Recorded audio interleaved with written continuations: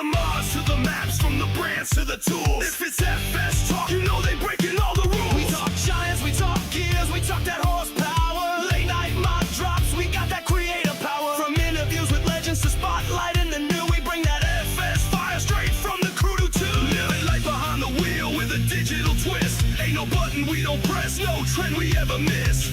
Updates, leaks, and future plans. We got the inside scoop, no chance for scams. This is AgriBusiness, cranking up your farm life. From the field to the feedlot, under LEDs and skylights. Mods, maps, machines, they cover it all. Porches, kings of the farming game, standing tall.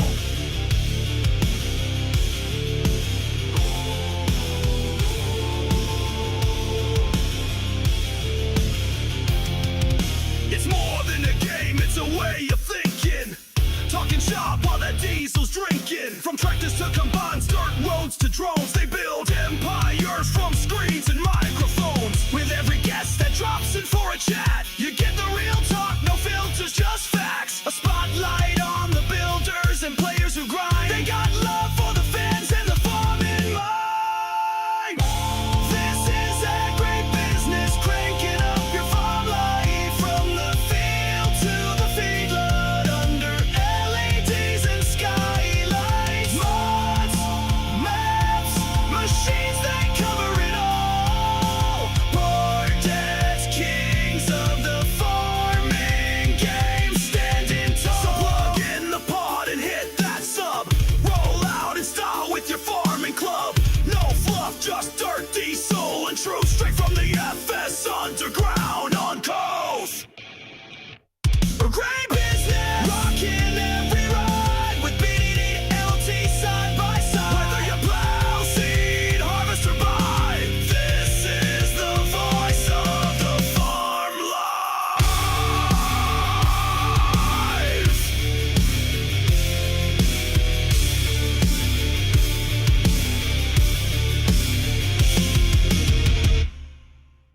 How's it going, everybody? Welcome to the channel. This is Big Daddy Dave, and this is AgriBusiness Tonight, a show where we get to talk about mods, maps, and the news.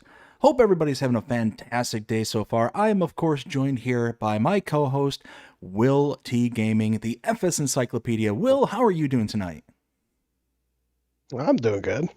Excellent, excellent. We are also joined here tonight by our surprise guest, Rooster Mods. Rooster, how are you doing tonight? Hey, Heidi Ho, how's it going? So, Rooster, you want to give us a kind of an introduction as to some of the stuff that you've released out for FS25 so far? Hey, yeah. So, what has Rooster Mods cooked up for FS25? Currently, if you search up Rooster on the Mod Hub, you'll be able to see that I have released of course, the Parker 2500 Gravity Wagon, the 712 Mulch Tiller. I've done an edit of the base game MF1840 Massey Small Square Baler, so it has a rear hitch and some Americanized options. I've done the 1075 hay wagon, so it has auto unload. And of course, I just released last week, like a week ago, the 825 row crop cultivator, which is probably the most complete row crop cultivator ever made in Farming Simulator. So lots of stuff that's come to 25 so far, and hopefully a lot more exciting stuff. That's excellent, excellent. So, tell us a little about yourself there, Rooster. What kind of drew you into the FS25 world, or into the farm sim world in general? So I've told this story before, but I'll kind of give a summarized description. Back in 2018, when Farm Sim 2019 released, I went looking for mods, and I didn't find anything. And I finally stumbled across a bad convert of a Deere 4440 on a crappy third-party mod hub website, and I thought to myself, I could probably do this. So I went ahead and downloaded it, and downloaded Giants Editor and started tinkering around with stuff, and the rest is history. Awesome, awesome. So, what kind of drew you to the whole John Deere? Because it seems like you got a few options there for John Deere. Is it kind of your brand, or what do you think? I've had a lot of family members that have worked for John Deere for a while, So it's always kind of been something I grew up around. Family farms on both sides of the family. They both have John Deere to varying degrees. Had a lot of family members work for them. Just kind of been around it, grew up around it, raised on it. It's just kind of my jam, you know? And once you kind of get immersed in a brand like that, it becomes easier to, understand their lineup, understand their history, understand what you're doing. And so it just kind of becomes easier over time to kind of understand and make those implements and mods, and you kind of get a community that kind of wants that stuff too, and it just kind of snowballs from there. Okay, that makes sense. So, with everything that's going on with FS25, what kind of stuff do you have planned for us for the future? Well, if you've watched my page for a while, you've known that I have a deer forage wagon in the works. I had a poll on my Patreon, and the 825 row crop cultivator got voted to be converted. But I opened it up, and it was actually, I think the Deere 400 rotary hoe and the Deere 825 row crop cultivator from FS19 were the first mods that I modeled completely from scratch. And as a result of many years of modding experience since that time, I've looked back and gone, well, I could do a lot better. And so the A25 took up about half my year because it's pretty much a brand new mod, way more than just a conversion. So I've had this forage wagon in the works for a while now, and my hope is to kind of get back to working on it now that the 825 is complete to my liking. So I mean, the original 825 was only like 6 rows. It didn't have many options. It was pretty basic. This new one has 8 to 12, 6 to 12 rows in like 30 to 40-inch configurations with many different options. So it's been a lot of work, but it's been great. And yeah, you can probably expect a forage wagon sometime in the future. Of course, more conversions will be rolling out. And I have other exciting ideas and plans too, like a complete revamp of the 348 baler, a new moldboard plow, all sorts of stuff. Oh, excellent, excellent. So, do you have a background in coding, modding, things like that, or is it just kind of you just decided back in 2018? You know what? I've got to do something about this. um, I have a mechanical engineering degree, so I've been kind of like inclined for parts and pieces all my career, and I just have a connection to agriculture through my family too. So all the both those things together kind of just led to, why don't I just try this? How hard can it be, right? You know what's funny actually? The first reason I probably downloaded Giants Editor. I mean, how long have you guys been playing Farm Sim before I say this? You might know what I'm talking about. So, I've been Yeah. playing since about 19. Okay. What about you, Will T? 15. Okay, so Will T, do you remember when custom modding put their logo on all their tractors and stuff? Because way back in the day, back when 17, like the first converts for 19 started rolling out, um, their 8R tractors they released had custom modding logos on the side, and I thought that was the most obnoxious thing ever. And I thought to myself, I gotta get this off. I do not Yeah. want to drive around with a custom modding sticker on my hood. And so that's what actually led to me downloading Uh, GE. The 4440 is what really kicked it off, but yeah, that's kind of what started it. So I I actually think it's funny that he actually brings up custom modding Oh yeah, why is that? because they're John Deere round bales release. that's Gotcha, releasing gotcha. soon, isn't it? Yeah, that's Friday. Yep, I see. They've been trying something new, and they've been trying a like countdown thing where they Yeah, communicated with Giants through the mod hub, like, "Hey, let's release it on this date," and then they're trying to build hype for it.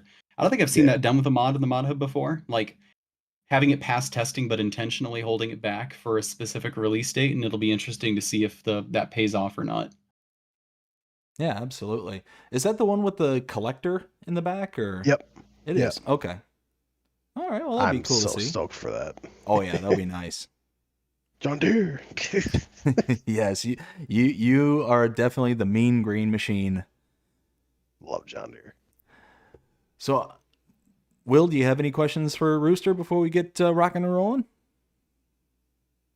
No, because I was chatting with him the other day for a pretty long time. He was asking for more John Deere mods. Yeah. He has I, lots of ideas. I mean, Yeah. I'll put it to you this way: if you were more into the Oxbow side of things, I'm pretty sure that you wouldn't be able to get him away from you. I'm gonna freak out. All right. I want my Oxbow merger back from 22. Okay. Oh my gosh. Oh, he's desperately missing that Oxbow. I am. All right, so let's take a look at the chat here real quick and give some shout outs. We got Rail Fanning Jonah, of course, with the streams tonight. 1.3, come on, guys, we can do better than that. You know what? You can always do better than 1.3 there, Jonah, always. And he says, here we go. How you doing tonight, Jonah? Hope you're having a fantastic night so far. Ken, how you doing, Ken? Hope you're having a fantastic night as well. Says, what up, people? What up, Ken? And what up, Jonah? Jonah says, Ken, Sean, Sheffield, no, I read that wrong. Swafffield, how's it going, Sean? Hope you're having a fantastic day so far. Says, hey, BDD, hey, Sean. We also got, Jonah says, whose name their John, or Dear John, what? Who names their Dear John, LOL. I have no idea what you're talking about there, Jonah, but that's fine with me. Brady, how's it going, Brady? Hope you're having a fantastic one so far. Says, hello, everyone. Hello, Brady. Jonah also says, and I'm the mean and red machine, LOL. Ken says, I love the Crone Baler with the collector. I do too. I am looking forward to that John Deere collector as well. Crustu Farms. Crustu, how's it going? Hope you're having a fantastic day as well. Got evening, folks. Evening, Crustu. Gentlemen, do you have anything from your streams? Nope. Nothing so far. Alrighty. Well, let's go ahead and start rocking and rolling with some mods. So we got to start back here on the transfer silo from BB Mods. If this thing would let me click on it. Hey, there we go. Things happen now. We got the placeable grain silos by BB Mods, 6.39 megabytes to install. And essentially what we have is a customizable, placeable train silo. Allows you to be able to kind of overhang if you're able to put the property down and yeah, be able to load directly into your trains, boats, whatever the case may be. 6.39 megabytes to install is not too shabby. It's only $150,000 to purchase and a capacity of 500,000 liters. I think this is brilliant. I think this is absolutely awesome. The reason I think this is because if you have the property that lines next to the train or next to a boat or whatever the case may be, like if you're on that agroforest, you're able to then load directly into it without actually having to use buckets or belts or anything like that. You actually have a storage system installed kind of thing. So really, really sharp. I like how it's all kind of set up. It has a nice little design to it. It is taking a lot of the kind of base game designs with the Unia silo along with the Meridian kind of, alongside it. So it's just kind of an amalgamation of everything. But you know what? Sometimes simple is better, and I like that. Rooster, what do you think?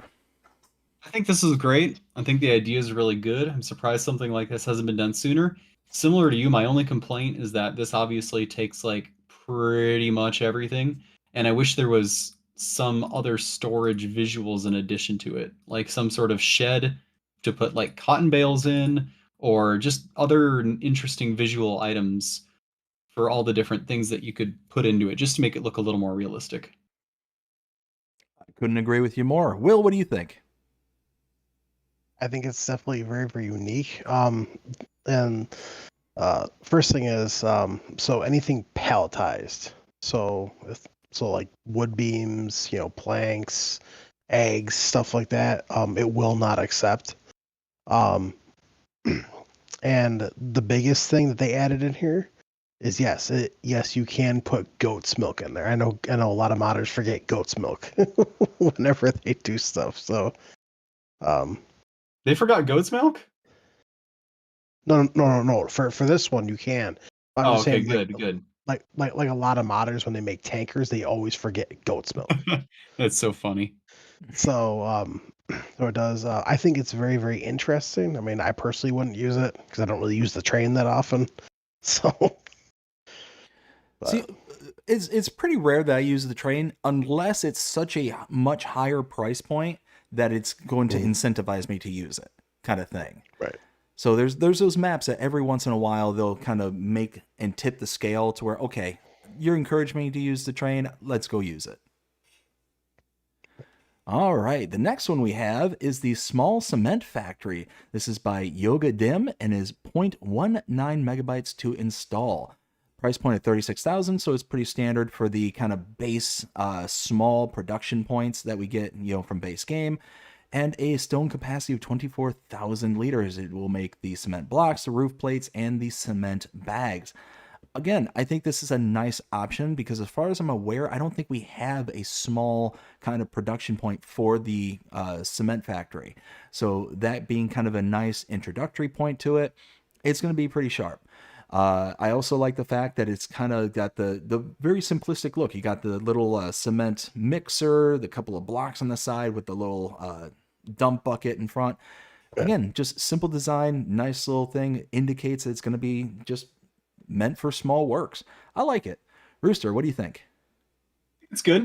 I think it's awesome to have just these little useful mods. Definitely nothing wrong with it. I kind of wish there was another mix-in to make concrete besides just stone, but Farm Sim really isn't designed for that. So I understand why they didn't. So it might have been more complicated, another like store item to buy to make concrete. But no, it's great to have these little productions. I think honestly the little productions like this is underutilized. So thanks for the donation, Rail Fanning Jonah. I appreciate it. Just giving a shout out there. Awesome. Yeah, and I again couldn't agree with you more. It's one of those that I'm certainly a fan of, one of those things where you can kind of build up and create a stepping stone into the bigger, better kind of either productions, machines, whatever the case may be. And this just gives you that kind of stepping stone into this particular production. Otherwise, you're having to spend $300,000, $400,000, $500,000 for that massive cement factory, and it basically prices you out of the market for a very, very, very long time. Will, what do you think? I do like it. It's very it's unique, and you know like it. I mean, if you want to work on something small and you don't want anything massive, like this would be perfect like on your farm to start out with. It does run at 24 cycles a month, so it is super slow,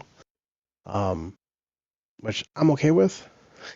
um, but I do agree. I think smaller factory things like this are underrated. So, I mean, I do like it, but it's probably something I personally would use though. Gotcha. Next one we have is the Pig Barn Medium by Martin CZ. 15.64 megabytes to install, a price point of $98,000. We have a capacity of 334 animals. Food capacity of 35,000, water capacity of 20,000, straw capacity of 45,000. It'll also create your liquid manure and so on and so forth. Again, not too bad of a download size. We're talking about 16 megabytes there. It's got pretty good details to it. You've got the kind of wear on the cement walls, the wood beams, to kind of go along with the bracing and all that. It's a pretty sharp looking mod at the end of the day. If you're into pigs, this is going to be a good one for you. It is that kind of style that is kind of universal enough for you to be able to use it on basically any map. It might be considered, more of like a European style, but I could see this being like somewhere here in the Americas. I mean, we kind of steal architecture designs all the time. This could be one of those that's included in that. So all in all, 16 megabytes, 98,000. If we look at our comparables here from base game, helps if I push the right buttons. We've got, let's see, we got pigs. Probably the closest thing we're going to have is the base game Horman Pigsty Large. That'll fit 275 pigs in it. So already the base game is about, what is that, 25, about a little over 50 animals smaller than this one here, and is $164,000 to purchase that one as opposed to the $98,000. So you get a cheaper price, a bigger animal capacity, and for only 16 megabytes. Yeah, sign me up. I'm okay with that. Rooster, what do you think? I think it's a good mod. It looks nice. I appreciate it. It's not quite North American enough for me, but I think like if you're not super picky about that, solid mod. Can't complain too much. Will, what do you think? Uh, I would definitely have to agree with Rooster here. It's definitely not North American base. Um, I mean, if you're big into like European maps, like Sri Lanka, like I feel like this fit perfectly. Um, but it does come with another one as well, which has a price tag of $102,000, but that has automatic water. The first one you have to put water in. It holds the exact same amount of animals. So, but I mean, overall, this is something I wouldn't use. So yeah, if you were to use that $102,000 one, I mean, you're still saving well north of 50,000, almost 60. Oh, actually, it's 62,000 exactly. So I mean, you're saving quite a bit of money, and you're getting more animals. That's, I think, a win-win in my opinion. Moving on, we got the Old Buildings Pack by WillTG, 47.96 megabytes to download, and we've got several items in this pack. We got the farmhouse for 85,600, old bunker silo for 20 grand. We got the farm shed for 45,000, and the old silo for 85,000. I think this looks brilliant. I like this. Um, So you got just that really old style rustic look to it. It's been well used, well seasoned. And again, kind of like what I was saying before, I think it's kind of ambiguous enough. It does definitely have that kind of European flair to it, but it is kind of ambiguous enough to where you can get away with putting it somewhere on a North American style map, or really on any style of map, and be able to kind of rationalize and justify it. There's definitely certain styles out there that you're not going to be able to get away with that at all, especially like if you take from I'm trying to think of the modder. Will, help me out there. He's the one that's got super highly detailed buildings. We've talked about him, I think, 2 weeks ago on numerous Oxygen occasions. David? Not Oxygen David. I guess. No. He's more of a European style. High poly count and high Oh, megabytes. Radix Games? Yeah, maybe. But anyways, kind of deviate from that. Those are very obvious buildings that would not fit somewhere on a North American style map. This one I think is ambiguous enough that it could. So yeah, all in all, when we're talking 47, almost 48 megabytes though, it's gonna be a hard sell for me personally. If you're on console, that's a pretty high commitment. You could probably get a very, very small, less detailed forestry map for that kind of file size, but it is a very solid pack.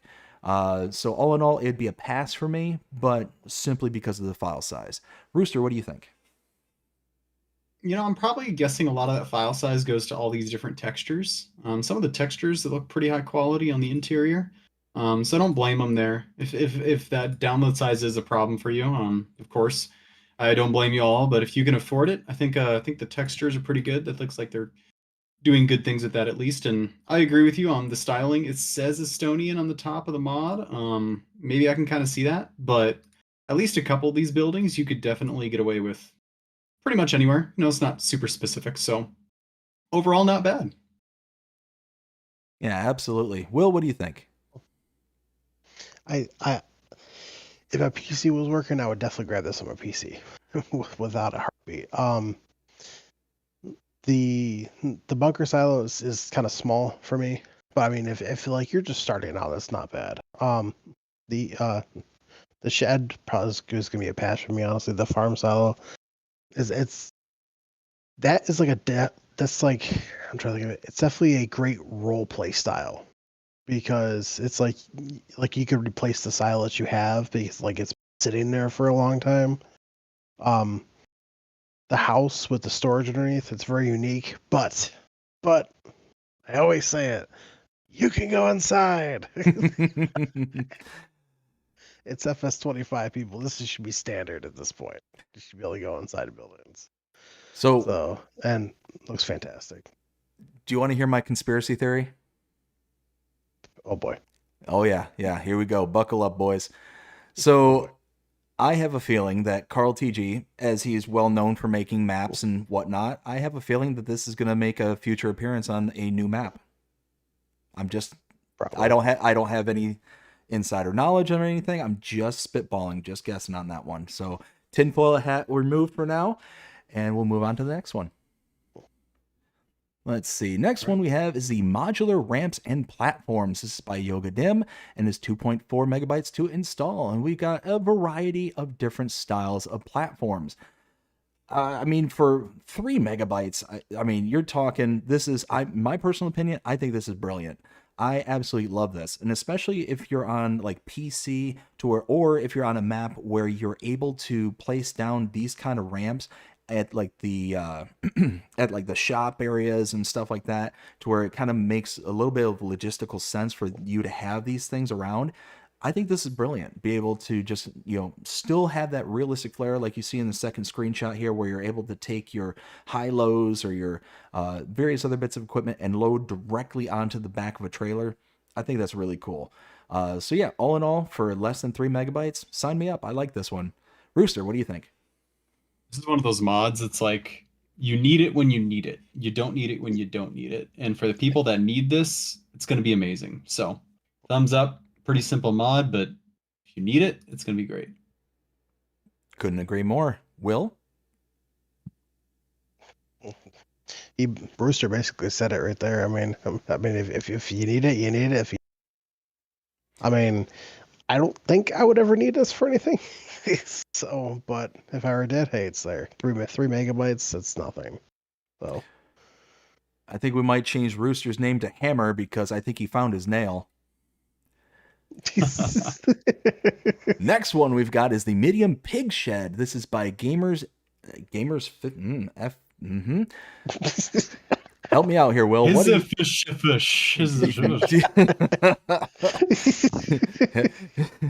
Gamer Gunson Tight. There we go. 10.13 megabytes to install, and we have $50,000 price point with room for 40 pigs.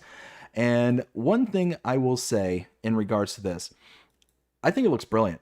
I think it looks absolutely, it's got really nice high details. I love that it kind of has that little kind of dirt weathering on the side of the building there. You go on the inside there, and again, you just kind of looks like it's been there for a while. It's kind of got that kind of patina. That's the word I'm looking for to it. The night shots of it, I think, is also really nice, because then you can really start to see the texturing and layering on the outside of the building.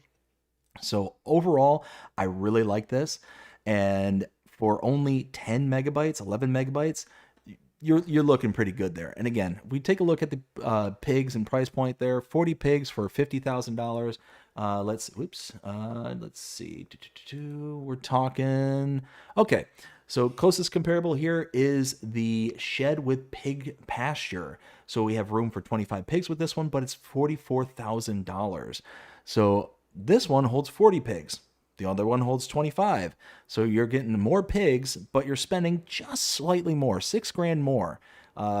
Overall, that's a pretty good, price point for the amount of pigs that you're getting. You're getting a little bit more pigs, and you're only spending just a slight bit more for 11 megabytes. Sign me up. I like it. Rooster, what do you think?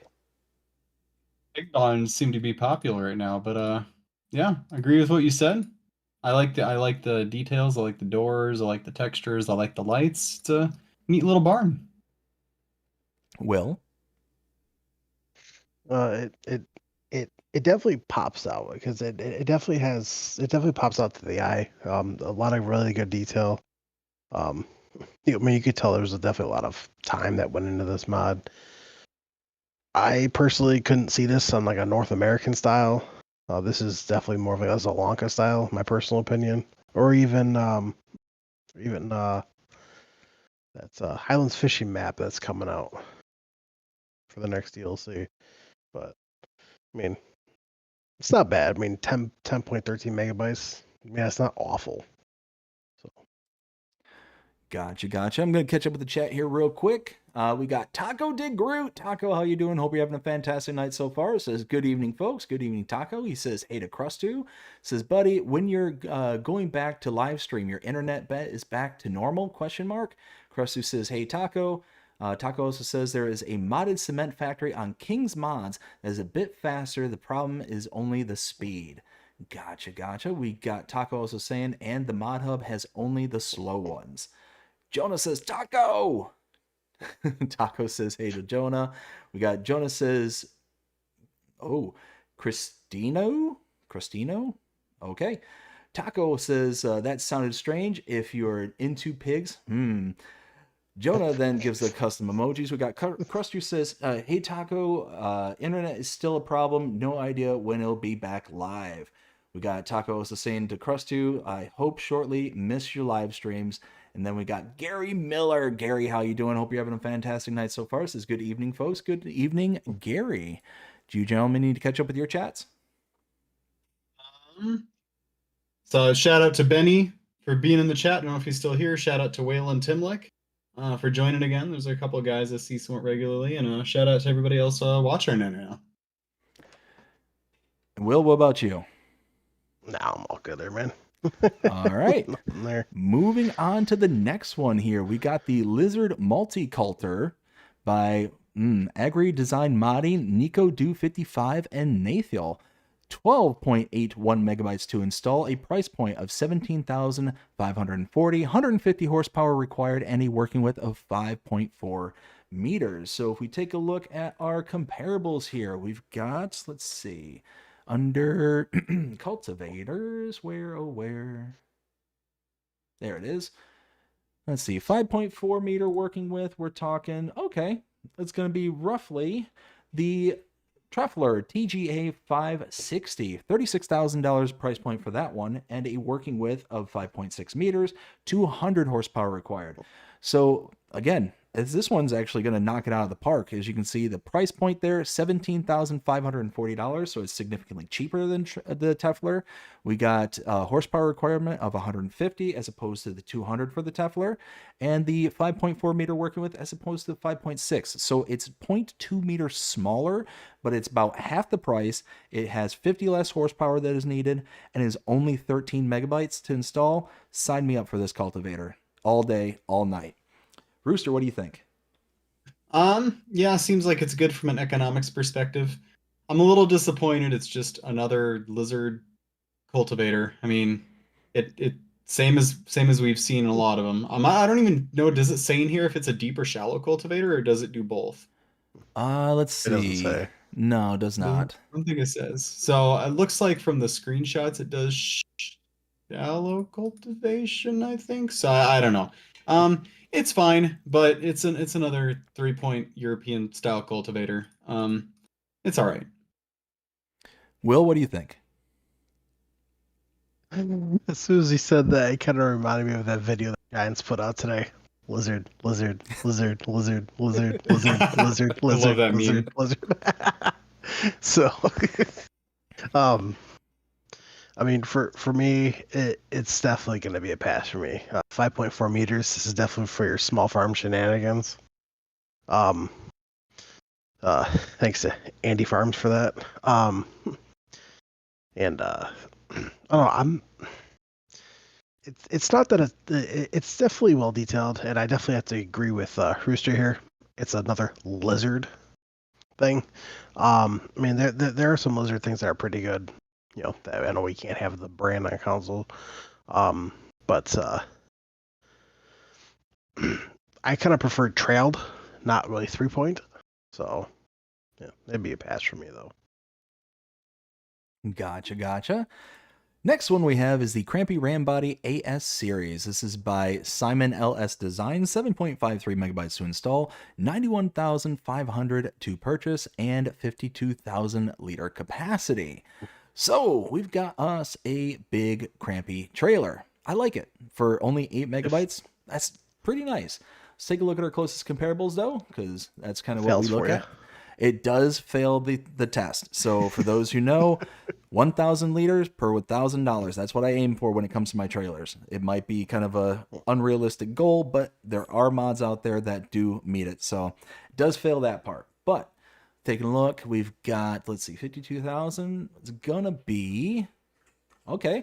It's going to be the closest comparable, the Krone GX520, 132,500 for that one, and a 52,000 liter capacity. So it's a 1-to-1 for the literage, but the price point is way off. So again, you're going to spend about, what is that, about $40-ish thousand, about $41,000 more for the Krone as opposed to the Crampy here. So for the same literage, you can save 40 grand, that's pretty nice. But again, it does fail that $1,000 per 1,000 liters, that self-imposed kind of metrics that I have. So all in all, because it is a savings, I would install it to kind of give us that little discount. But be in mind, it's going to be a lot of money for the price, for the literage. Rooster, what do you think? It looks good. Looks like a nice mod. Looks like a nice big trailer. If you're into the European stuff, maybe you're a big Crampy fan. I think that's fine. I think it's neat. Not something that interests me personally, but yeah, it's a good looking trailer. Will, what do you think? Um, as everyone knows, I don't usually use trailers like this. I use semis. I mean, plus, I mean, we're coming up in this the next couple of mods though that I do like, but uh, I'm not a I don't really use the Crampy branded kind of trailers that often, but I mean, hey, love that brand. Here's another. Absolutely. Next one we have is the Farm Gate Pack. This is by FSG Modding FSG Tasman. 19.6 megabytes to install, and we've got 8 different styles of farm gates. I mean, a lot of people here know me personally. It's very rare that I will expend 20 megabytes or any amount of great size in regards to decoration. So gates and stuff like that, I very often find myself just kind of going towards base, or if there's a model that will kind of fill the need, go with that if it's at a low megabyte size. Now I will say these look fantastic. So you're seeing here in the screenshots here, you got the kind of brick pillars along with the wood kind of intersections. You've got the nice gated with the lights on there as well. It's very highly detailed, and you can see where the megabytes is coming from. But for me personally, it's not going to be a good enough for me to install at that megabyte size. So it will be a pass. Rooster, what do you think? Um, I think it looks nice. I like the lights on one of the gates. It's actually kind of cool. I think they're well detailed. I'm not a big gate on the farm person myself, but if you're into that, if you're into that like kind of decoration, this looks pretty good. So, it's a I might download this. I just don't know. I just not typically putting gates in my farms like this. So, What do you think, Will? I love this. Cause I remember this was back in FS22. There's one gate that was that's not included in here, but it is what it is. But I absolutely loved it in 22, and I think it's even better 25. So I was very, very excited that this came out. So yeah, I snagged it. Nice. All right, next one we have is the Kloss Flegel Trailer Pack by HT Modding, 31.64 megabytes to install, and we've got several trailers here. We got the Kloss Carrot, price point starting at 17,500, capacity starting at 12,600, and it has unrealistic capacities starting at 50,000. We also got the Kloss Flegel Cargo 750, 67,500 starting price point, capacity of 44,500, and it also has an unrealistic capacity. We also have the Kloss and Flegel Cargo 760, $99,000 price point, 51,000 liter capacity, and an unrealistic capacity. And then lastly, a Kloss Flegel Cargo's 9,500, 116,500 starting. Horsepower required of 220 horsepower and a capacity of 44,000 liters. It also has an unrealistic capacity. So for the megabyte size of 32 megabytes, you get 4 separate trailers. They can be branded differently. You also get, I believe one of them is a forage wagon. It is. And all in all, it's nice having the kind of range that this has. Kind of almost like a brand line almost. Let's see. It already fails the price per 1,000 for me, but for the Kloss Carrot, it's pretty darn close. Again, it's all relatively close. You're looking at maybe a 1.2, 1.3, price per 1,000 range. So it's not way over the top kind of thing. All in all, it's nice. It looks good. but would probably be a pass for me simply because of the megabyte size. I'm not too huge into like the branded trailer like Kloss and Flegel in order for me to be like, okay, this is the brand I love, I've got to go after it kind of thing. So it's going to be a pass for the megabyte size. But if we look at the kind of price ranges, just kind of taking a look at the Kloss Carrot, and we'll kind of peter out from there. Let's see, we've got a capacity of 12,600, so that's going to put us at the Crampy Half Pipe HP20. Price point is $36,000 and 12,100 liters. So already you're at the 12,600 liter capacity for the mod, so you're only getting about 500 liters more for the Carrot as opposed to the Crampy, and a price point of 17,500, so that's about half the price of the Crampy here. So that's pretty nice. And my guess is that it's probably going to be pretty similar throughout the entire lineup. So, like I said, all in all, it's going to be a miss for the megabyte size and the kind of price point. Rooster, what do you think? You know what? I'm not really a big European trailer guy, so I don't know if this is something I'll download and use, but as a modder, this modder sacrificed extra downloads and revenue on the mod hub to make this all one pack.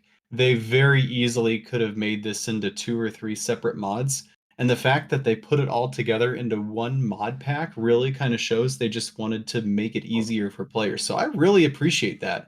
I also like I'm sure Kloss does not make their own trailers now, so they just sell them as Flegel branded. So I appreciate that they did both of those. And they definitely, I'm guessing the Carrot is a throwback to maybe an older brand of trailer maybe Kloss doesn't make anymore, and I think that's kind of cool. This maybe isn't something that I would use myself, but I mean, this looks like a really cool pack with a lot of detail and a lot of effort put into it, with a lot of different sizes for different farms, and I really appreciate that. I'm not sure why it only has a 4.4 star on the mod hub so far, and only 34 ratings. I thought maybe people would be a little more excited for this. Maybe there's something off about the mod, but without using it, it's kind of cool so far. So not something for me personally, but if you like Kloss, and I like Kloss, and you're a European fan, check it out. So let me ask you this there, Rooster. So does Giants heavily influence modders to try and bundle these up to limit the amount of mods that are coming out at any given point? Like, are they encouraging that in the background, or? So Giants encourages modders, if it makes sense for them to be in the same mod, to put things in the same mod, to discourage the mod hub for being flooded, and to discourage like just kind of spamming for the sake of revenue. Because with a pack this size, I'm not sure you're getting a bunch more money per download than, if it was just a smaller per trailer kind of pack. Maybe Giants adjusted for that, maybe they didn't. But I don't think it would have been required in this case. I think you definitely could have done at least 2 different mods here with the Carrot and the bigger modern ones. So that's kind of really all I know. It's kind of a case by case basis sort of thing. I gotcha. And you know what? Now that I'm kind of thinking about it with a little bit clearer head, 32 megabytes, but you're getting 4 separate trailers. That's actually not bad per trailer. You know what, Rooster? I think you convinced me. I think you kind of brought me over to the dark side. I'd be okay with this one. Will, what do you think? I installed this instantly. As everyone knows, I'm a huge fan of Kloss. It's my second favorite brand because it goes John Deere, Kloss, Case, and then Oxbow. But when you actually load this up in the mod hub, they're all individual. So you got the Kloss Carrot, then you got the Kloss trailer, and then you have the Flegel trailer separate, and you have the Kloss, Flegel, Kloss, Flegel. So technically, you have 2, 4, 6. So you have seven individual mods. Okay. Which is, I think that's how great. Giants I think that's kind of based on the base game.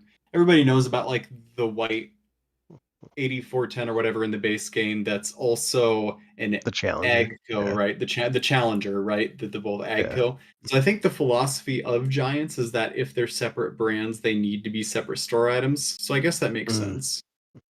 So I absolutely love this, and I'm actually going to be using these on that new map, that new DLC map coming out here pretty soon. Ooh, So I'm excited. very nice. Let's see. Next one we have is the advertising sign. This is by Farmer NV, 0.4 megabytes to install, price point of $5,000. We got a series of signs that we're able to brand our farms, brand our stores, whatever the case may be. I mean, me personally, it is what it is. It's nice to kind of have that flair to the game, but not going to be one that I'm going to go tripping over to go ahead and download. I don't think there's anything wrong with it per se. It's just not something that I'm kind of excited for, kind of thing. So all in all, it's nice. I would install it, but not necessarily excited. Rooster, what do you think? I think it's fine. Not something I'm rushing out to download, like you said, but also the way they grouped these brands is kind of odd. I think they just put green tractors on one side, like Fendt, Kloss, and John Deere, and then they put New Holland, Case, and Massey Ferguson on the other, which is okay. But I mean, if it were me, I would have done maybe Case, New Holland, and then Fendt, Massey Ferguson are both AgCo, and then yeah, I don't really know. So I don't know who this is for necessarily, I guess, is what confuses me, because none of these brands are going to be sold at the same dealership ever. So guess color me confused. That makes 100% sense. Will, what do you think? I definitely think it's very unique. I definitely agree with Rooster that you probably never all of these brands sold at the exact same dealer. But the very interesting is it's one sign. So basically, it'll go from having the Massey Ferguson New Holland, and then when you move, or if you just stand still for a minute, it'll actually phase over. And it auto rotates. Yeah. Oh. I don't know if that fixes my confusion or not. And I was about to say that might add to it. And if you, I guess if you want to pay $15 a day to show some brands on a sign, that's fine. And if you actually get up really close, you can actually see like the little dots that make like the LED screen basically. I think that's kind of interesting. You can see the LCD pixels. So yeah, that's pretty cool. All right, so that is actually the last one for the 12th. Do we want to pick out our favorites? Rooster, what is your favorite mod for the 12th? I think if I had to give a gold sticker to one of these mods, it would be the Kloss Legal Trailer Pack. Maybe the ratings maybe say there's something slightly wrong with it, but obviously a ton of effort went into that, and I can really appreciate that. So I think if I had to give a gold star to one of these, it'd probably be that mod. Will, what do you think? What's your favorite for the 12th? For me, it literally has to be a tie between the two. Between the Farm Gate pack and the Kloss Legal Trailer pack. It definitely had to be a toss up between those. So Gotcha. So mine would have to be the transfer silo. I think that's a very interesting concept. Like we were saying before, I wish it was a little bit more detailed away from the standard stuff and had kind of flair, like Rooster was saying earlier. But overall, I can see the potential of this being there for, adding a bit of dynamic to the actual map that you're playing on.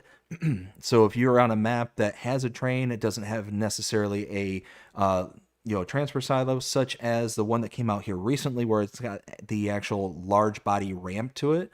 I cannot remember who made that map and what it was called off the top of my head, but this would be kind of a good addition. If you got the property right up against the train track, there you go. Be a good one. So that's my top one. So valid pick. Very useful. Yes, very, very useful. So we're going to go over a couple of updates here. Now, Will, do we want to talk about the decorative rocks? I reached out to the modder. I didn't hear anything back. So I have no idea, but I see nowhere in there that he got permission. So I still didn't install it. Because that's a stolen mod, so. Yeah, because you said it was Ola Holdor that made this originally, correct? For FS22, yep. The exact same pack. I went back to FS22 and looked. Gotcha. Okay. So yeah, and you're right. I didn't notice anything in the changelog that indicated that there was, permissions or anything like that. So I did the same thing. I just kind of weaned away from it. But it'd be Yeah. nice if some kind of acknowledgement was made, whether or not it was there or not, so we know, hey, this is kind of a green light kind of situation. The other update we wanted to point out was Palanque. This is by Bartson V3, and it has the changelog 1.0.0.2, added 12 new crops thanks to Greeniac, added 12 terrain paint textures, added new textures for grass, lime, and manure, and replaced trees pine. So this one here went through and I did my update video as I always do. And yeah, we've got the new crops, we got the new terrain, we got the new textures for the grass, lime, and manure. Everything looked fantastic. Everything lined up there on the changelog. So let's see. Was there any other updates that needed to be discussed? Will, did you have any updates that you wanted to cover before we moved on to the next day? There's only one. Looks, I'm gonna point this out. You sell everything. Got the update. Yes. So now you can sell those containers from Giants. So. Yes, which I was so glad that those came back to game. That was one of my favorite kind of additions from the Platinum expansion from 22. And now that they're back, I'm a happy camper. I'm happy that they added the whole like AGI pack. Yes. There. All right. So before we go into the next day, how about we catch up with our chats? Rooster, you want to catch up with yours? Yeah. Thanks to Scooter's Workbench and Kobe Gaming for swinging by. Joseph Patton wants to know if I have mods in testing. Currently, I need to revise and resubmit the 55 chisel plow, and then he wants to see the mods I'm working on. My response to that is just stay tuned to my Instagram and Facebook page, and you'll probably see it sooner or later when I'm actually ready to reveal that stuff. So that's all I got. Gotcha. Will, what about you? I got nothing on this end over here. Yeah, my stream's pretty quiet. I do want to point out though, and this goes to BDD stream and your stream there, Rooster. You guys can find me over on WillTGaming FS Encyclopedia over on Facebook, where I literally post new mods, updates, and news from every modder, and I always tag the modder in there, so everyone stays up to date. Beauty. I've got one from Noah's Farm, says, hi, BDD. Noah, how are you doing? Hope you're having a fantastic day so far. And we got Taco says, because of the game, I rather plow the field instead of cultivating. No weeds and somehow the same amount of work. Yeah, I'm right there with you. The only problem I have is I play with precision farming, so it's one of those that you can only plow without getting penalized so many times. So that's the only issue that I have. But I agree with you for like base game or something like that. All right, moving on. We've got for the 10th of September, the Valtra T-Series CVT South America. This is by Sir Vertex and Pedro Amorim. Yes, 49.04 megabytes to install. We got a price point of $155,000, 195 horsepower to start out with. And that's actually for the T195, the T210, 163, 210, T230. We got 171 and 230. So on and so forth. So there's multiple levels for whichever one you want. It's widely customizable mod for this particular tractor. There's tons of stuff. I remember using this one back on FS22. I thoroughly liked this mod. Whenever I played on South American maps, this always made an appearance for me.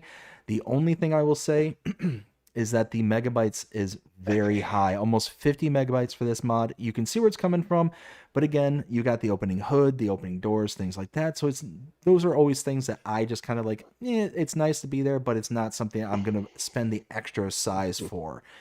So all in all, I like this one because this one, at least for FS22, was a really solid pick because you're able to get a lot of tractor for a little price.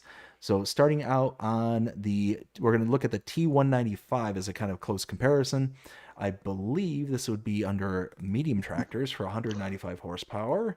And let's see, good comparison. Whoops, if I'd stop over. There we go. Good comparison would be the John Deere 6R Series 145, 185, $182,000 to start out with that one. 192 horsepower, as the Valtra here is $155,000 and 195 horsepower. So you're getting an extra 3 horsepower, and you're spending about 30-ish grand less for the Valtra as opposed to this one.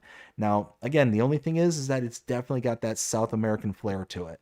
So if you're on a North American map, this one's going to stand out like a sore thumb. European map, same thing. It's going to stand out, but it is highly customizable, highly detailed. I like it, and I would install it because if you're playing on a South American map, it's going to fit right in, be a really good one for you. Rooster, what do you think? If you're a Valtra fan, this is probably a dream come true. If you're a South American farmer lover, this is also awesome. Looks like there's tons of detail, has really good ratings. So like a really nicely written description too, which isn't always common for, you know, people that speak Portuguese or from South America. So, I mean, yeah, it looks really awesome. Really happy for people that want to use something like this. Will, what do you think? Well, it's a Valtra. I don't use Valtras. Game. But I mean, up here in the States, I mean, you do see a Valtra once in a blue moon. But this one definitely screams South America. So I don't really play on South American maps, so fantastic. But yeah, and this one to me really screams that South American vibe because it has that overly aggressive bull nose to it. The kind of other versions of the Valtra brand is more of kind of an evenly rounded nose. So it's just got that really kind of stout front end on it that really kind of makes it stand out. That's why I'm saying like it's, you know, it's going to stand out if you're on anywhere other than a South American map. Next one we have is the Stone Farm Pack by VX Mapping, 165.33 megabytes to install, and we've got a whole bunch of stuff for this one. We've got a shed with pallet storage shed, large hangar, medium shed, large hangar, stable, bale storage, hangar with workshop, fodder dryer. We got a vegetable silo, we got a small shed, fattening cow shed, large stone greenhouse, chicken coop with manure heap, so there's multiple versions, old sheepfold, tons and tons of stuff. So because of that, it makes sense that the megabyte size is high. But what's really cool is that the price points on this is relatively low. It's not that intrusive. I think the most expensive thing I saw in here was about $130,000 for a cow barn, and that's 60 grand. I'm sorry, it's 60 cows.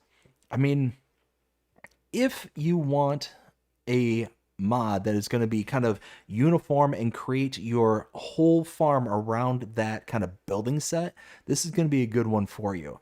It looks very highly detailed. It looks really fantastic.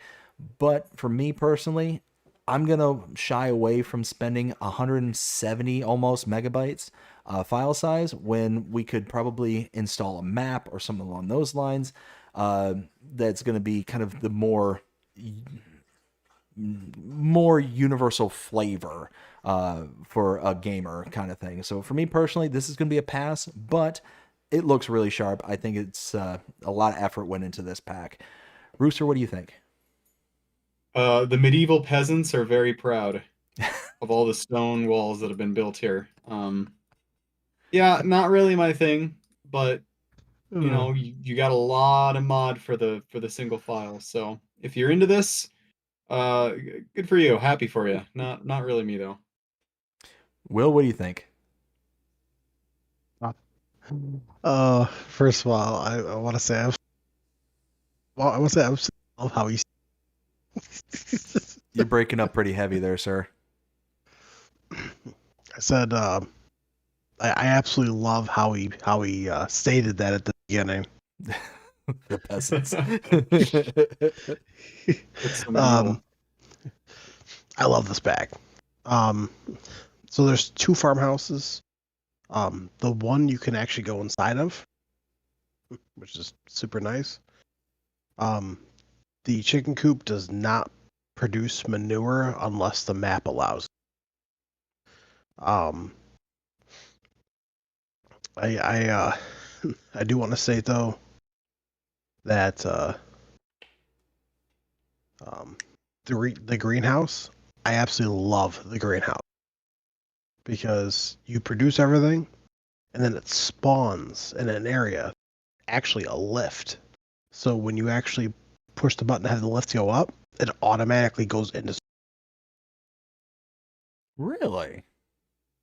Yeah, and you can actually go up top. You can open the doors, go in, and everything. So yeah, it's so basically, so all the pellets spawn right on the lift. You go over, press the button, the lift goes up, and the second that it hits the top, everything just goes right into, and they just push it and have it come right back down again.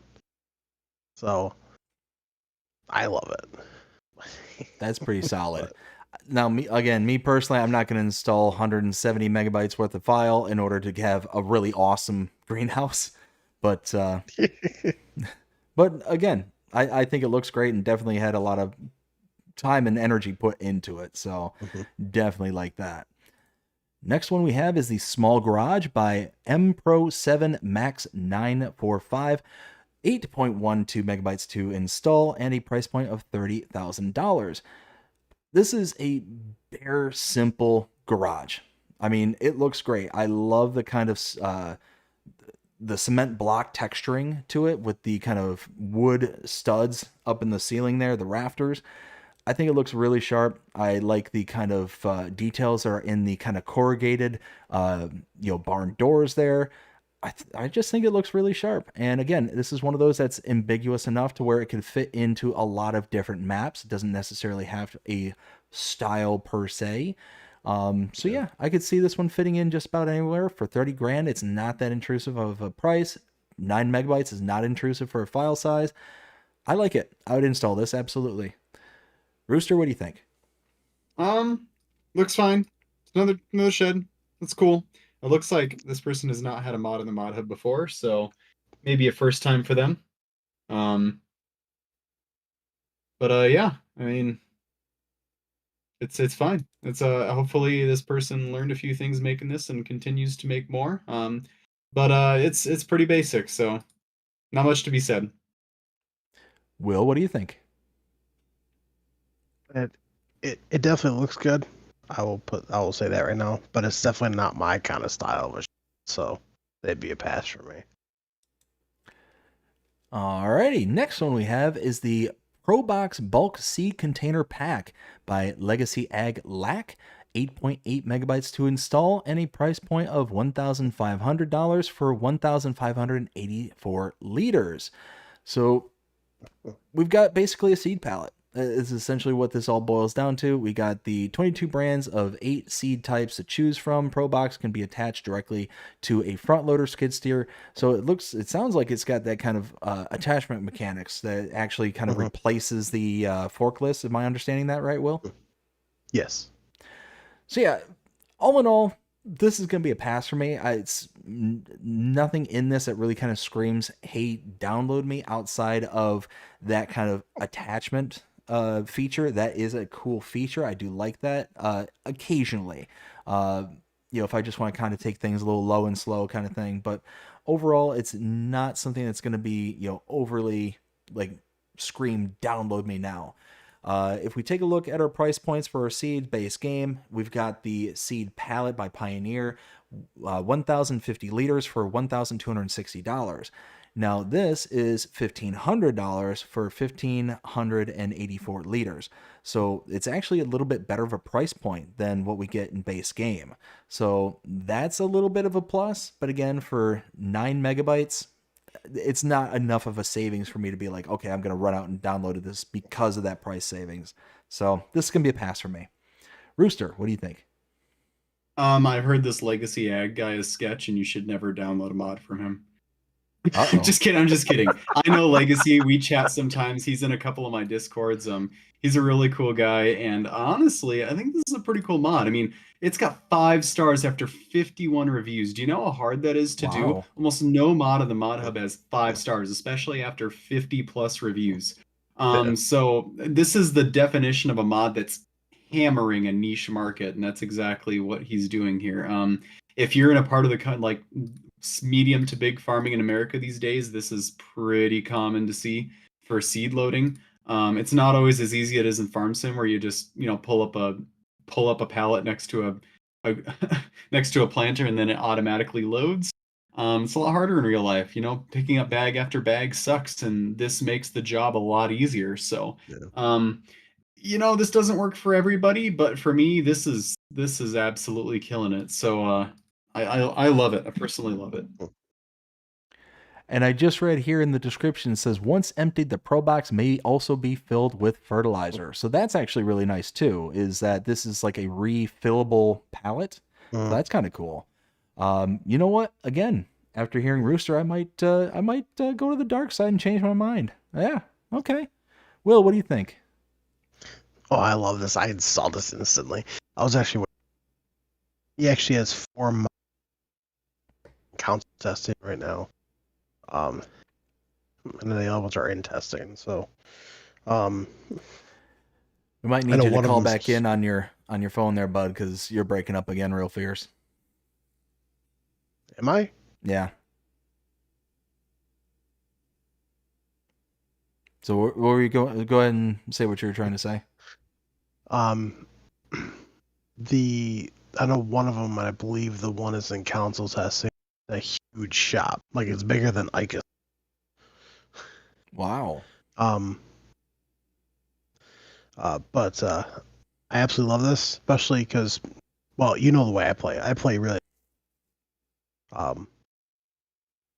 And it's nice that you can choose like alfalfa, corn silage seed, corn seeds, soybean seeds, so you can actually like basically simulate that you're swapping them out for different things. There's also one other thing in here that he does not mention, that you can refill that up with lime. Oh, really? Yeah. Oh, no, that's cool. You know what? The two of you tip the scales. Download. I literally downloaded it. I didn't realize I didn't have this downloaded, and I downloaded it right now. So, well, that makes 2 of us. Let's see. Next one we have is the Old US Shed. This is by 750 Ti Modding, 3.05 megabytes to install, $60,000 to purchase. This one, again, I like this one. It's just very simple. It's got the nice kind of weathering on the side of the building. The inside is nice and big. It's very cavernous. So you're going to fit a lot of your equipment inside. I mean, overall for 60 grand, that's not a bad price point. Yeah, I say for less than 4 megabytes, install this one. Rooster, what do you think?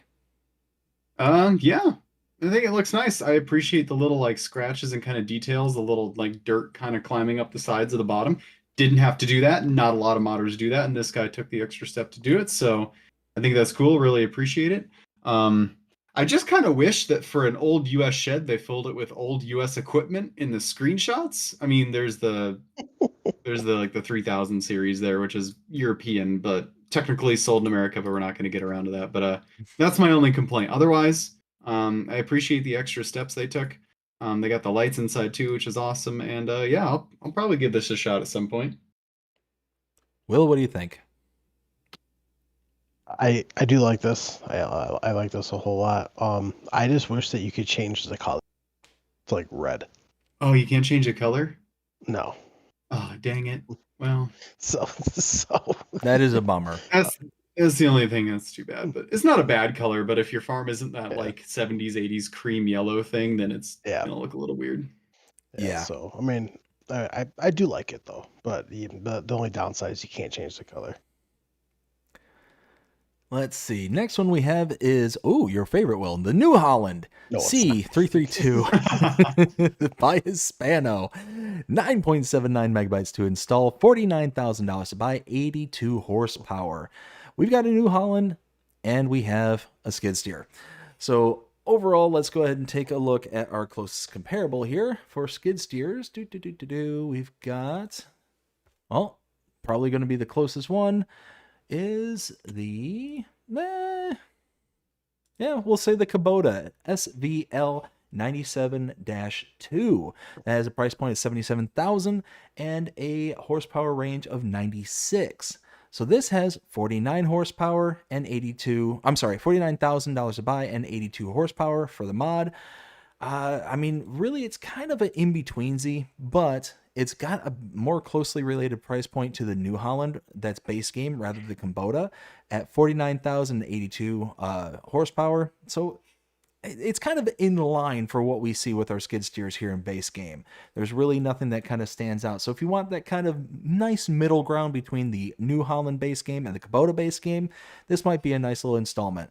And for 10 megabytes, it's not too intrusive on the file size either. So overall, I would consider installing this. Why not? Rooster, what do you think? Hispano's been very busy, and this is another project from them. Looks pretty good. I don't really have much to complain about. The only thing I'd say is, holy cow, those color options. Now, me personally, I'm a stickler for just give me the factory option and that's it. I understand some people want to paint everything every color or whatever, and that's fine.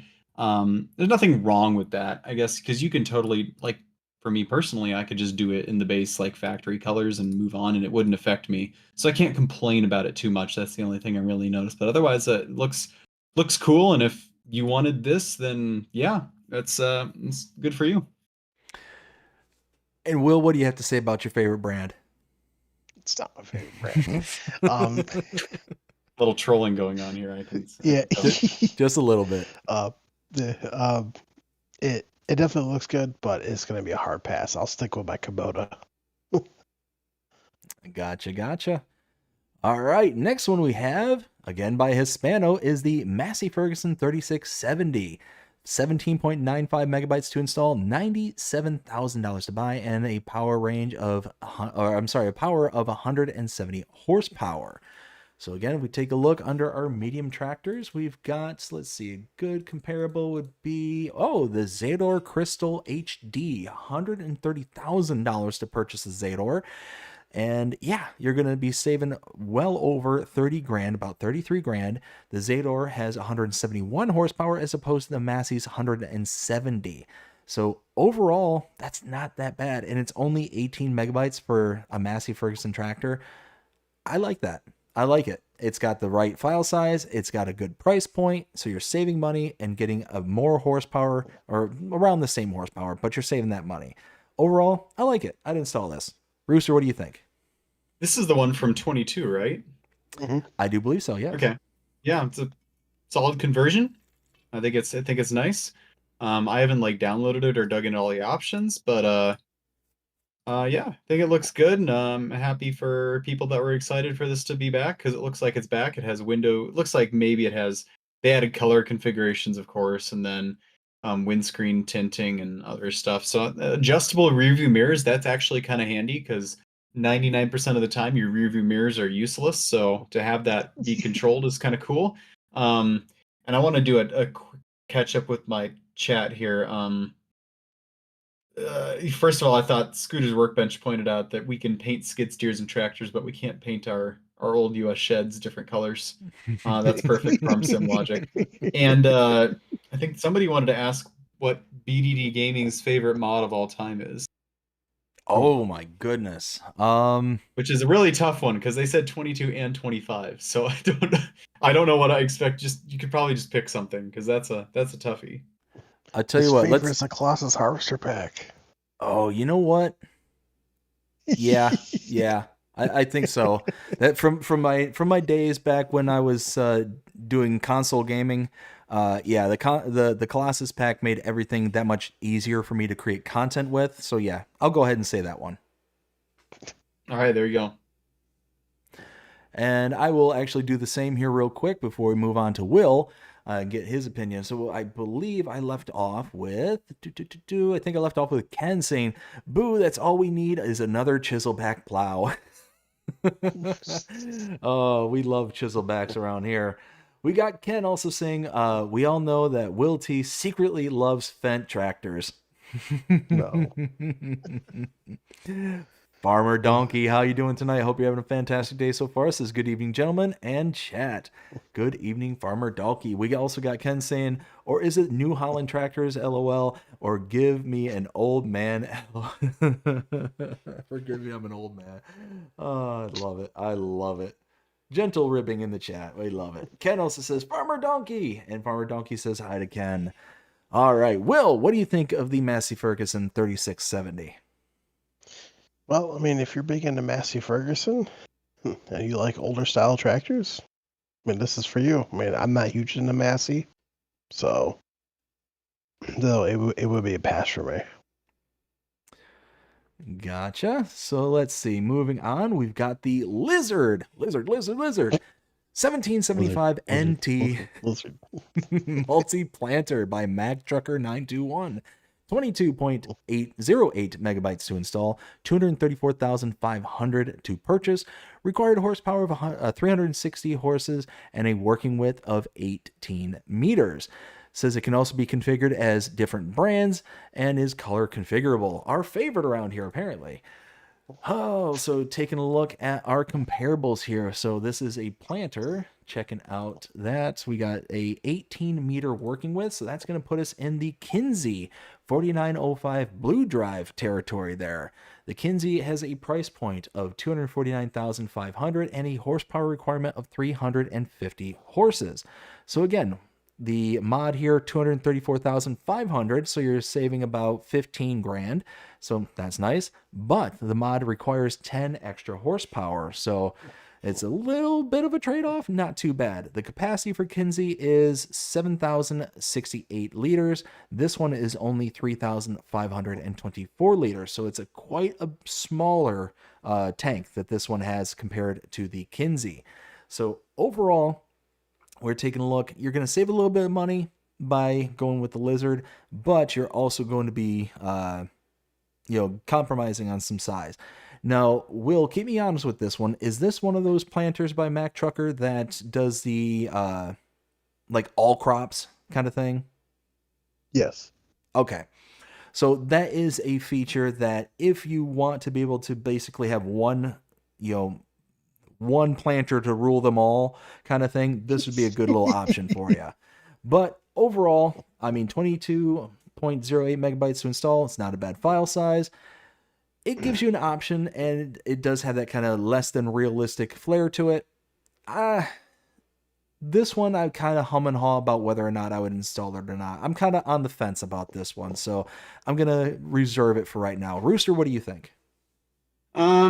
This is fine, but it's another one of these. I take a base game mod and then I make it every brand available, and then I make it go 1,000,000 miles an hour, and then I make it plant everything under the sun, and then I let it hold a billion in, seeds, and it's fine, but it's really not for me. I'm a stickler for realism, so it's okay, but it's not something I'll ever really be using because I don't play farm sim to knock out to plow the entire map into one square and then plant it as quickly as possible and then harvest it as quickly as possible to get $1 billion. It's just not really my play style. So, you know what? I can respect that. Will, what do you think? I'm right on the lines there with Rooster. I play for realism, so this mod is not even on my radar. So what we have here is Rooster and Will holding the lines of realism, saying, hold. Yeah. But Mac Trucker is steaming ahead full force either way. Next one we have is the John Deere Series 7010. This is by SL Modding, 24.31 megabytes to install, price point of 65,000, horsepower starting out at 155 horsepower. All in all, this is a nice one. I like this. For less than 25 megabytes, you get a $65,000 tractor. Let's go ahead and take a look at our comparables. Under medium, we have, 155 horses. That's actually going to put us right in line with the Massey Ferguson 7S series. So right off the bat, you can see the Massey Ferguson has a price point of $149,500. So that's going to be a massive savings of nearly 80 grand. Right off the rip, you're going to be saving actually closer to 90. So you're going to be saving quite a bit of money just on that, and you're going to get the same exact horsepower, 155 starting for both of these tractors. Now, if you are a brand loyalist, then this is also going to be a good one for you as well. So you get the John Deere, 155 horsepower, big price savings, and you get that kind of older style tractor as well. Overall, I love this one. 25 megabytes. This is right at the upper end of what I look for when it comes to file size for tractors. Solid. Very, very solid. Definitely worth an install for me. As a matter of fact, download right now. Rooster, what do you think? So, okay. So this is an edit of the base game 7000 series, right? One that's existed before? From FS22, yes. Okay, so this is a convert of the FS22 one. So okay, that's cool. I got that. Something that bugs me. It looks like I don't know if it says exactly in here, but it says power 155 to 218. Is it just the 78 and the 7710? Is it just those two? I'm trying to figure it out. That's all I can see right now. But the horsepowers are 155 to 218. I'm not really sure where they're getting those horsepower numbers from, because the 7810 had like 175 engine and 150 PTO. And the 7710 had 155 engine and 135 PTO. So, I mean, sometimes, yeah, they use engine horsepower, draw bore horsepower, PTO horsepower. But I'm not sure where they get those powers from. So that annoys me a little bit. It's not like unusable necessarily, but I mean, like, come on, man. It's not that hard to find out there on the internet. So what we just experienced there is true passion in its rawest form. I like it. Will, what do you think?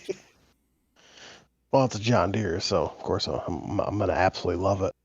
I already have actually a 7010 series. I forgot who. I think was it DB? No, it wasn't DB modding. I forgot who it was by, but it might have been Virtual Farmer who has one of these out already.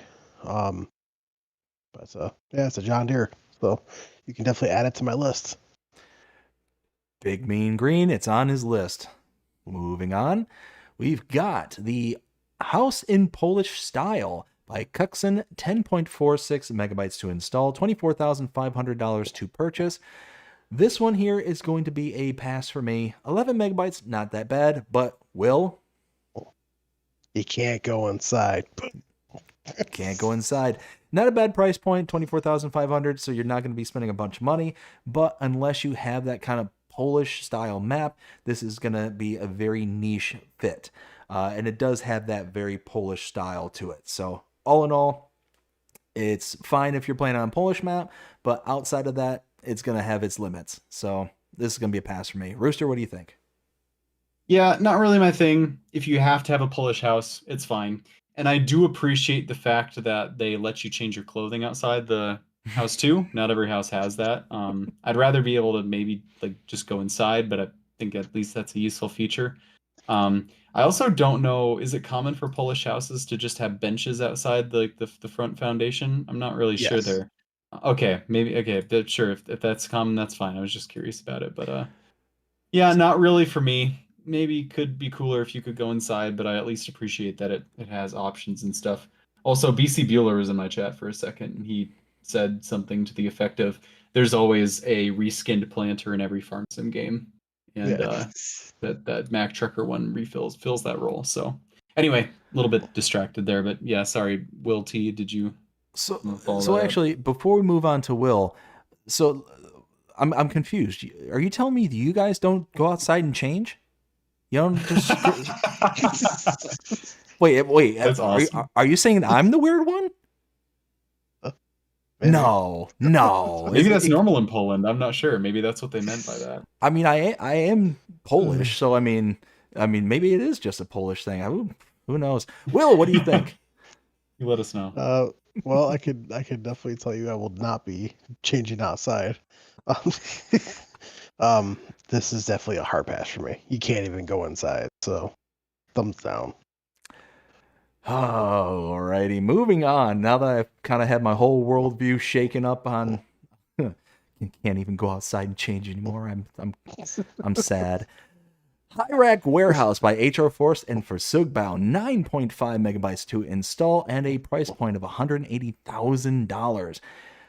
Look, if you're looking for a building that will allow you to store your seeds, your fertilizers, your whatever you have at a very high altitude, here you go. Me personally, I am not competent or confident enough to be able to go ahead and just stack things on a normal rack, let alone a rack that is about a mile up in the air. So for me, this is going to be a pass all by itself. Rooster, what do you say? But actually, sorry, Rooster, 1 second. 10 megabytes to install. If you like stacking things very high, good for you. Have at it. Pass for me. Rooster, now, what do you think? I think you should be required to submit a forklift certification number before you download this mod, because otherwise this is going to be very challenging. But I mean, no, seriously. I mean, if you like, there are probably people out there that drive forklifts all day and do this stuff, and they would love to do something like this, and this is definitely for them. So I don't really see anything wrong with it. It looks like it has a cool triggers and stuff too for like a storage system. So maybe this has like more functionality than just manual stacking, but it's fine. Not something I would use personally, but if you're like you want to play stacking simulator and warehouse simulator, then this is a must-have. So cool for those that like it. It reminds me of that the mod pack that you got in 22. You remember which one I'm talking about there, Will? It was towards the latter end of the 22 franchise. I'm trying to remember what it was called. I think it was by DMI, wasn't it? Oh, the productions pack. Yeah. Wasn't there like a bunch of warehouses and stuff part of that pack? Or am I misremembering things? No, there was a bunch of productions. I thought there was I one. don't remember. I thought there was a pack that came out in 22 where you could hit like a button on a timer and it would like make you race to stack things on the pallets and Oh yeah. Yeah, that did come with that. Okay. So again, I'm not the crazy one. Everybody else is crazy. I can go change outside again. Anyways, what do you think? Well, it does have a required mod. Actually, it's a required mod from them. It's their June Heinrich ETV 2160i 216i. I mean, if you want to stack a manually, go right ahead. But all you really got to bring the pallet in, set it on the floor by the racks, back up, and then walk over to trigger, and like this green trigger that you'll see will actually go completely down like the racks, and it'll hit the floor and go back up. Whatever's on the racks will automatically get put on the shelf. So that sounds complicated. I like it. Anyways, moving on. We've got the NBach Pneumatic Star 900 by Hispano. 9.51 megabytes to install. We have the Weeder for $18,000 and 9 meter. Working with 90 horsepower is required. It also has a capacity of 300 liters. Also goes up to 30,000 liters. So you get that little flair of unrealistic. But let's take a look at our closest comparables here under Weeders. Let's see. Closest one we're going to have, what did I say this was? 9 meters. Working with. So this is actually going to be another in-betweensy. As we can see here, the Gornek Puller 600 at 6 meters, and the Pottinger Rotocare V12400 at 12.4. So it's going to be right kind of roughly in the center there. And again, the price point is actually in the center of both of them as well. The Gornek is $6,500, the Pottinger at $36,000. This is at $18,000. So it's kind of the nice in-betweensy. So all in all, if you're kind of looking for that semi-introductory price point, but not quite, this would be a good one to add.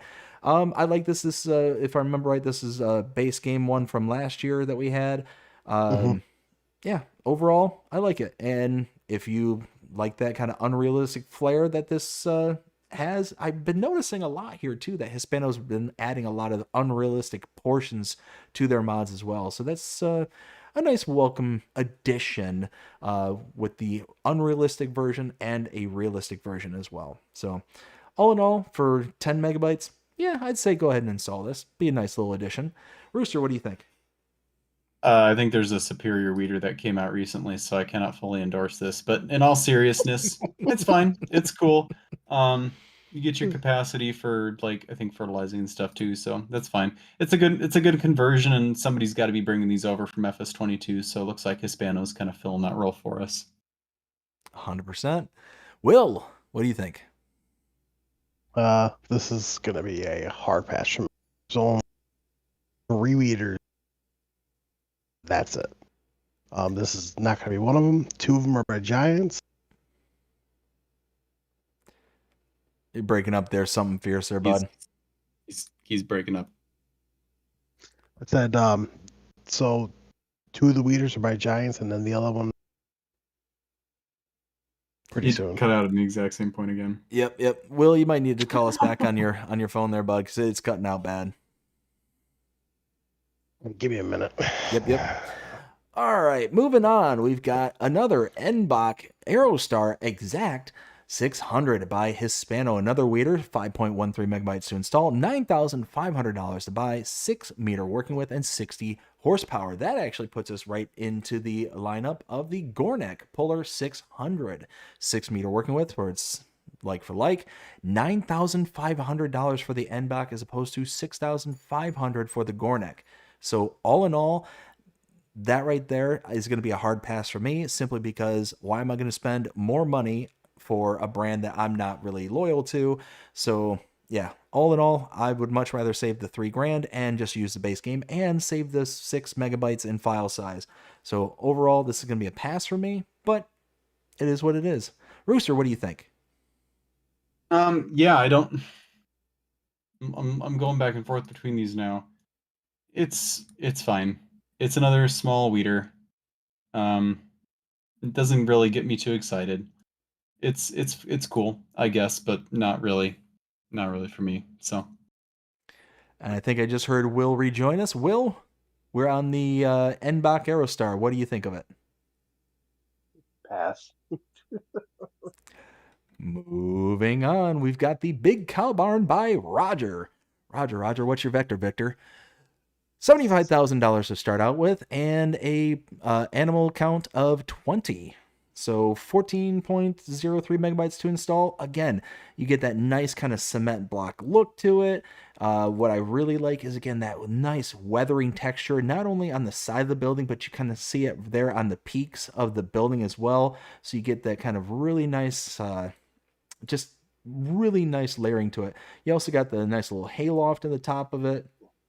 Looks like overall a very nice building. It's not exactly kind of ambiguous enough to be able to fit on pretty much any map. This does have that kind of European flair to it, so it's gonna be kind of a niche install in my opinion. I could be wrong about that, but I think that it's definitely got a European flair. All in all, although I think it's very nice for 15 megabytes to install. Taking a look at our base game stuff that we have. Let's see, for cows, let's see, 20 cows. It's actually going to be the cow barn here. 35 cows can fit in that one, but price point of 85,000. So really, you're saving 10 grand, but you're only having 20 cows. So you spend an extra 10 grand, you get 15 extra cows. I'd probably go with the base game one, I'll be honest with you. So overall, this is going to be a pass for me. Rooster, what do you think? it's all right. I like the kind of detailing that's going on with the blocks. It's a little, like you said, maybe a little expensive for 20 cows and what it is. I mean, it's got some like storage off to the side and the actual like milk tank in there. So good details, but yeah, not something I'm ever going to use probably. And you know what? That is a good point, because the one that I picked up, that is the beef barn, that's not going to be for milking. This one does include the milking portion of it. So you can use it for that, and it might be worth that extra kind of 10 grand, but you do reduce the amount of cows that you get. So overall, yeah, like I said, that's a good point out, but still a pass for me. Will, what do you think? This is gonna be a hard pass for me. It's not my kind of style of cow barn, so It's gonna be a pass for me. It looks fantastic though. All right, and then moving on to the last mod here on the 10th is Alone in the World 2K25 by Grimlock RRC, 87.06 megabytes to install. And this one, in my opinion, brilliant. I love this one. It's got several required mods, and all of them by MA7 Studios, and MA7 Studios makes very highly detailed mods, so very nice addition to this map. They are the Wooden Shed, Stone Agricultural Annex, I think that's Avoy, Straw Hangar, the Avoy Piggery, Avoy Chicken Coop, Avoy Cereal, and Avoy Farm Garage. I think this map is amazing. I love this one. I actually started a series on this one. I liked it so much. It's kind of saddens me to see that it's only at a 3.8 with 100 people voting on it. But for me, I gave it a 5 out of 5. I think it's fantastic. It's got a very simple kind of starting farm, a very simple like kind of sale point. You can see it's basically like a little shipping yard kind of thing. The rest of the map, completely undeveloped, but it's nice hilly terrains. Color palette's really kind of toned down, so you're not getting a big pops of color, making it seem kind of cartoonish or anything like that. Overall, I thought it was fantastic. I love this style. It reminds me very much of a kind of a small condensed version of a No Man's Land kind of thing, to where you get like the really kind of hilly, rocky outcrops, but at the same time, you got tons of forestry, tons of grass care. You got a couple of starting fields that are actually on multiple levels, as you can see in the first screenshot there. You got the kind of lower level field down off to the right-hand side, and then you got a smaller field up on the rocky outcrop there in the background there. Really nice map. Really think that Grimlock did a very good job on this one. Rooster, what do you think? I think it's a pretty neat idea. I could, like see myself. No, not necessarily myself, but I think this kind of offers a kind of unique play style, kind of a unique environment, kind of like a survival challenge sort of deal. Some people are really into that, so I think it's pretty cool. Not really my thing, but there's no reason this can't exist, and I think it's pretty cool somebody made it, and it gets to take advantage of like the docks and stuff, like the boat that like we got in FS22 that could take things away, and maybe this could include fishing stuff. Like, does it say it does? I don't know if it really does, but this could definitely take advantage of the fishing that the new DLC is going to bring, if that's ever like addable to other maps. So not my cup of tea necessarily, but I think it's a cool idea. No reason it can't be around, and yeah, it's pretty cool. Absolutely. Will, what do you think? Well, I'm not huge into these kind of maps, so I mean, it looked good, but it's definitely not going to be that kind of style of map that I would play. So Gotcha. All right, so moving on to the updates, we had a map update, the North March Reloaded. This was by LS Schleswig Holstein. This is changelog 1.1.0.0, and it reads, please note the update requires a new save game. Again, LS Schleswig Holstein, thank you for being definitive on whether or not we need to update this save file or not. Will and I always kind of prattle on about how there's a lot of modders out there that are kind of ambiguous as to whether or not you actually need to update the save file or not, or they'll sit there and say, okay, you need to like go through the change notes, and then right there in the middle or towards the end, if you want all these things to update, then you have to have an updated save file. So this one definitively says, it also says new crop Wick Rogan. I have no idea what Wick Rogan is. I kind of went through in my update video and kind of through a process of elimination, figured out that it was most likely vetch rye, I think is what that is referring to. Then there was, when setting up the cow pasture, there was no grass in the pasture. Wood missions adjusted. New BGA installed. Manure purchase from the livestock dealer added. Walkways have been adjusted. Crops for threshing: rye, triticale spelt. Crops for chopping or mowing: green rye, Wick Rogan, and field grass. So that was the update for that map. Let's see. There was also, actually, no, I think that was it. So, gentlemen, what is your favorite mod for the 10th? I guess if I had to, I think the best one, maybe not my, I'm just gonna, I think my personal favorite is probably the bulk box seed container. Um, Pretty common here in the Midwest. So, um, yeah, nicely done. Has lots of brands and stuff. So I appreciate that. It's probably my favorite.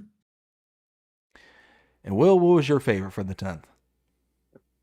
For me, it would definitely be a toss up between the Pro Box Bulk Seed Container Pack and the Stone Farm Pack.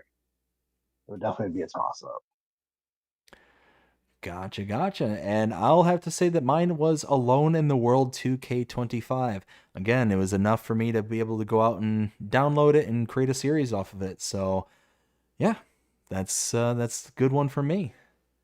Let's see. Let's go ahead and check out our chats there. Rooster, you want to go ahead and check yours out? Thanks for Pierce Custom Gaming and King Liam and Joseph Patton for being active and Scooter's Workbench for hanging out. Appreciate everybody watching. Having a good time. Let's see. I've got Farmer Donkey says, does it fertilize or direct drill? I do believe you're referring to the planter by Mac Trucker with that one. And yes, I believe both of those statements would be true. Let's see. Ken says, in my teens, Massey Ferguson tractors were the best tractors. We got Farmer Donkey also says, uses a lot of space for 20 cows. Yeah, it's a very big, big platform for such a small amount of animals. Ken also says, I am the only one who has the aerial view on screen. Oops. Sorry. Didn't push the button. My bad. Let's see. We also got Farmer Donkey says, no, sir, I think we all do.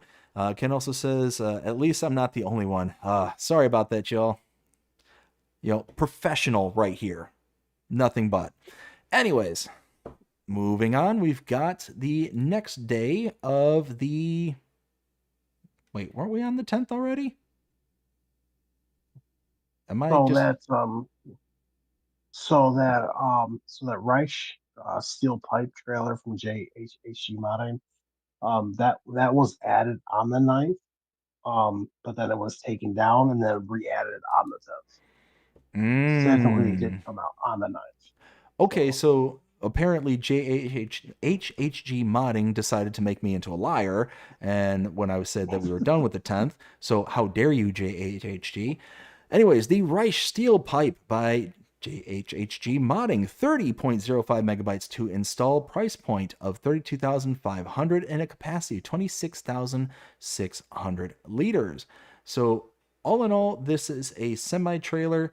And taking a look at our closest comparables here, we've got, let's see, semi-truck trailers, our own category nowadays.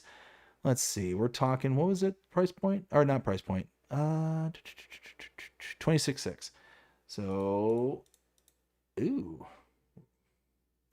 Well, really, we don't have a good comparison because this is a significantly smaller trailer than anything we have in base game. But closest one we have is the Load King Distinction Triple Hopper, $75,000 for the Triple Hopper, and a loading capacity of 51,800. So you can see why I'm kind of like, that's not really good comparable. But taking a look at this, 26,600 for 32,500. Again, $1,000 per 1,000 liters. This is pretty close to that.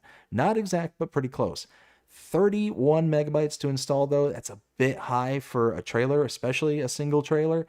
So overall, this is probably going to be a pass for me, but I can appreciate this because it's going to give you a good initial starting point for your semi-truck trailers. But yeah, that's going to be kind of a pass overall for me. Rooster, what do you think? I wonder it's called steel pipe. I think it maybe could have had a better English translation. And JHG's been doing this long enough that maybe they should have thought of that. But I mean, besides that, looks like a pretty cool detailed mod. Obviously, they got in contact with Reich here. and got the CAD model and whittled it down to something that's serviceable for farm sims. That's probably why there's a ton of detail. Looks good, but not something we ever see on the side of the pond, and not something I'll probably ever be using. So, yeah, it's cool. I guess it's fine, but not really for me. So, Will, what do you think? Well, it's from JHHE mine, so I mean, the level of detail is out of this world.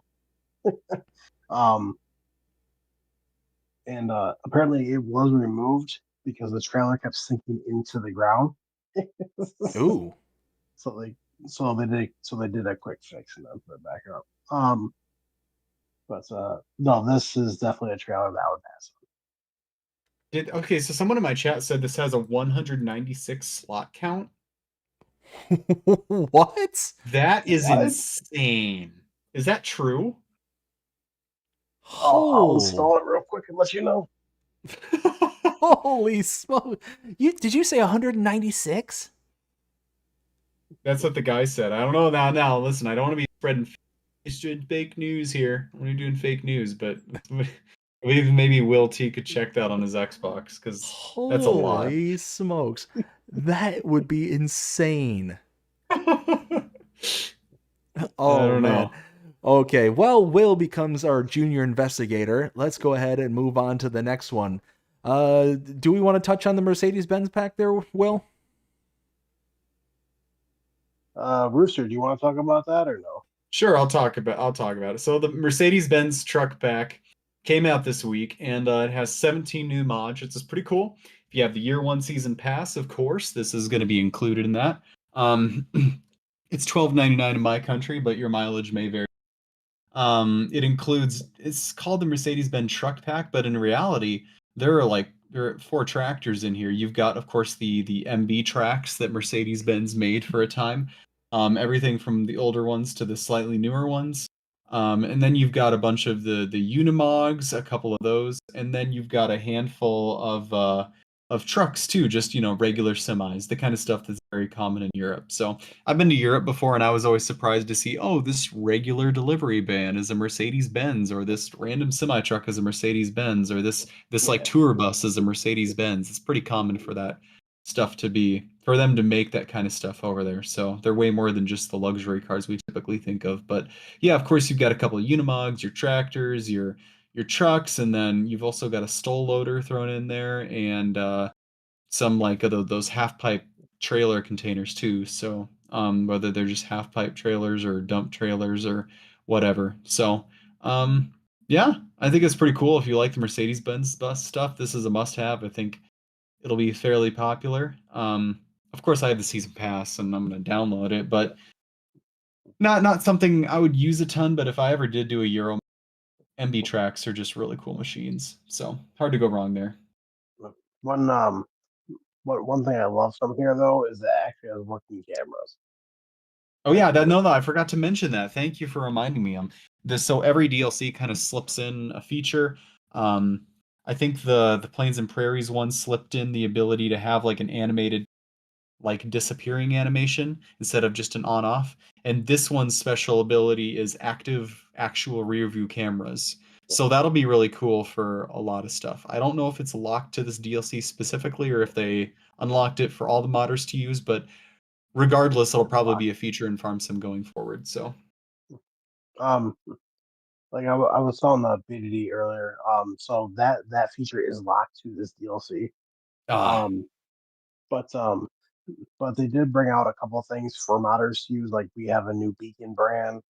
There's a new tire that's only on the Unimogs. It's called Alliance, which is a okay. new brand that modders can use. And then for the Unimogs, there's also a configuration for the back where it's just plain, no tipper body, where modders can actually make different attachments for that. Which I know BB Mods right now is making one that's a tipper trailer, and then he also has one that also you can attach it. It has a fifth wheel or gooseneck. So Interesting. Okay.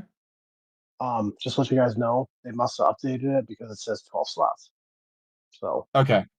That was probably another part of the glitch. So yeah. glad it's only 12 slots. Yeah. That that So that Reich trailer. So glad. Holy smokes. I would have just jawed to the floor if it was actually 196. That'd be very funny. All right, so moving on, we have the Zadar Crystal by Fun Camel Daisy. 14.06 megabytes to install, $130,000 to buy, 171 horsepower to start. And again, looking at our comparables, we should have a Zadar Crystal, if I'm not mistaken, in base game. We do! And it's exactly the same. We got a $130,000 price point. We got 171 horsepower starting, the whole 9 yards. It looks like this one does have configurations such as machine color, rim color, strobes, and GPS.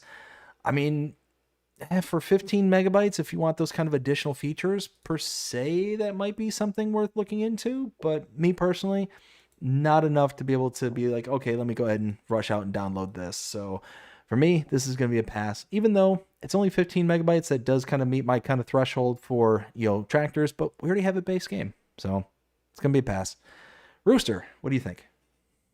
No, I'm not really into Zeter, so I don't really have much to say. Probably a cool mod. It supports real GPS, has some color options and a strobe light and all the other, stuff. So, not something I'll use, but it's fine. It's another tractor. So, Will, what do you say? No, I don't really use Zeter. I've never used Zeter, so this would be a hard pass for me. Moving on, we've got the Trigger Greenhouse. This is by Percy, 2.9 megabytes to install, and we essentially have invisible greenhouses. That's essentially what this one boiled down to. Price points of $10,000, and this one, I actually kind of like this one. So again, you can kind of set up the kind of deco for having like open fields with your kind of plantable crops, or your greenhouse crops, I should say. But for the most part, these are just kind of open triggers for you to be able to kind of place around throughout your map, be able to dump your stuff into and get your greenhouse crops out of. Now, there are additional crops that we got out of this as well. So things such as grapes, olives, can be gotten out of here as well. I think there's also, I could be wrong, but I think there was also potatoes and stuff. I think, maybe, I can't remember. But all in all, I liked it. It was actually not a bad little mod, and for 3 megabytes, it's not intrusive on file size. If you want kind of something where you can kind of, almost like the addable triggers mod that we've got a while back, where you can just kind of use a representation of a greenhouse rather than having the actual building itself, this is a good one to add. Rooster, what do you think? I think this is neat. I'm not a big greenhouse guy, but I think this is a really cool idea. It basically garden stuff, and yeah, I mean, it's kind of makeshift with the fact that it's like visual only, but you have to like buy little decorations for other plants and stuff. But you could basically set it up to be really realistic, and I think that's awesome if you want to do like micro scale or just backyard gardening for fun or whatever. I mean, this is great. So I think it's a cool mod. Good idea, Piercy. Good idea. Will, what do you say? Well, for me, I don't really do greenhouses, and to be completely honest, I'm gonna pass on this one probably because the only greenhouse I'm ever going to use is from that stone farm pack. So. Gotcha. Next one we have is the Multigrain Farm Silo by BK Mods. 28.58 megabytes to install. We have a $20,000 price point, and what is that? 1, 2, 3, 4. Is that 10 million liter storage space? That's a lot of zeros. Overall, this is nice. Now, 30 megabytes is a bit high for like a silo for me, but you can see it's very highly detailed. It's unique in its kind of design. I don't think I've ever seen a mod that is similarly set up like this one is. Now, does it say multi-grain farm silo, multi-fruit types? Includes grass, straw, hay, silage. Also holds milk, buffalo milk, water, liquid fertilizer, herbicide, and the tanks. So this not only holds your kind of loose materials, but it also holds some liquids as well. So that's really nice. overall, for 30 megabytes, it's a bit high on the file size, but I like it. I think that that's you can see where all the details coming from. It's got the nice lighting system in it as well, a little bit of storage for your vehicles. Yeah, I would install this. Yeah, absolutely. Rooster, what do you think? Um, Not super realistic, but it holds everything, and it's got all these other detail like trailers and trucks and stuff to kind of symbolize holding all these side like fruit types and things like that. So, um, it's going to be really useful if you just need a one-stop shop for everything. Not something I'll use, but yeah, it's fine. Okay, nice. Will, what say you? This is silo I would not use. It's just not my kind of style. I will say though that this will also hold goat's milk as well. It doesn't say it on there, but it will. The goat's milk. Can't forget the goat's milk. So It's the goat's milk test. It's like your $1,000 per 1,000 liters test. It's like, does it hold goat's milk? If it says it holds all everything. So I like to that. let people know a little behind the scenes, we were actually talking about trailers and other things that were holding goat's milk, that there are some modders out there that are forgetting to add that in. So Oh. we kind of had a little backroom joke going on. Next one we have is the Machine Shed by Cuxon, 10.86 megabytes to install, 20 grand to buy. Again, we saw Cuxon earlier this stream here. We got just an itty bitty shed. It's really tiny. It's got the kind of, again, the brick kind of layout like I was mentioning earlier, the nice wooden doors. All in all, I think this is nice. 11 megabytes, not too big on the file. So overall, I would install this one if I had that kind of small farm going, because this is definitely one of those smaller sheds. You're only going to be able to fit so much into it. You can see in the second screenshot here, you're going to get some smaller tractors, maybe medium-sized tractors, and that's really going to be about it. It's not going to be a ton of storage for you in the long run, so I would install it, but it's got to have a very specific purpose to it. Rooster, what do you think? Um, it's fine. It's another small shed, more Euro style. That's kind of what this modder does. I think it's okay. I think there's going to be a select few people out there that really like it, but for most people, it's just another shed. So that's cool. Will? shed looks good. It's not my kind of style shed, so it would be a hard pass for me. One thing I do like, and I do have to put this out there, I like it when the modder actually shows it like in the different seasons. So it shows it like summer, fall, and then also shows it winter, so you know what it looks like. I do like that. Couldn't agree more. Let's see. Next one we have is the Machine Hall. This is by Blitzrup. Blitzrup? 24.62 mega, or wow, 24, a little bit dyslexia right there. 24.26 megabytes to install, $370,000 to purchase, and we've got us a little shed. It's nice. It's actually very highly detailed. It's got a little office space, ladders. We got like drill presses. Like there's tons of stuff that's going on in this. So you can see where that 25 megabytes is coming from. The price point of 370,000 is a lot. I mean, we can get ourselves a bunch of different equipment, a bunch of different sheds for that price. All in all, I think this looks good. It's definitely got high function. It's got that European style though, so you're gonna have to utilize it on specific maps. Overall, nothing wrong with it, but probably going to be one that I necessarily avoid because it's going to have that very specific like niche to it.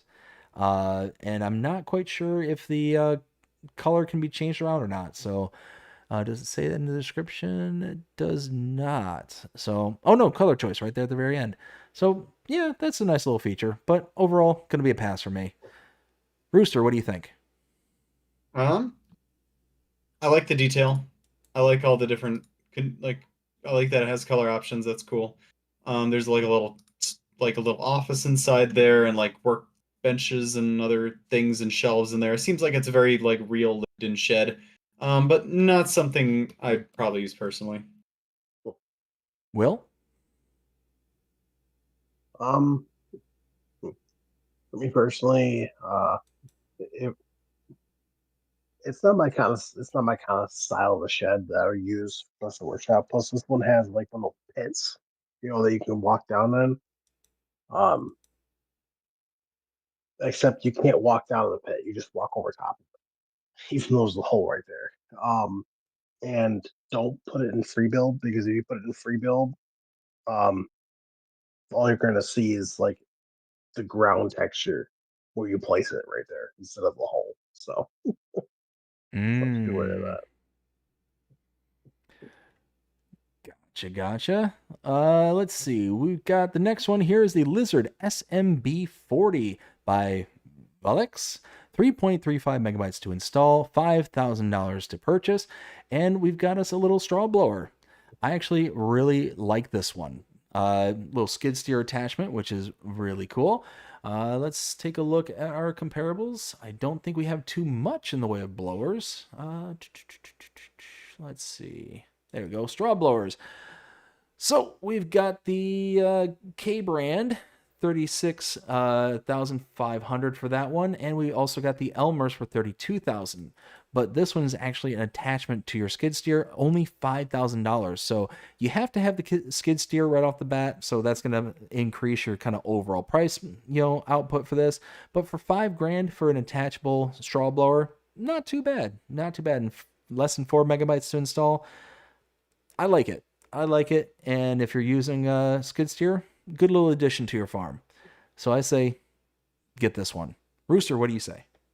Looks like Velix is learning to mod. They've got a few mods in the mod hub, really basic, like two bottom plows and little spreaders and hitches and bale loaders and stuff like that. So that's cool. And this looks like a progression of that. It looks like there's a little error in the 3D model where they kind of the S and the M and the B on the side is like extruded through the 3D model. Looks like they made some like text in Blender and then extruded it and then did like an extrusion cut sort of basically. And it created a little bit of like texture glitching in the model in the normal map they generated. So I would encourage them to maybe kind of look into normal map baking a little bit, maybe fix that up themselves. But looks like they're kind of on their way, making useful little stuff. And yeah, there are going to be people that like this, and that's good for them. So hope they continue on their journey there. Absolutely. Keep it up. Will, what do you say? This is gonna be a pass for me. There's only one straw blower I really use in the game, and that's the Vermeer from Giant Software. So Gotcha. Next one we have is the Lizard Montana 600 by SMI Modding Team. 38.9 megabytes to install.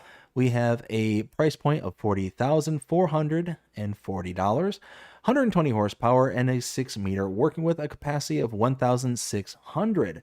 We also got a secondary, looks like a secondary seeder here. It's the limited edition. I don't see any difference between the two in regards to price or anything along those lines, so we'll just stick with the first one here. Again, looking under seeders for our closest comparable, we've got, let's see, at 6 meters, we're talking. Actually, does this have seed drills? Is this a direct drill there, Will? Are you aware? no, it's not. It is not. So probably going to be the K brand HR 6040 RCS BTFR 6030. Wow, the names that these manufacturers come up with. $90,000 to purchase, 300 horsepower is required, 6 meter working with. Now, this one doesn't have the kind of attached grain tank to it, so it's kind of a rough comparable. But $40,000 for the mod as opposed to the $90,000 for the K brand. We also have a required power of 120 as opposed to 300, and the working widths are exactly the same at 6 meters apiece. This one has a capacity of 1,600 liters.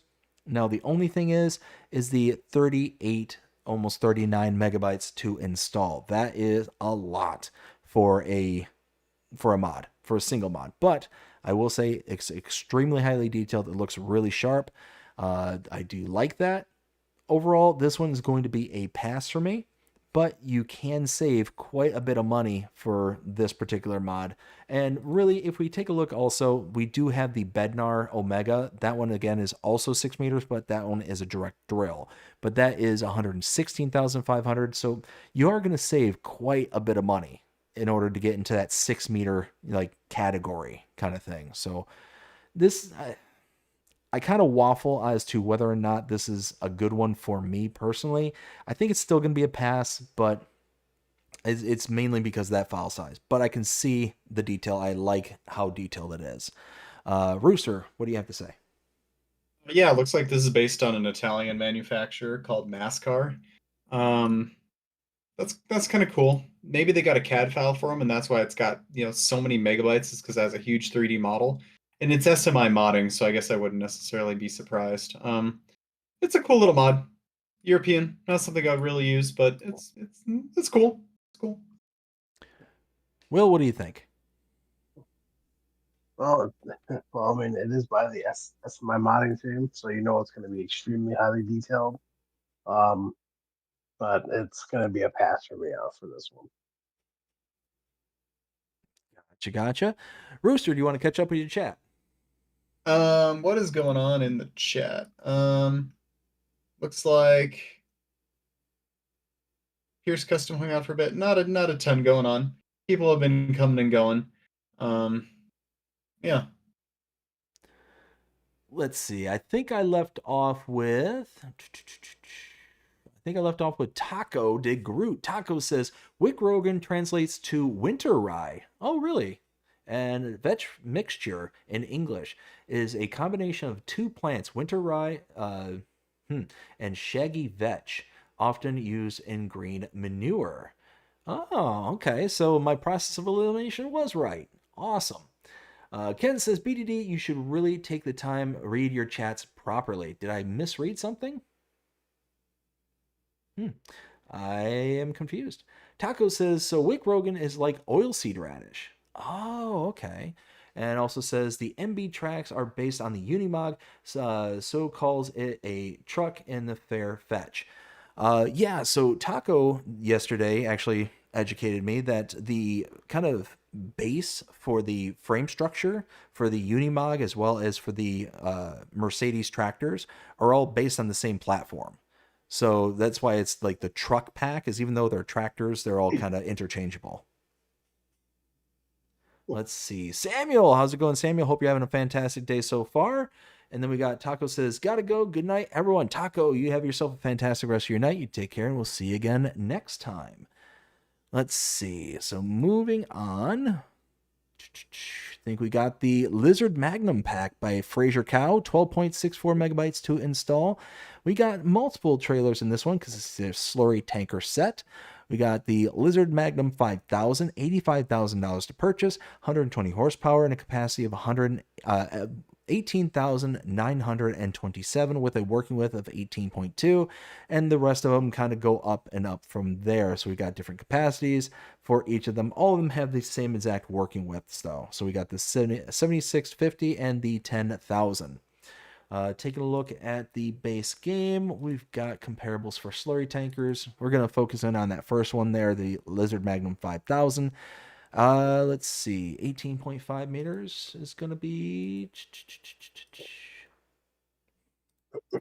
really kind of limited in that from base game because we only got like the Farm Tech, which kind of throws it out on its own, and then we got the Flegel Max line, which will have the actual built-in drip lines. So really is no good comparable per se. It would be, we'll use the Flegel just because of the distance there. So the Flegel is at 15 meters. This is at 18.2. The Flegel is $102,000 as opposed to the 85,000 for the Lizard Magnum. So you're going to save about a little over 15 grand, it's about 17 grand. And then capacity is there. The Flegel has a capacity of 18,000 liters. This one also has 18,927. So a little bit bigger capacity, smaller price, and a much bigger working with about 3.2 meters in addition to the kind of Flegel here. So overall, I think this is pretty solid. For 13 megabytes, you get 3 different trailers, different capacities within each of the trailers. pretty bright trailers as well. The bright red and yellow kind of makes it stand out on the farm. Overall, I would install this for 13 megabytes. Why not? Rooster, what do you think? So, in case you didn't know, Fraser Cow is actually a modder that goes all the way back to like FS13. He was making mods on PC back in the FS13, 15, maybe dropped off around the 17 kind of era. And he just made a comeback like a couple of years ago back to modding and has kind of been getting caught up. And this is like I think one of his first Mod Hub mods. So it's really cool to see. In case you didn't know, these are based on Noon tanks. Yep. The Noon brand that's not actually approved for like all platforms, so it got changed to Lizard, and they do use this red and yellow color scheme in real life. So it's North American style, meets Mod Hub specifications. It's pretty friggin' cool. Tandem manure spreading is awesome. Wish it had injectors or something like that, but you know, spreading I guess works. Yeah, I like this. I like this a lot, and congrats to Fraser Cow for this release, and hopefully we get to see more from him. And you know what? I was not aware of any of that. And for that alone, I want to encourage it by hitting the download button. So, Will, what do you say?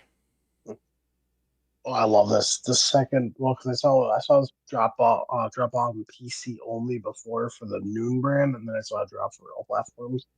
So I follow him on Facebook. So I was super stoked.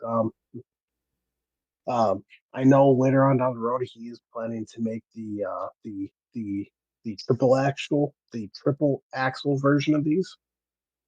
But I also know that he also set a mod off for testing as they branded and a Lizard brand, and that's for the Jiffy High Dump trailer. So that's coming for all platforms, and you have no idea how excited I am for that. It's been a PC only mod forever. Um, but yeah, I love this mod so much. I was like so happy it came out. So now I have GEA, well, and then Lizard, but Noon and Velmetal. So the three slurry tankers I need. Nice. All right. So, next one we have is the Lizard Longhorn. The animal trailer by LJR Modding, 4.09 megabytes to install. Price point of 32,500. This can carry 10 horses, 8 cows, 16 sheep, and 19 pigs. I mean, 5 megabytes to install, and you've got yourself a very nice, highly detailed animal trailer. I like it. I like this one a lot. And if we take a look at our comparables here, animal transport, closest one we're going to have is probably going to be... I mean, probably going to be the Flegel Noah TTW 140. So that is a price point of $25,000, and that will hold 6 cows, 13 pigs, and 13 sheep. So this one does 2 additional cows, it does 3 additional sheep, and we're talking 6 additional pigs. So a little bit better, but it is a little bit more expensive too at $32,500. So you're spending an extra about $7,500 for the additional room for your additional animals. But I think it's nice. It's a nice little addition and a little bit more expensive for a little bit more room. I can see the justification in that. Overall, yeah, I'd install this. Rooster, what do you think? I like it. This is probably something that I'll be using sometime in the near future. It's just a good American style animal hauler. You got to have a gooseneck, of course, to kind of manage it. But yeah, I think it's good. I like using realistic, like real branded stuff, but sometimes you get what you get, and this is a situation. At least we have something to fill the need, and yeah, I think it's cool. Excellent. Will, what do you think? Oh, I was super happy when I saw this too. This was the one I was talking to you about before, about this looking amazing on that new on the newer version of the Mercedes Unimog. I think this would look phenomenal on that, honestly. I gotcha. Yeah, it's an excellent looking mod, and I mean, for less than 5 megabytes, I don't think you can go wrong with it. Let's see. Next one we have is the Lizard 255 by Axery. 31.95 megabytes to install, and a price point of $43,000, a horsepower starting out at 240, and a capacity of 14,000 liters. So we got us a little tipper truck here. It's kind of, I mean, it kind of reminds me of almost like a Soviet style kind of truck. It's certainly like a Eastern European, if I'm not mistaken. Overall, it looks nice. It's definitely got that kind of. Oh, what'd you say there, Will? It is based off of a Russian truck. Hey, look at me go. But 32 megabytes for a big old pickup truck like this, it's going to be outside of my wheelhouse. Again, it's going to have that very specific kind of, area that it's going to fit into for map wise. It's going to have the very kind of niche market. So overall, nice looking mod. It's definitely very highly detailed, but it's going to be a pass for me. Rooster, what do you think? It's Russian, not really my thing, but I do think it's cool. If you're into like big trucks and stuff, you're just gonna love this. And I'm also looking. I think that it's hard to tell. It looks like it's pretty detailed, which is pretty awesome. And I don't think they started from a CAD model for this, so this all had to be done from scratch.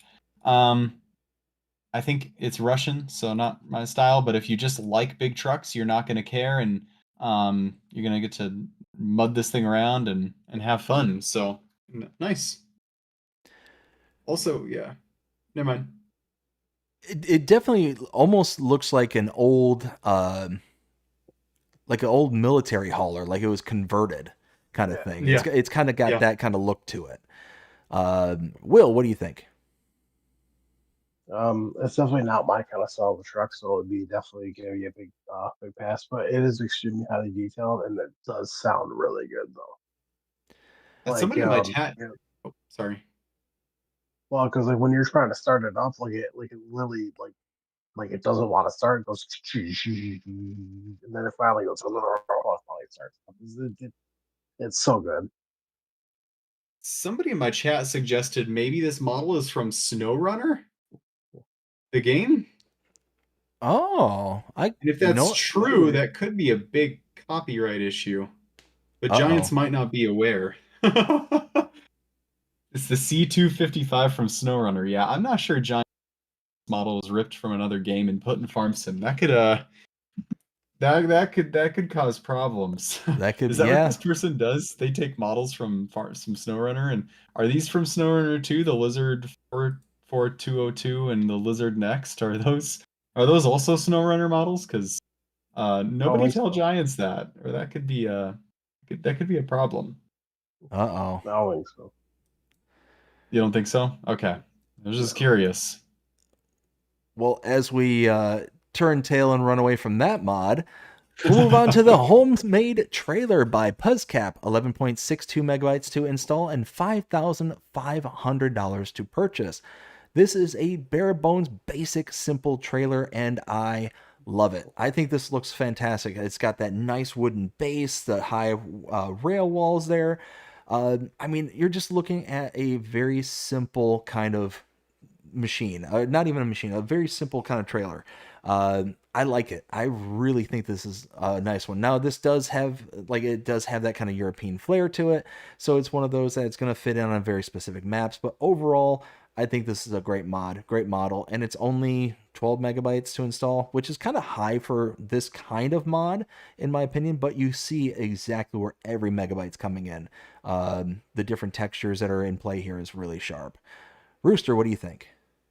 This just reminds me I need to convert my 1275 bale wagons because it just does basically the same thing with an American style. But one thing that's interesting to note, this is not a truck style steering. This is like one of those like swivel axle steerings where basically like when the entire front axle is rigid and just rotates left or right about the center. So you'll have to be a little careful when you're steering this thing in certain angles. Those can get a little bit tippy because the entire front wheel swings out and away from the corner. But yeah, it's a cool mod, and it's going to get a lot of use, and auto load is always useful. Yeah, that's nice. Will, what do you say?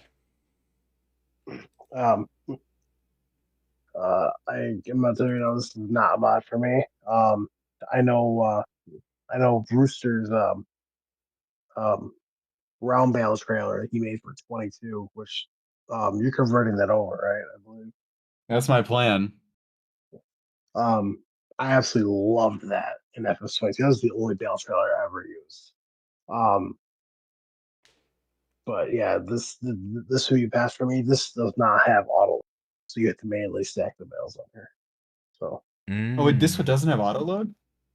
no, Sorry, I misunderstood. I saw those neatly stacked bales and I was like, surely that was auto load, but no, I guess not. no. So Well, for it'd be better if PC it had auto load. for PC and Mac players, they do have the universal auto load, so they could use that. That's true. But one thing I didn't do was take a look at comparables. So really, the closest thing we've got is the FarmTech DPW 1800 at 20,500. It seems like it's significantly smaller, but for $5,500, you're saving about 15 grand. Overall, I think that's awesome. And again, very highly detailed. Looks great. Let's see. Next one we have is the Homemade Lizard Fork 2. This is by Valix and is 0.87 megabytes to install. Price of $550. Me, this is going to be a hard pass because these things are the bane of my existence. Absolutely. Okay, so on the hierarchy of things that Dave doesn't like in game or in real life, Chiselback plows is up there as number one. These are a very close second. Yes. So, anyways, closest comparables we got looking for bale transport. I was literally just in there and I clicked away from it for some silly reason. Flegel Smetterling, $2,800 for that. Again, 2 bale capacity for either one of them. This is only $550. If this is up your wheelhouse, if you like this style of transport, then this is going to be one for you. Now, what makes me nervous is I don't see any way of securing these down in the screenshots. I haven't downloaded this, so I They do haven't. have straps. They do have straps. Okay, so Yeah. that's good. That That's makes it better. that Makes it does better. that does. At least the Flegel there in base game, like it folds up and it locks it down, kind of thing. It's almost like an auto load once it's kind of folded in. But I'll also say the Flegel is adjustable. This one looks like it's like hard set to very specific sizes, and it'll only take the 125 and 150s. So that leaves out the 180, the big round bales. So yeah, for $550, this is a good little introductory thing for you. And as I always say, I like those kind of introductory options, but it's going to be a hard pass for me. Even though nothing wrong with the file size, nothing wrong with the mod itself, as far as I'm aware, just not up my alley. Rooster, what do you say? Um, it's just another bale picker upper. Good that it has straps, means you can pick one up and strap it down, then you get the next one. But these are kind of a pain in the butt to use. I agree. And fun fact that Smetterling in the base game, that's German for butterfly. So that's why it's called a Cool. butterflies, because the picker uppers fold like up and down, like vertically and horizontally, like butterfly wings. Cool. We learn something new every day. I love it. Will, Yep. what do you think? Oh, I will never use one of these. I never have used one of these. So moving on. Moving on. We got the Grain Silo BR by Ian. 7.16 megabytes to install, $150,000 to buy, 600,000 liters. Now, this BR, meaning Brazil, it's got that South American flair to it. If you're playing on a South American map, this is going to be a good fit for you. It looks fantastic. It's got the nice weathering on the side there. It's got the lights under the awning. It kind of reminds me of the one that we have in base game with the kind of drive-through portion of it off to the side. But this definitely has that kind of South American flair. And I do like how it's got the kind of detached inputs and outputs. As you can see in the fourth screenshot, you've got the one side that's dedicated to output. You got the other side with the covered awning as dedicated to input. So overall, it looks great. Not a bad file size. Nice weathering and texturing details. If you're playing on a Brazilian map, it's going to be a good fit, but going to be a pass for most others. Rooster, what do you think? Yeah, it's cool. If you're in a Brazilian map, this is a must-have. I like the red dirt that they kind of added at the bottom. That's definitely Brazilian there. Adds a little bit of detail. but it kind of means it's only really going to fit in and make sense of Brazilian map. And I don't really play Brazilian maps, so not necessarily for me. Will? Uh, I have to agree. I have to completely agree with Rooster Mods there. I don't really play Brazilian maps, so it definitely went up for me. It definitely looks good. I do want to say that 600,000 liters is total, so it's not from each crop. So that's total. So, but you can put multiple crops in there. Gotcha. Next one we have is the Forshrit E303 pack. This is by AAA Modding, 38.86 megabytes to install. And we've got ourselves the self-propelled mower at $105,000, 80 horsepower. We also got the various attachments such as the grabber. Wow, why can't I think of it? We got the windrower, we got the actual grabber, and then we've got the I think we got a tedder in here. Yep, a tedder and a 3-point console as well. So you've got yourself basically a nice little mower setup here. Looks really cool. It's got that kind of old school flair to it. But overall, let's take a look at our comparables. Not really going to be a good one if I am mistaken. Really, because the only kind of self-propelled mower that we have in base game is the Krone, the Big M 450 at $468,000. So you're going to save quite a bit of money, and you're going to get that kind of old school flair. Now, this is listed under windrowers for some reason, combine harvesting windrowers, but it's not a combine harvester. It's not going to I guess you can. Anyways, overall, if you want that kind of old school kind of Forshrit look to it, it's got that. I think it looks cool. It's going to be very kind of specific and niche to the individual, whether they like the kind of old school mods. This does do a lot of stuff, but it's very small. It's very compact. And it's very lacking in horsepower, only 80 horses to it. So it's going to be limited as the type of equipment it can run, even off of that 3-point link. You're going to see the picture there at the very end of the screenshots. You can run the Samaz mower, and that's about it. So overall, this is going to be kind of a dealer's choice. I'm kind of on the fence about this one, but it's a good, highly detailed mod. Comes with a bunch of different attachments. For 40 megabytes, it's a bit high in the size, but overall, not too bad. Rooster, what do you think? It's cool. Kind of wish I really like the style and the size and stuff. Really fits the old school aesthetic. Not American, but I respect it, and it's kind of cool. And it looks like AAA modding is back and kind of uploading stuff, so that's neat. Will, what do you think? It definitely isn't for me. It looks fantastic. I mean, I'm certainly glad that AAA modding is back. But this is definitely not going to be for me though. So maybe I'll stick with the MacDom pack. Let's see. Next one we have is the Forged Drapers. This is by BB Mods and is 20.72 megabytes to install. And we've got ourselves a couple of headers here. We've got the, let's see, one that is 9.2 meters wide, 57,500 to purchase. And we've got another that's 12.2 meters wide and 74,500. Now, this basically, to me, looks like basically a combine header made for your forage harvesters kind of thing. Am I kind of understanding this one right there, Will? Yeah. So if you want to basically have a wider working width for your forage harvesters and whatnot, you can add this one in. This one, to me, just is almost too unrealistic. Like, I don't know if this is actually a thing or not, but it just seems like somebody just mashed up like two separate concepts in order to get a wider working width. So this is going to be a kind of a pass for me. Even I have my limits for the realm of unrealistic. Is this a realistic thing there, guys? I don't know. No. I didn't think so. So yeah, this is going to be a pass for me. Rooster, what do you think?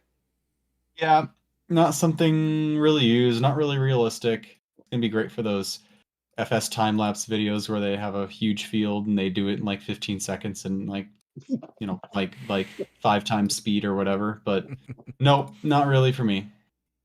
Will? This is gonna be a hard pass for me.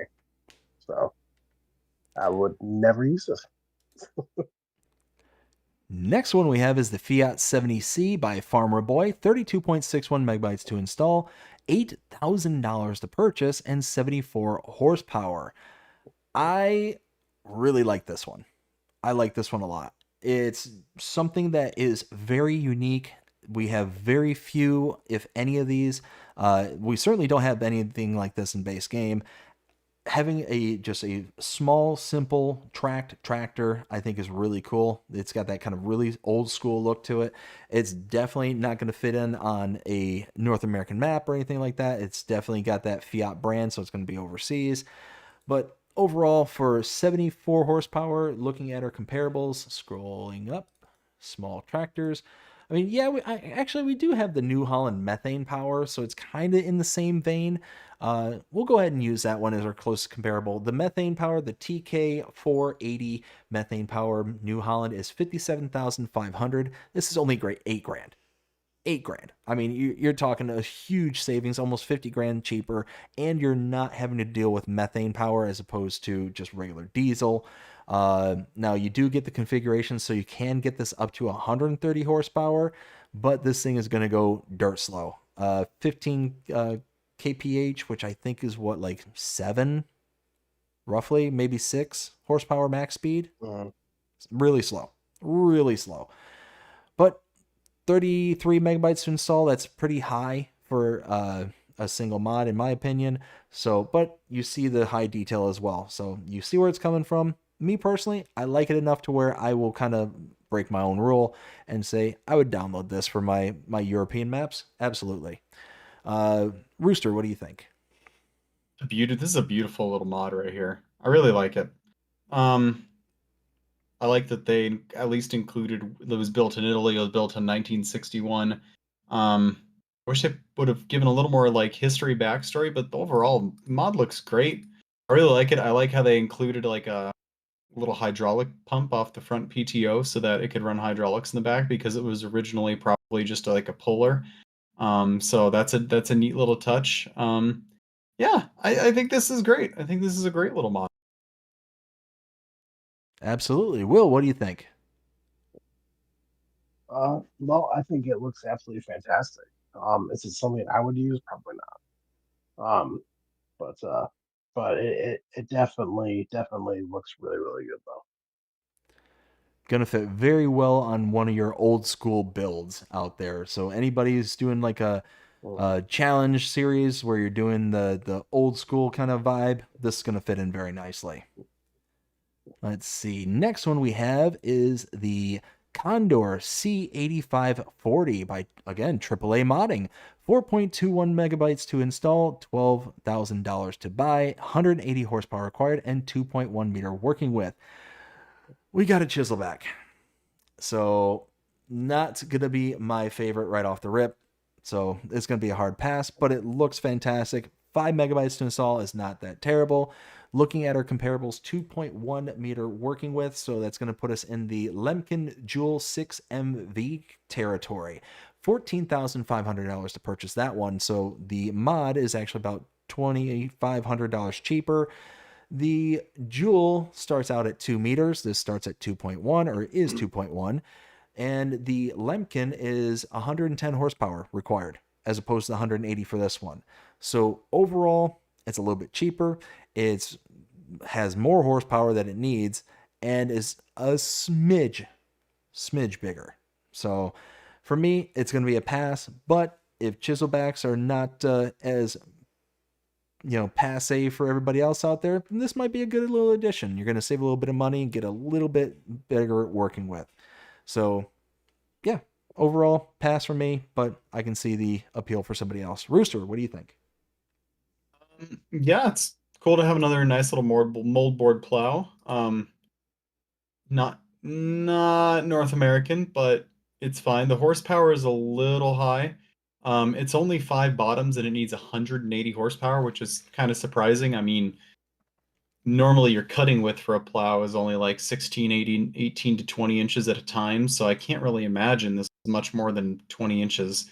And it's only probably doing your standard like 12-inch depth. So I don't know why the horsepower has to necessarily be so high for this guy. Even at a pretty conservative like 30 horsepower per bottom, that's only like 30, 60, 90, 120, 150. So I don't know. It's fine. It's good, but a little not gonna break records or anything. Will, what do you think? Well, it definitely looks good. I mean, it's I have to agree with Rooster. It's definitely not a North American brand. Um, but I mean, for someone out there that likes this plow and has been looking forward to this, well, it's here. So, but it's gonna be a pass for me though. All right, next one we have is the Chicken Shelter by Gilliam. 2.12 megabytes to install, $8,000 to buy.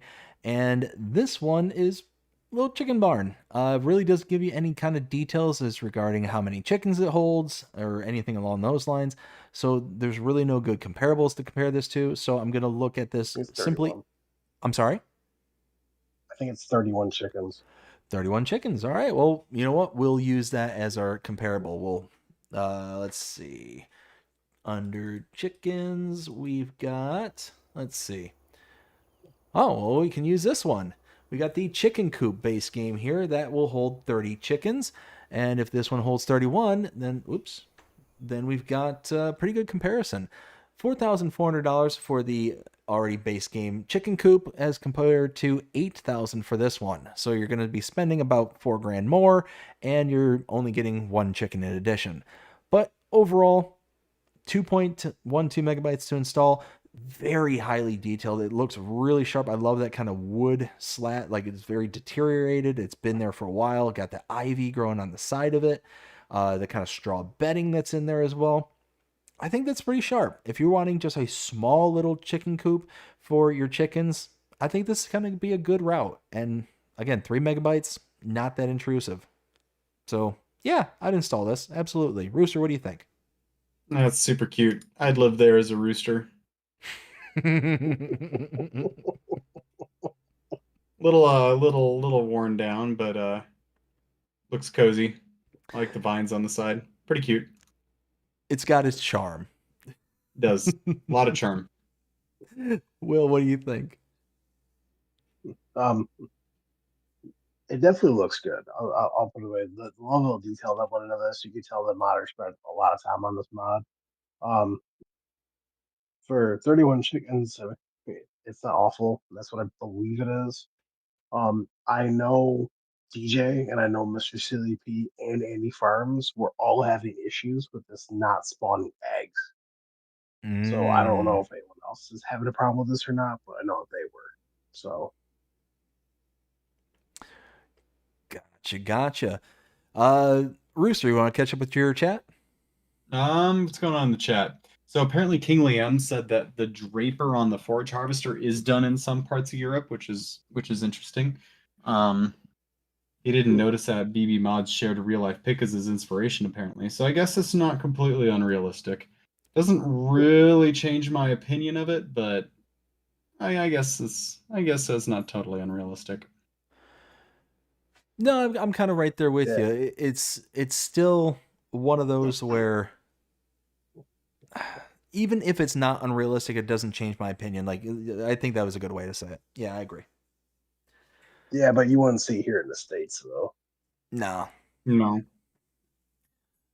Let's see. I think I left off with Whiskey Creek Farms. Whiskey, how's it going? Hope you're having a fantastic day so far. It says, hey there, BDD. Hey there, Whiskey. We got Farmer Donkey saying hey to Whiskey. Whiskey saying hey to Donkey. We got Ken says, what up, Whiskey? Whiskey saying hey to Ken. Donkey says, we need more trailers to carry chickens. Couldn't agree with you more, Donkey. Couldn't agree with you more. I wish that, I don't understand why, even as base game, we don't have the ability to carry chickens in all of our animal transport. Doesn't make sense to me. Let's see. Reaver says, who dis? This is Rooster Mods. That's me. That's him. Rooster Mods. Reaver, how you doing? Hope you're having a fantastic day so far. We got Farmer Donkey says, I could see the chicken coop used in for a survival series. Yes. Now, if it spawned the eggs, couldn't agree with you more. Hopefully, it may have been a localized issue. Kind of doubt it, but yeah. So be aware that there might be a egg spawning issue with this particular one. Let's see. Moving on to our next one. Ooh, we got the Big Bud Series 2 by Classic American Icon Modding and Balag 2003. 100.74 megabytes to install. Holy smokes, that's a lot. We got the Series 1977 to 78 Big Bud tractors. These things are beasts. Absolute beast. Base price of $140,200. A power capacity starting out at 320, going all the way up to, I think it was 525. Nope, 1100 is all the way up there. Woohoo! Let's see. Overall, way too high of a megabyte for me. Way too high. I love the Big Bud. I think it's an amazing brand and it's intense, but for 100 megabytes, that's map territory we're talking here. Yeah. So overall, this is going to be a pass, even though I love the configurations. I love the paint scheme, the old red, white, and blue there, the black on red. I think black on red is always a great color combo. It looks great. Looks absolutely fantastic. And I love here at the very end, it looks like this is perhaps Welker's farm map that they're using. I think this is one of the blue barns there in the background. I could be mistaken about that, but that's what it kind of reminds me of. Overall, it looks great. I think these are fantastic. If you've got the megabyte size to spare for this, for those console players out there, it'd be a good one, but going to be a pass for me. Rooster, what do you think? Yeah, it's a cool mod. If you're into Big Bud stuff, if you got to have that big, wheatland farming, that Montana, Idaho, big sky country, that Alberta, Canada, big wheat, big implements kind of stuff. This is a must-have, so it's pretty cool. Obviously, these do not go up to 1,100 horsepower in real life, but you gotta give the people what they want there, I guess. So got a bunch of different color options, which is interesting, and yeah, it's just classic American icons doing what they do and making big bud tractors. So yeah, I think it's cool. Will, what do you think? Well, I'm not huge into like the big buds. I've honestly never really used the big buds. But 100 megabytes for a pack of tractors, that's a bit nuts. So that's gonna be a hard pass for me. Next one we have is the B402. This is a set of, or is a disc harrow by AAA Modding. 6.46 megabytes to install, $13,000 to buy, and a 3-meter working width. Let's take a look at our comparables here under disc harrows. There it is. 3 meters is going to put us in the Notch. I think it's Notch, Crossmax 300 territory, $9,000 to purchase that. So, and 3-meter working width for that. You're going to spend about, what is that, $4,000 more for the same working width. This is going to be a pass. Going to be a pass right off the bat. Now, it looks nice. It looks like it's very highly detailed. If this is the kind of style and setup that you like, good for you. I'm going to save the $4,000 and keep that same working width and just stick with base game. Rooster, what do you think? Yeah, it's a tiny disc. It's cool and all, but I don't really have a lot to add. It's the 3-meter cultivator everybody jokes about. It's another one. So here you go, I guess. Will, what do you say? Well, I mean, it's definitely for your small farm shenanigans. Um, uh, it looks good, but it's gonna be a hard pass for me. All right, the next one we have is the Lizard Containers Pack. This is by AgriPoly Concept and That was it for Tuesday. Oh, hey, you're right. We're on the 8th. So let's backtrack and say what is our favorite for the 9th? Rooster, what was your favorite? Let's see. The one I'm probably most likely to use is the Lizard Magnum. And I haven't used this. I like the Big Bud. That one's fine too. But my personal favorite probably is the Fiat 7DC. I haven't downloaded it or used it, but it looks like it has a ton of detail in there. It's just a beautiful, almost just looks like a passion project by that person. So um, I'll give my most use to the Noon and my Gold Star effort to the Fiat 7DC. Will, what do you say? For me, it's definitely going to be a toss up between it's a lizard, but the Noon Magnum pack and the Lizard Longhorn animal trailer. And mine would be the Fiat 70C. I agree with Rooster there. This definitely looks like a passion project, extremely highly detailed, and just looks fantastic. And it kind of offers something that we don't have from pretty much any other angle, with the exception of the methane power. This is like the diesel equivalent, and I like that. So, yeah, overall, that would be it. Let's see. Moving on, like I said, we got the Lizard Container Pack by AgriPolyConcept and Elge. 7.73 megabytes to install, price point of $9,800 for the hydraulic door container, 28,700 liter capacity for that one. The dirt container is $4,200 and is 11,500 liters. And then we got this cereals container for $6,500 and 28,700 liter capacities. Overall, these are hook lift trailers. I not really gonna go out of my way to download additional contents for the hook lift. That I'll just use like the kind of stuff that kind of comes with those packs, rather than have little offshoots for other trailers and stuff. So me personally, this is going to be a pass, but it's only 8 megabytes to install. You got the various capacities and different styles, which I think is pretty well covered with some of the other actual hook lift trailer packs that we got. So like I said, that's why it's going to be pretty much a pass for me. And there's really no good comparison to this because it's its own separate system. So I'm going to kind of skip over that portion here. Rooster, what do you think? It's interesting. That's fine. Not really in my wheelhouse. I think it's funny that they showed a skid steer being moved around in that very last picture. But yeah, it's cool. It's cool, I guess. Will? It's going to be a hard pass for me. And I'm going to say right now, even for the next one, it's going to be a hard pass. But I just never use hook lift stuff. I just never really got into it. So I've explained this before. I do like the hook lift system kind of thing. It's expensive for the actual main hook lift system, like the actual trailer, but all the other components are significantly cheaper.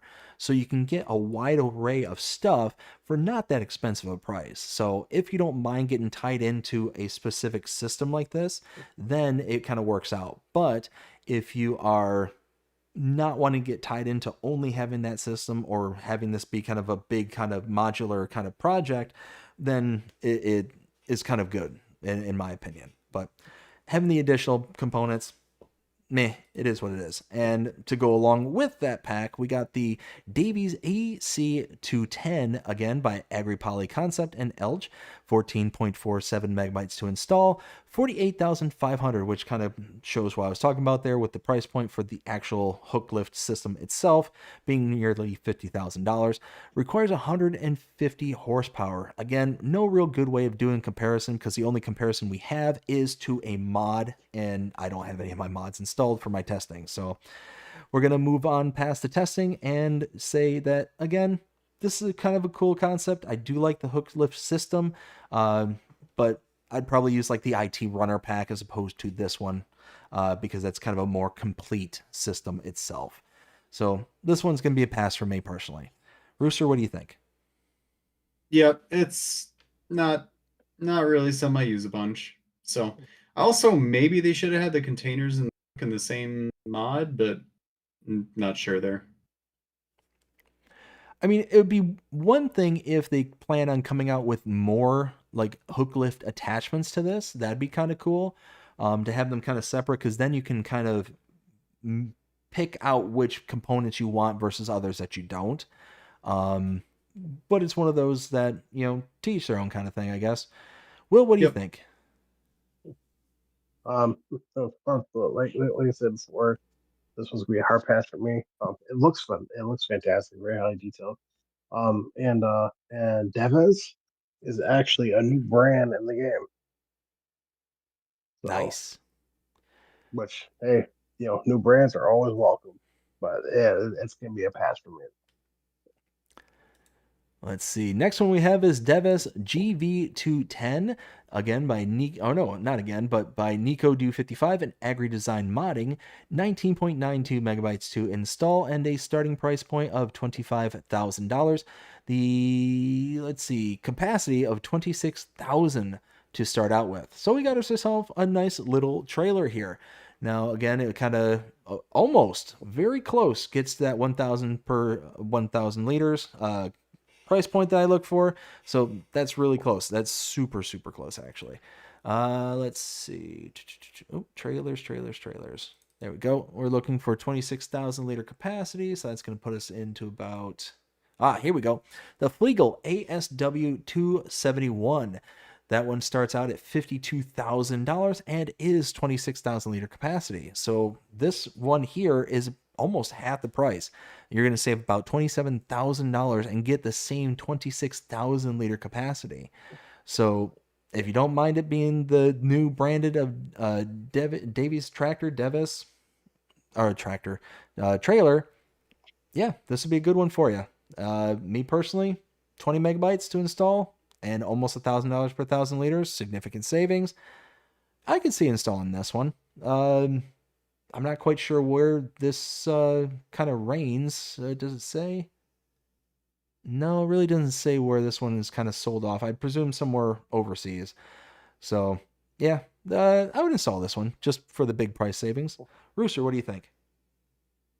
Yeah, it's a neat, cheap little trailer for European style farming. It looks like they may have gotten a brand deal with Deves, so cool, good for them. It's AgriDesign and Nico Do.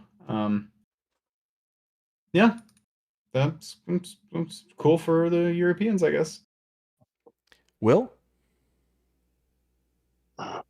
Um, for me, it's gonna be a pass. If I'm gonna go with any trailers, it's gonna be those class trailers. So it looks very highly detailed though, and it looks fantastic. So, but it'd be a pass for me. Let's see. Next thing we have is the Lizard Mini 2.5 2.5R pack. This is a forage mixer by JMZ, 13.37 megabytes to install. And we've got a pair of mixers. We got the 2.5 starting out $5,500, 30 horsepower required, 2,500 liter capacity. And then we got the 2.5R, that's 6,500, so extra grand. 30 horsepower is the same capacity. Not quite sure what the difference between the two are, but hey, we got a couple of forage mixers. I think one of them is trailed and the other one is like actually just 3-point hitched, like full. Yeah, that's what it looks like here in the last picture there. So one's got the actual wheels to it and the other one doesn't. There's going to be no good comparable for this one because of the size, but if we take a look at our cheapest introductory forage mixer, it'll be the K brand RA142, 38,500. So getting a hold of one of these is going to save you about $32,000, $33,000 right off the bat. But you're going to be hurting when it comes to capacity. 2,500 compared to 11,900. So yeah, I mean, you want to make a whole bunch of trips with this one. Be my guest. This one's going to be a pass, but will fit in very nicely on a very, very, very small farm. Very small. So overall, I can see it having its place, but it's going to be a complete pass for me because of the size. So, Rooster, what do you think? Yeah, it's going to be for pretty small farms. It's cool that they have a trailed and a 3-point version. But yeah, fairly niche at that size, so it's going to be somewhat limited. Will, what do you think? It's definitely for really small farms. And it is actually based off of the brand Falke, Falke, Falke. Of course, it's not licensed. It looks good. JMZ makes some really, really high quality stuff, so I'm not awfully surprised. I did look it up. So Deves is actually a French brand. Ah, okay. So Let's see. Next one we have is the Stroutman Xenon CFS 2501DO. This is by RLSF Modding. 19.84 megabytes to install, $46,000 to purchase, 95 horsepower required, capacity starting at 23,000, no, not starting, is 23,000 liters, and also has a capacity, I presume this is for the silage additive, for 50 liters. So yeah, it says down at the bottom there, silage additive tank. Overall, looks very sharp. Looks like it has a couple of little bells and whistles. Looks like it has a side opening gate there, a little opening door. Looking under our forge wagons, let's see, capacity was what, 23,000, so that's going to put us in the Pottinger Pharaoh 4010D territory, $77,500 for that base game model there, 130 horsepower required, and 26,000 liter capacity. So taking a look, 46,000 to start out with the Stroutman there. So right off the bat, you're going to be saving roughly about $31,500. That's a big plus. 23,000 for the mod, for the capacity as opposed to 26. So even though you are getting less capacity, you're saving quite a bit of money for that loss. And then horsepower required, 130 for the Pottinger as opposed to, oh, did it say 95? 95 horsepower for the Stroutman. So you are cheaper, a little bit smaller, and a lot less horsepower. Overall, that makes for a good combination in my book. Very highly detailed, looks very nice. 20 megabytes to install. I would install this. Absolutely would install this. Rooster, what do you think? Yeah, if you're just all about the stats, this is a no-brainer. Tons of capacity for the price. Obviously, it's not a real brand. It's handcrafted, so it's kind of like an imaginary thing. Not for me, but yeah, if you're into it, cool. That's cool. Will, what do you think? well, for starters, it's gonna get fast. I don't really use the Stratman stuff, so I wouldn't use this. It is very highly detailed. So that little side door that opens, the only way you can open that is on PC with with um the Oh, cargo door can be opened using interactive controls, PC players Yep. only. that. So that'd be Alrighty. that. Next one we have is the Silage Diesel Water Liquid Fertilizer Silage Additive by BDBSSB, 3.13 megabytes to install. And we got ourselves a factory for $80,000. We can make things such as silage, water, silage additive, diesel, liquid fertilizer. All of this has capacities of 100,000 liters for the silage additive. All other products, 1 million liters. This is interesting to me. The reason that this kind of has my interest is because of all those kind of base stuff that you can make using this mod. I do like the fact that you're able to produce those kind of essentials right off the bat with this. $80,000 is not a lot when it comes to a factory, so that's a very good price point. Now, the one thing I will say is that this kind of falls in the same category as the I forget what the other mod is, but it had the issue with the raw seed, where you could make actual seeds using raw seed, and then you'd make raw seeds using other products. But the production is super overpowered. Now, I'm pretty sure that this one kind of falls into that same category to where you're going to be able to produce a lot of product extremely quickly, kind of leaving us out of the realm of, quote unquote, realism kind of thing. So it's going to be a kind of a pass, kind of a not pass for me. It's going to be one of those that if I just don't care, I'm just playing the game just to play it, then this would be a good one. But if you're looking for that kind of flair of realism, it's going to be kind of a step away. But overall, I'm kind of on the fence on this one as well. Rooster, what do you think? I think it's cool that there's so many things you can do with this. Cool that you can do so much production. It's obviously it's a little bit complicated, but this is the kind of thing you build your save game around if you're really into it. Um, it also says the liquid handling truck train mod is needed to fill equipment remotely. Looks like there might be a little bit of reliance there. But eh, it's fine. I'm not a huge productions person, so not really what I'm all after, but it's fine. Will, what do you think? This would be a pass for me. And like I said before, I don't really use factories that often. There are some that I use, but I don't really use a whole lot of factories. It does look very, very good.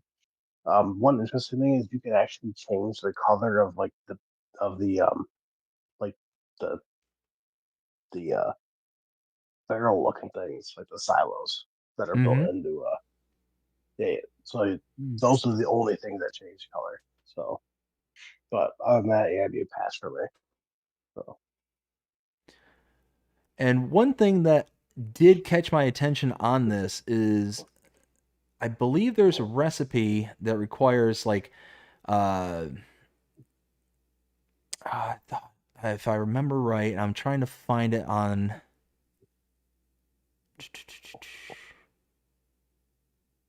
oh, you know what? We'll go ahead and skip over that because I thought I was reading somewhere where uh, you could put in certain products and it's going to count it as chaff. I thought I read that somewhere in this.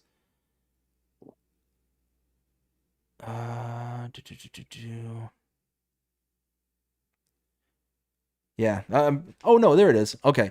When grass, straw, or chaff is tipped into the building, the product is automatically converted to chaff. So it's one of those that even though the recipes in the list here, you don't see like grass and straw as a actual incoming product, it will accept it. It just lumps it into the chaff category. So that was something that I kind of was like, wait, is this something that was broken? Because it's by the same modder, like I said, that made the raw seed production, and it was broken quite often. So I was kind of keeping my eye on that one. Moving on, we got the Pullman T544X pack. This is a slurry tanker by GMZ, 28.53 megabytes to install. And we got a starting price point for one of them at 15,600, 70 horsepower required, and 7,600 liter capacity. Looks like we got the same capacity for the next one at 16,600, and same working with, but same, yeah, for some reason, self-supporting version. We'll have to look at the actual, because we got the frame version, we got self-supporting version. We'll see what the kind of differences are here in a second. And then we got the secondary ones here, where we got the price point of 19,900, 80 horsepower power required, and 8,000 liter capacity. And yeah, I mean, we got a set of slurry tankers. Taking a look at our closest comparable here, we've got, where is it? There we go. Likely is going to be the FarmTech Super Cease 800, $31,500 to purchase, 80 horsepower required, and 8,200 liter capacity. So the small set, we're going to take a look at that one at 15,600. That is about half the price of the FarmTech, which is really nice. 70 horsepower required for the mod as opposed to 80 for the FarmTech, so you're saving about 10 horses, and a working width of 14 meters as opposed to 15 meters for the FarmTech, so you're losing a meter. But with your saving about 15 grand, you're kind of in line with, you know, taking a little bit of a reduction for the working with. Yeah, overall, nice little brand. Looks really sharp. I like the details on it because you get the kind of like nice little paint fade on this. I'm sure that's in regards to like the layering for the dirt and like all that kind of stuff. Looks good. It's a nice little, what appears to be European brand. If you're looking for something for a very small farm, this would be a nice little fit for you. But for me personally, it's going to be a pass, a little bit high on the production or on the file size. And I think we got some other alternatives that can fit for this one personally. So going to be a pass. Rooster, what do you think? It's a versatile little mod. It's kind of cool. But yeah, it's just a small European tanker, so not really up my alley. Yeah, it's fine. Will, what do you think? I I can actually see myself using one of these and then who upcoming DLC map from Giants. Plus it's also from JMZ. He makes a lot of high quality stuff. So I mean, for me, I would definitely get this. So I mean, for that. Now, if I was playing on like my American map, no, I would not. So For sure. Let's see. Next one we have is the Pig Farm by Namag Mods. Brain kind of short circuited there for a second. 13.84 megabytes to install, $65,000 to buy, and a capacity of 87 pigs. So this one looks really good. Looks really, really sharp. This definitely has that kind of South American flair to it, so it's going to fit in on very specific maps. But we take a look at our comparables here. Let's see, for our pigs. Let's see, what was that? 80, how many did I say? 84, 87. That's it. Looks like gonna be, we'll say the pigsty will be our closest comparable. $67,000 to purchase that. This is 65. So you're gonna save about $2,000. Not too bad. The pigsty here, base game, it will hold 50 pigs. This will hold 87. So you're gonna pay a couple grand less and get about 37 pigs more. So that's not bad.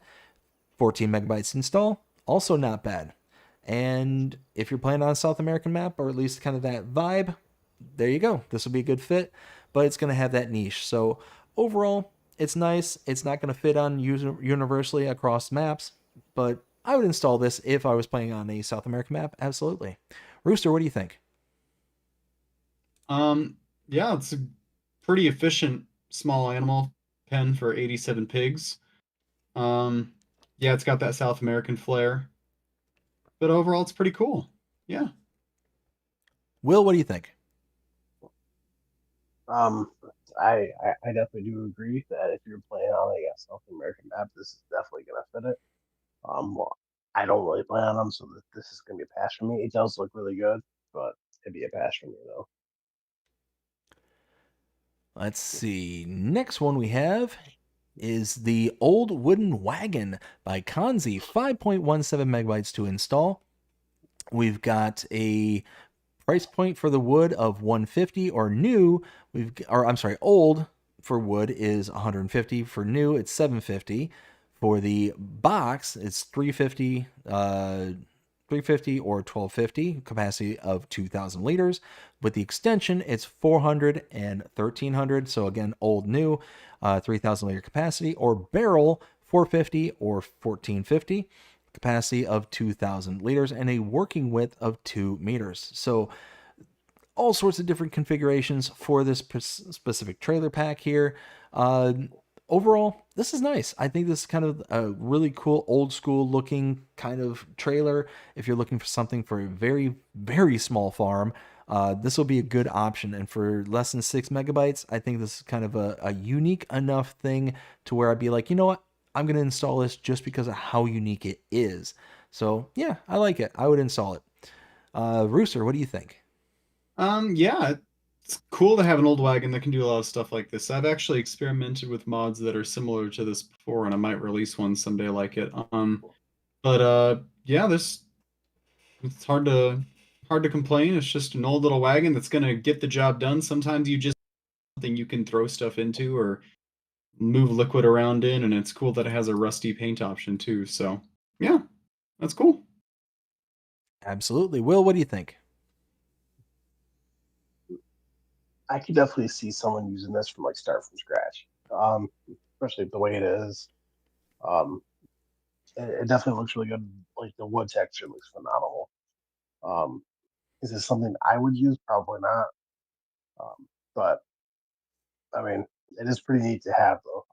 You know what? And the way I see it, like any new mods we get are always welcome, even if it's something that I don't like, you don't like, Richard doesn't like. Someone out there likes it, you know. So, but yeah, it'd be a pass for me though.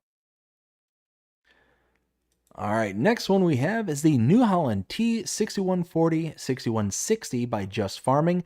34.73 megabytes to install, a price point of $117,000, power starting at 143, And we also have the front loader as a separate portion of this for $8,000. So overall, I mean, we're talking 35 megabytes to install this one. And a lot of that's going to be coming from the kind of additional bells and whistles from the doors opening, the windows, the sunroof, things like that. Looks like a good, highly detailed mod, but again, for me personally, I'm not that huge on like having the extra bells and whistles of opening windows, opening doors.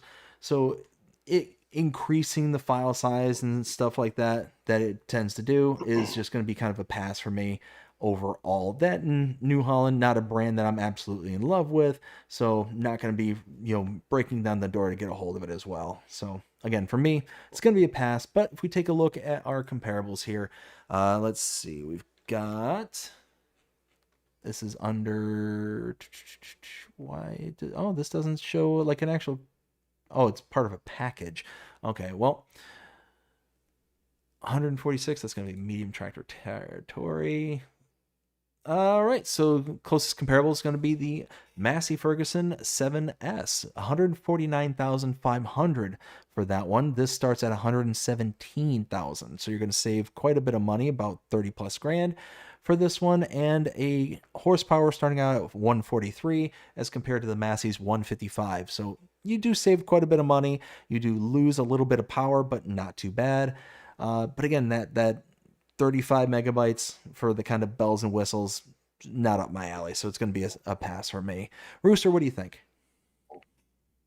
So I think it looks good on the surface, but I was watching the DJ Goham video, read some of the comments, and apparently it has some of the lights are not correct, and it's using the wrong engine sounds. It's just kind of lackluster in a few different areas. So, I mean, on a surface level, it's fine, but I think that's why it just has a 4.4 star rating.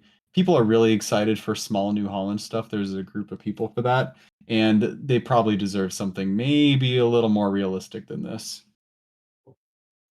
Makes sense. Will, what do you think? Now, I will state that I do like just farming stuff. Like he came out with a couple John Deere's. There was like a 5M that he came out with. Love it. But I'm not a huge New Holland guy, so this would be a pass for me. So apparently Will is lying to us all because we know he loves the New Holland. No, I do not. Moving on, we've got the Modern Sugar Factory. This is by Namag Mods, 7.03 megabytes to install. Let's see, price point of $135,000, and we've got the capacities for sugar 1.3 million. Beets will hold 720,000, and sugarcane 800,000. So, all in all, this is a nice looking mod. It's very nice and detailed. This definitely has that kind of South American vibe to it, so it's going to very much fit on very specific styles of maps. But for only 8 megabytes to install, less than that, and you get all those capacities, that price point, it's not that bad. So overall, if you have a South American mod, or a South American map, I should say, this will be a good little addition to it. So yeah, overall, I could see installing this if and when the map fitted it. Rooster? Yeah, I think it's cool that there's like sugarcane production or like sugar production. I mean, there definitely should be. You should have a way to turn your sugar beets and your sugarcane into sugar, and this fills that role, and that's great. Will? Well, like I said before, I don't really use factories that often. It's a very rare occasion I'll ever use a factory.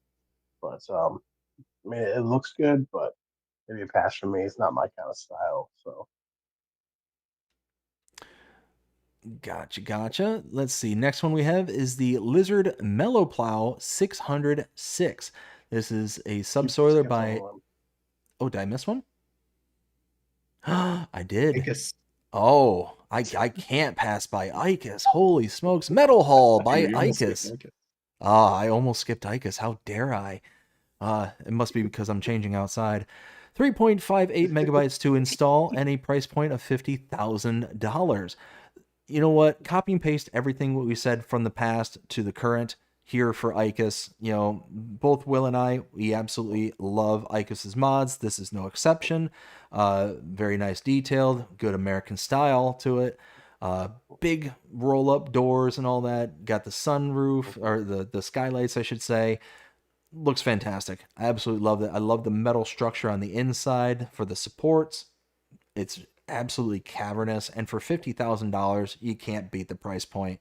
So yeah, install this one all day, all night. Rooster, what do you think? It's nice to have these big sheds, and ICUS is coming in clutch here. Roof options, color options. Yeah, this is a great one to get. This is a great get. There's a reason it has like 4.9 stars. Yeah, definitely a download here. Will? Well, of course, it's like I have every single ICUS's stuff installed. um, the the like the best part too is that when you change the color, like you can change it to red. So you just have like the sides red and the trim red. You just have the roof white, and you could pick different kind of colors that you want, or you can have the whole thing red. Um, but for roof options, you can actually have it with like with the with the skylights or without the skylights. So Oh, nice. I I think it's pretty awesome. There is one little flaw in this shed that who was it? Andy Farms found. I placed it down just to go check it out, and he's not wrong. I already reached out to Icus. He is going to be fixing it. But the so it so like the little man door that's on the side of the building. Um, there's no trigger to open Okay. How it. dare you So, speak ill of ICUS? Well, that stinks. no, I told him, and he goes, he responded back to me right away, and he goes, "Oh, my bad, I completely forgot to put a trigger there." Oops. Sounds Ah, fixable though. oh yeah, mistakes Yeah. happen. All right, now we're on the Lizard Mule Plow 606 by Alexi Modding and Starter Modding. 4.59 megabytes to install, $6,000 to buy, 120 horsepower, and a working width of 2.3 meters. So we have ourselves a subsoiler here. Again, looking at our comparables for subsoilers at 3 meters. We got our little small farm stuff going on here. Closest one is going to be the AgriSim Combi Plow Gold, $10,000 to purchase that one compared to $6,000 for the mod. So we're going to save a little bit of money, $4,000 to be exact for this mod. 120 horsepower is required for the mod compared to 110 for the AgriSim. So you're going to put in about 10 extra horsepower that is required. And the working width for the mod here is 2.5 compared to the AgriSim's 3 meters. So you're saving $4,000. You're losing about half a meter worth of working width, but you're spending about 10 extra horsepower to be able to use it. So overall, it's going to be, kind of sort of worth it. For 5 megabytes, it gives you a different option if you so choose.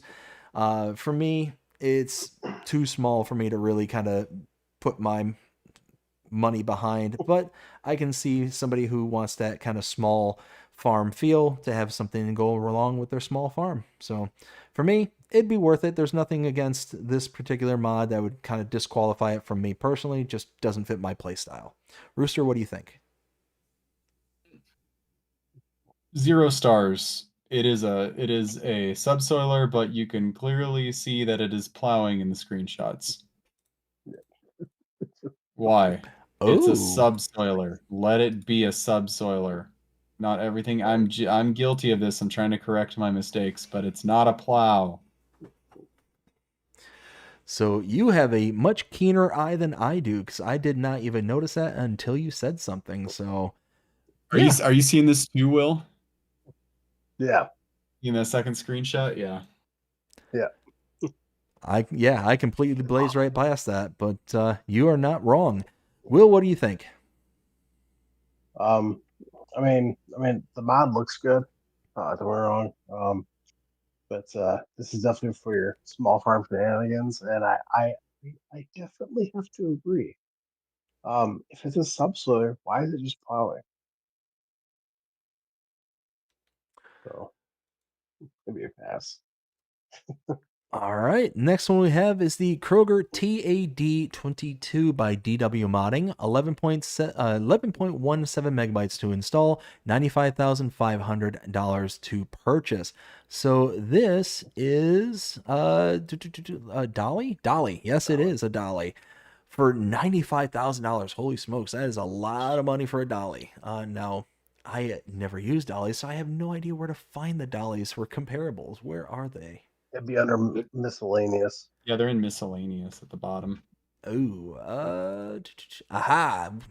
Well, the one we have here in base game is the Crampy Dolly 10L. $18,500 to purchase that. So, hard pass. Hard pass. Right off the bat. You're going to be spending almost 80K That's more. a lot of money for a dolly. You could get a whole trailer for that cost. Exactly. Holy cow. Exactly. Holy smokes. I mean, yeah, you're why? Does this do anything in addition that a base dolly can't do? No. Okay, so yeah, hard pass, full sentence stop, 12 megabytes to install as well. Yeah.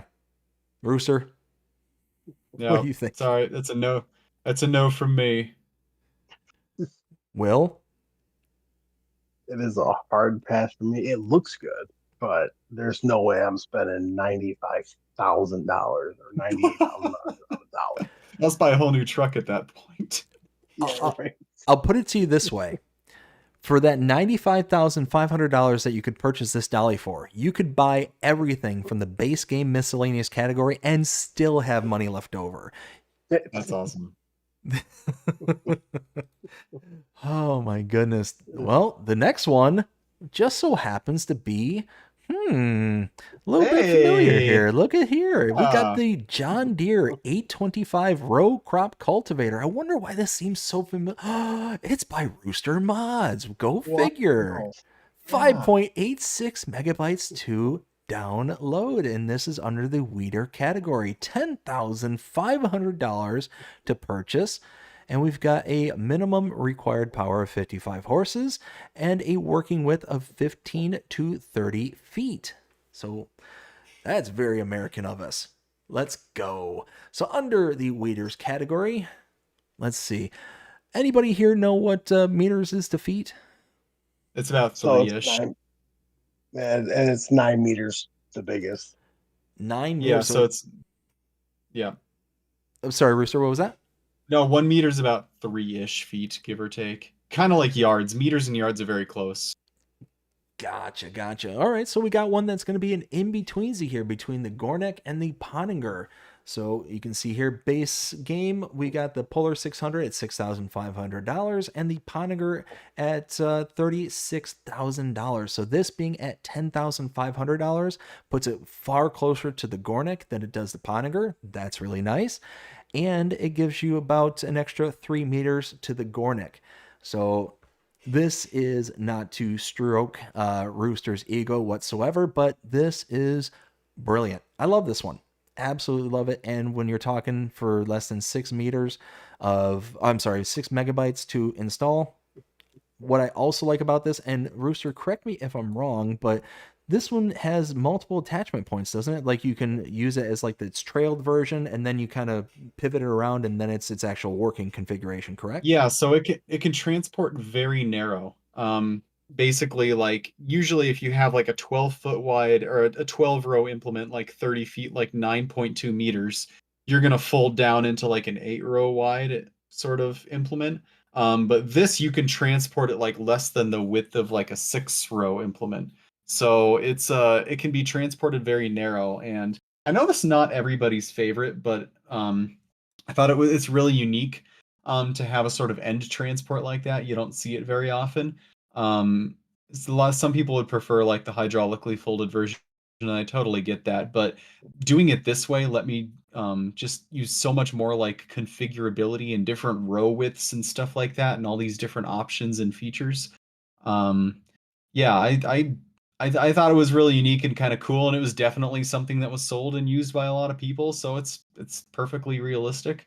It just turned out to be a total pain in the butt to code this thing, because every time you go to a different like row width configuration, you have to move where things are bolted onto the frame. And after you do that, then you also have to change the animation because the wheel has to move a different distance to go from the leg stands to like the transport frame. And so that distance and location XYZ wise is different. So every single configuration has to have its own separate like animation, and it's a really complex web of different like animation configurations and stuff like that inside the code. So it's got about as many XML lines of code as like a combine would basically.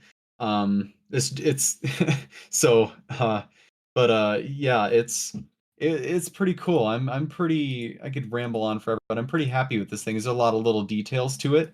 Like if you actually use it, you'll notice that the coulter blades wear from the outside in. So when it starts using it, the shanks will wear at the tip, and then that wear will gradually climb up the shank. As you use it more and more, same with the coulter blades, it'll wear from the outside in. The rolling shields will also wear from the outside in, and they wear different on the inside to the outside because that's kind of how it wears out in real life. You can see actually if you look closely at each row unit, there are all those S tines there, all the little vibrating shanks. They're not all the same. They're actually 3 different vibrating shanks for the front, the middle, and the back. Because in real life, you would use a more narrow one for aggressive, narrow cultivation, and then the middle one is kind of in between, and then the back one is a very wide triangular sweep just to kind of clear everything out. So there's a lot of little details on this thing too that if you really look, you'll really see. Also, the chains are 2D. I used Giant's 2D chain system. I thought that was pretty neat. You'll see the units bouncing up and down in the field. I know that there's row crop cultivators that have been converted where the units are kind of just static and they just sit there rigid. But I don't know if you use the 825 and 19 or 22. When you set it down, the units will actually like lift up because they hit the ground and then stay there, and then they'll actually bounce along in the field as you kind of roll along. So there's lots of little details on this, as authentic as possible. I was even like texting farmers and messaging farmers on messaging boards to get measurements for the different parts on this cultivator to try to make it as accurate as physically possible. And then many hours poring over parts diagrams and owner's manuals. This is really like a statement to be like, here's where I started in 19, here's where I am in 25. So I'm really happy with how this mod turned. Whether you're farming, 30-inch corn or 40-inch cotton, or anything in between that, this will be able to fit your operation and sit between the rows, look really accurate. And my goal was like, you shouldn't really have a reason you couldn't use this mod. There shouldn't be like, if you're doing row crops and you want to weed, there shouldn't be a reason this shouldn't be a really good option for you. So I want to point out to everybody who's listening here right now, the pure amount of passion that I just heard in Rooster's voice right there, like sent chills down my spine. I've never been more entranced about listening about a weeder than I have right now. And I'm not even playing. Like, I'm being genuinely serious. Like, that was like, I was captivated right there. So good on I worked you, on this man. thing from January. I modeled it from January to like, I think I submitted it like late July, and I started modeling it like mid-January. So it was quite a journey. And if you Yeah. even look at the rims, those are not base game rims. I had to make custom 4-bolt rims to actually like meet the size criteria and stuff. I didn't just slap on base game Giants rims. I handcrafted those to like actually be like 4-bolt rims, and I'll probably use those on a future project where those are required. So Well, on the behalf of myself and the rest of the FS community, let me extend a genuine thank you for the amount of attention to detail that you put into this and everything else that you're working on. You know, myself and many others notice that the labor of love that modders like yourself put into their mods, yeah, we're always excited to get that new mod to come in the door, but we see a big difference when it comes to mods like this, where you can tell it wasn't just something that was just slapped together and put out there for the sake of expediency. This is something, like you said, it took you a very long time, and you can tell. You can tell just by looking at these screenshots.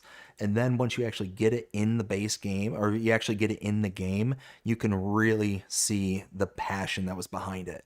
And this might be like, some people may look at this and be like, oh, it's just a weeder. No, no, no, no, no. No. You can tell the love that was put into this. And I thank you for it. Genuinely thank you. There's a lot of people out there making really great North American mods, and I'm just trying to be one of them. And my goal is just always like when you use a Rooster mod, when you use something that I make, I want it to feel super authentic and realistic and genuine, and I want you to feel like the creator knows about it and loves it and cares about it. And that's why I throw in all these like details in this description here. Like a lot of modders just throw stuff up and they give like, here's how much it costs and here's its width, and there you go. I try to like, just type up some context in there, like what was this thing? Why was this thing made? When was it made? What was its purpose? I don't know. I want you to really, I'm just trying to share the passion that I have for this stuff with the passion that I'm just trying to share this passion that I have basically for this stuff. So I know it's niche. Not everybody uses weeders, and that's perfectly fine. It's probably not going to get the most downloads. The hours put in versus downloads gotten out is probably going to be an abysmal ratio. But I personally am super happy and proud of this mod, and I think it's right up there with one of my favorites. So anybody that really wants a good weeder, go enjoy. Just enjoy, and know that this was made to be as authentic as I realistically could get it. So Well, and the one thing I will say as well is that it's currently sitting at a 4.8 with 54 people voting on it. And I think that's a crime that it's not higher than that. So that's I almost just never me. get 5, but it's fine. I think some people expect it to be a cultivator, like a field prep cultivator. But in North America, we call these row crop cultivators, right? So maybe it's just confusing off the bat to some people. So I don't know if you had any thoughts on all that rambling I did too. Yes, Will, No, chime in. I love it. Like I'm not kidding. Like as soon as because as soon as I was going through the mods and as soon as I saw the pop up, the very first thing I did was go right to my Xbox and install it. I've actually been waiting for this. This is like my main weeder I go to now if I use a weeder at all. The other two that I do go for are both from Giants. Um, but this is the main one I usually go for. I love using this one, especially when I'm starting small and working my way up. This is absolutely brilliant, and plus it's a John Deere. I mean, you can never go wrong with it. Yeah, it doesn't get. And this is made 1982 to 1996. Like this is an 80s mod, and it's also like this was sold at the same time as like the John Deere 8000 7000 series was being released, right? So this fits into a good little range there, I feel like. Um, yeah, I'm pretty happy with this thing. I also left all of the parts like separated inside the i3D. So if somebody really needed like if they really had to have a different spacing or they wanted to adjust things around if like they wanted to, I guess, for their own operation, they could totally do that. I rear shank like mouse controlled so that you could like lift the rear shank up and down because that's what the U-bolts at the back allow you to do. Like this thing is covered in U-bolts and in pins and hooks that you could adjust it to fit your operation. I almost included some of those features, but I ended up not doing it. But yeah, it's also that little Easter egg is that anybody that really knows what they're doing, I'd prefer they not re-upload their own version. I really would prefer that. But if they really know what they're doing and they have to have it their way, they can download the editor and even like tweak the bolt locations and shanks and stuff to be how they want it to be. So yeah, I'm pretty it's not 1000% perfect. You can never get it that way. Quite frankly, it's just a game at the end of the day, but I did everything in my realistically make this like as close as you probably could ever expect it to be. So I'm pretty proud of this, and I know that for the people that like this mod, they'll really like this mod, and this is just a love letter to like that whole era. Because before we had chemicals, you got rid of weeds by weeding. Like there was not an option. Like in the 80s, you didn't just whip out Roundup and put it in a sprayer and and go spray your field because that didn't exist, right? And if you did spray it with a herbicide, it was going to kill your crops because we didn't have the like genetic modifications to make it Roundup resistant, right?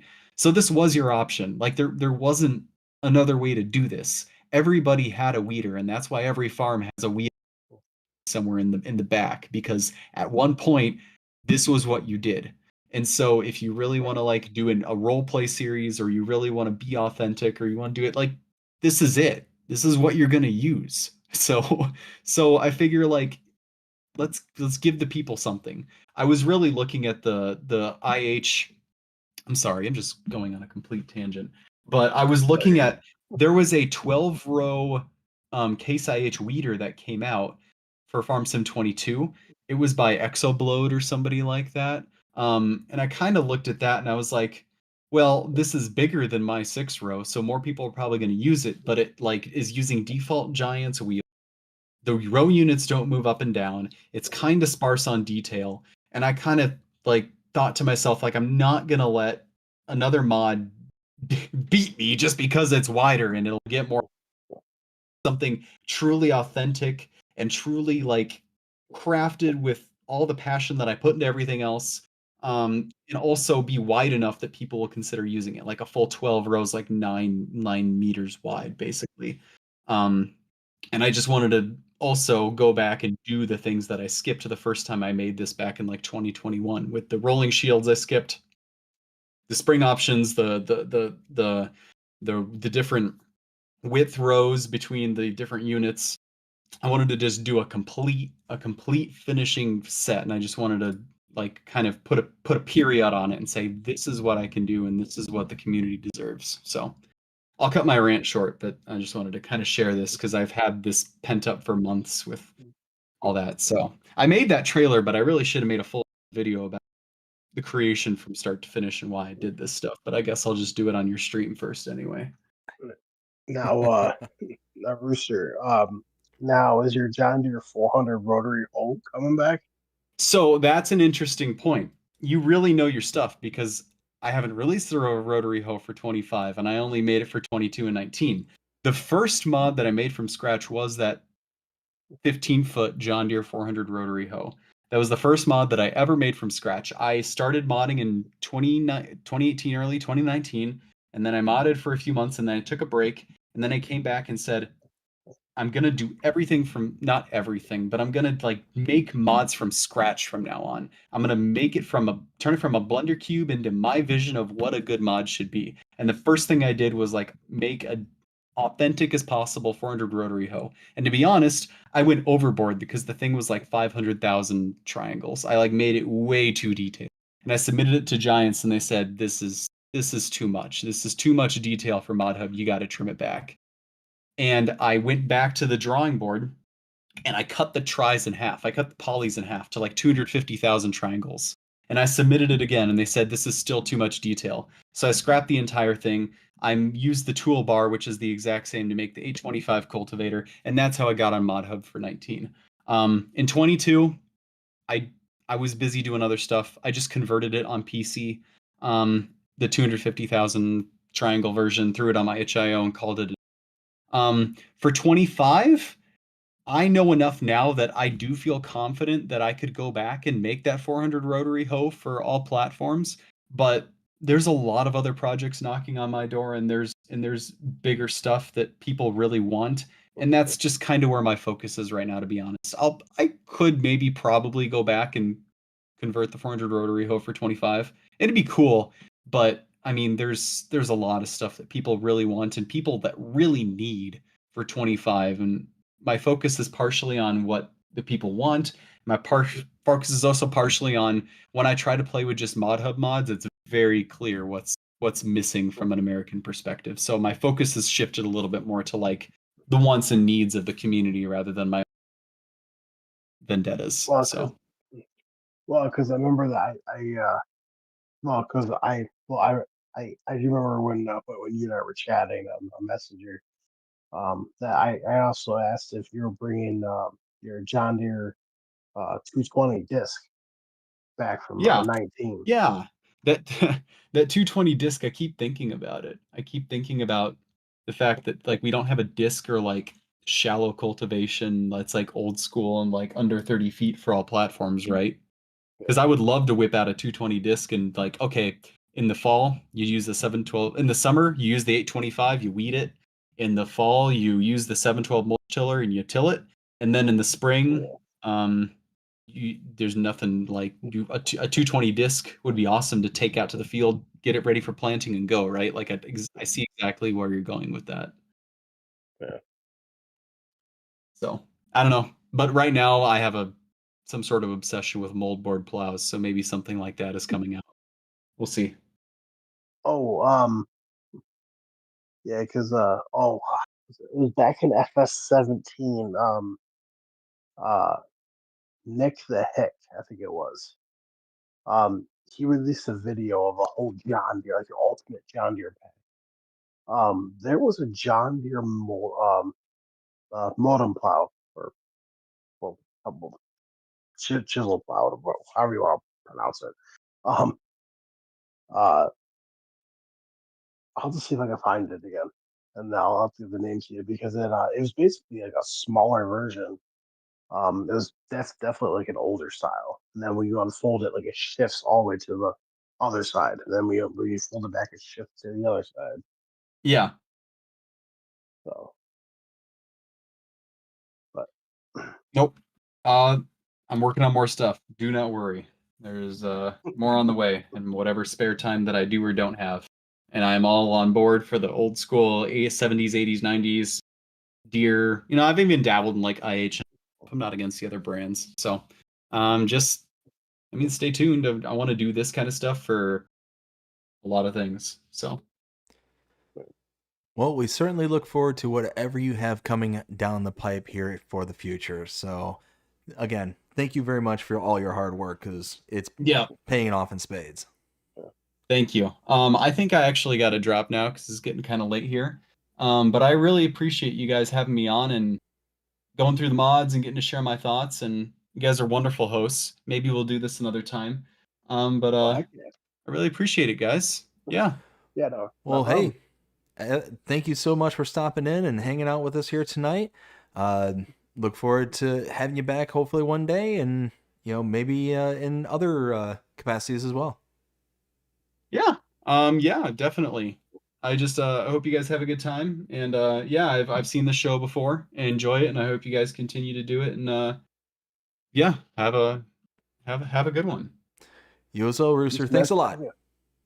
Thank you all. Take care. You too. Bye. See ya. Alrighty. So now that we have stroked Rooster's ego for the past 20 minutes, which very much deserved. Very much deserved. Like I said, none of that was a lick of like, hey, he's here, so let's talk him up kind of thing. Like Right. you can see the quality that's in his mods, and you can tell just from the length of time that he was mentioning, just the amount of passion that was in his voice in regards to this implement. It's awesome. It's absolutely awesome. So Yeah. I love it. I love to hear that passion because at the end of the day, us as players, when we find a modder that has that kind of passion behind what they're working on, we benefit from their passion. So thank you again, Rooster, very much. We greatly appreciate everything that you're doing for us and this community. Yeah. Yeah. I absolutely love that we're. I cannot wait for his John Deere forge boxes to come out. Mm-hmm. Which I think that's going to pair nicely because Pepe 978 is bringing back his John Deere pull behind forge harvester from 19 and from 22. Um, and almost UI Modding's bringing his New Holland one that he brought from 22. He's bringing it back, and I did talk to 123. He is bringing back his cross pull behind forge harvester. So I feel like those wagons will fit perfectly. We've never had those on console, so I think that's going to be absolutely fantastic. And like I told you at the beginning of the stream, he is planning to convert his bale wagon, his thrower bale wagon, and his 384, I think it was, um, John Deere small square bale that launches it. And also he wants to bring over his John Deere 220 disc. So he definitely has a lot on his plate right now. So Oh yeah, yeah, without a doubt. I'm gonna catch up with the chat just here real quick. So I believe I left off with Farmer. Nope. No, I did. Farmer Donkey says Big Bud equals big download. 100%. 100%. Gold Gaming. How you doing tonight, Bud? Hope you're having a fantastic night so far. It says howdy neighbors. Farmer Donkey says, hey Gold, how are you, Bud? Gold says doing good, can't sleep, and so I'm doing a little play and listening to the crew talk mods. Well, thank you for stopping in there, Gold. Greatly appreciate you. We got Farmer Donkey says, I can understand that. I'm sitting here working on videos, looking at the mods that came out, LOL. Donkey also says, I like how compact the big barn is. Yeah, right? It definitely has that kind of footprint to it. Jonah says, WillT is definitely lying about New Holland. I agree. I agree. no. Let's see. Donkey says, if Icus made a New Holland, would WillT install it? LOL. Oh, that's a good question there, Will. Do you want to answer that one? So okay, I'm gonna say this. There are some New Holland things that I will install. It doesn't mean I love New Holland. Like for example, like a New Holland roll bar rake, I would install that. Like, well, you know what that is, right? The rake, isn't that like the windrower? So yeah, so a New Holland roll bar rake is like it's a 3 meter rake. But basically, it's all done by gravity. So you lower it down and you just drive, and it takes one row, pushes it over. So my dad has one, but it's a John Deere brand. Um, and also a New Holland Dura V rake, which is a V rake, which is what the farmer Tom Reynolds down the road from where I grew up. That's what they had on their farm. Um, and like EY Modding's New Holland pull behind forage harvester, like I would consider downloading that. But when it comes down to tractors, I don't like New Holland. When it comes down to tractors, there's some equipment that I would get. Which those pull behind forage harvesters are going to be coming back up here when we talk about news. So just keep that in mind. Gotcha. Let's see. We also got, let's see. Jonah says, I'd rather buy a model train than that dolly. Right? Yeah. Whew. That'd be one heck of a model train for 95K. We got Donkey says, it's by Rooster Mods, 0 out of 5 stars, JK LOL. We got Jonah with no 5 out of 5. I 100% agree. Like I said, I don't want it to sound like we were sitting there just stroking his ego for no reason. Like, you look at that mod and you can tell the passion, and you heard it in his voice, you heard it in how he was talking. He talked with such confidence. Like I said, I was literally just sitting there just listening, not even realize, hey, I should be chiming in here, because I'm like I was just captivated by just how passionate he had, how much passion he had for just that mod. Like, I could only imagine all the other projects and stuff that he's working on. Holy smokes. Like, we're when we have people like Rooster working the way that he's working, we are better as a community. Just full sentence stop. Let's see. We got Donkey says LOL. We got Jonas says thank you, Rooster. Yes, I was really hoping he would have stuck around, because I saw these messages pop up and I wanted to kind of read them off to him. But unfortunately didn't get a chance to. I do apologize, everyone. Donkey says, I really do like all the details, Rooster. Ken says, has Rooster considered making a horizontal plow? So hang on to that, Ken, in your back pocket. There may be something in the pipe, coming in the future. Just a wink and a nod, just saying. Munchies, how's it going, Munchies? Hope you're having a fantastic day so far. Says, howdy, y'all. Ken says, Munchies. Munchie says, Ken. We got Donkey says, Munchies. We got a whole bunch of Munchies. Munchie says, howdy, BDD and Will. And Donkey, we got Munchie says, being here is a good way to take a break from my projects. Oh, yes. And I tell you what, there, Munchies, I'm looking forward to it. Looking forward to seeing some of these projects come to fruition. I'm not gonna go into details, but I'm looking forward to it. All right, so I'm all caught up on my end. How about we? What's that? Real quick. So on this agribusiness, we had Brewster Miles, which he said that he'd be more than willing to come back, which is fantastic. So this upcoming, so our next agribusiness, we have pavement modding coming back, but then the following, which is the 28th, we have Donkey coming. Farmer Donkey, love it. Yep. Oh. All right, so moving on to the second to last mod for the week, we got the Fent Farmer 300 CCI by Cayman, 44.09 megabytes to install, a price point of $45,390, power starting out at 92 horses. So this one here, itty bitty teeny tiny tractor. Let's go ahead. Oops, what happened there? Let's go ahead and check out what we have for comparables under smalls. So I said what, 92 horses? Yes, 92 horses. Yeah. So we're looking at, let's see. Okay. How about the Kloss Arion 470-410? It'll be our closest comparable here. 91,500 to purchase, 90 horsepower for that specific tractor. 45,390 for the Fent mod here. So you're going to be saving about almost 50 grand right off the bat. So that's nice. 92 horses as compared to 90. So you get 2 extra horsepower. And let's see, 45 megabytes to install. It's a very highly detailed mod. It looks fantastic. If Fent is your brand, then I think the size of it is going to just not care whatsoever. Unfortunately, 45 megabytes for me is going to be way too much.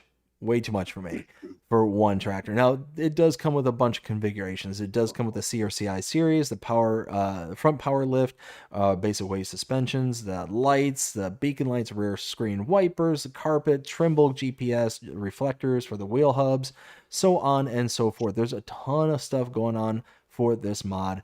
It's just for 45, almost 50 megabytes. I mean, yeah, it's going to be a pass for me. I think it's fantastic. You're going to save a boatload of money. 50 grand, especially for a small tractor, is really nice. But I just can't go into that. Will, what do you think? Well, I mean, if you love Fent, there you go. I mean, it's a pass for me. I mean, it looks absolutely fantastic. But like I said, if you love Fent, it'll be perfect for you. 100%. And then the last mod for the week, we got the Agrimaz Selvas 3800 by Bartson V3, 12.75 megabytes to download, $32,000 to purchase, 180 horsepower required.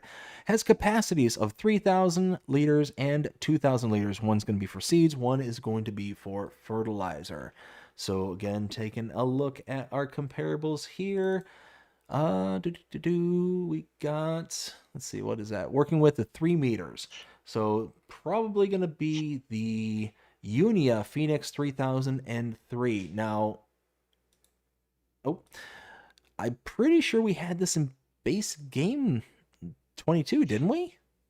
Like, this seems familiar to me. Yes? Yeah. Okay. Yeah. So, closest one we're going to have is the Unia Phoenix 3003. We got a horsepower requirement of 140, 3,000 liter capacity, $46,500 to purchase. So we take a look, 32,000 for the mod. So we're going to be saving about 13 grand, a little 13.5. So that's nice. 140 horsepower is required for the Unia as opposed to 180 for the Agrimaz. So about 40 extra horses is required for the mod. 3 meter working with for both of them. Now, the Unia only takes seed, to where this looks like it takes both seed and fertilizer. So that's a nice little input right there. So you're going to save money, have the ability to inject fertilizer, same working with. Now, 40 extra horsepower. That kind of stinks, but overall, that's really nice. So 13 megabytes to install it, I say sign me up. All day, all night, save me like, what is that, 16, sorry, 13 grand and get higher capacities. Okay, I'm on board. Will, what do you say? It's gonna be a hard pass for me. I never really ever got into the AgriMods brand. I mean, for me, the way I see it, it's definitely for your small farm shenanigans. But I mean, if you like it, you like it. If you don't, you don't. I mean, but for me, I mean, it looks fantastic. But for me, it's gonna be a pass. So Gotcha. And that was the last mod of the week. So what was your favorite for the, I believe that was the 8th? The 8th, yes. yeah, What was your favorite? it's, it's actually gonna be a tie between two. So it's gonna be a tie between the John Deere 825 row crop cultivator from Rooster Mods and the Metal Hall from Oh, see, now I've got to go with the John Deere 825. I've got to. It's one of those where just looking at it, looking at the details, it's fantastic. And I love the fact that I've always loved this style of equipment to where there's a configuration for driving it and transporting, and there's another configuration for the actual usage of the machine. I love that. There's several like seeders and planters that I've used in the past that have very similar kind of setups to this, where you hook up on like the long end in order to transport it down the road, and then you hook up on the wide end in order to actually utilize it. And it just makes it to where it's just kind of that extra step into the game while still making it very easy to get it down the road, kind of thing. So that I absolutely love it. So yeah, overall, that's going to be it for me.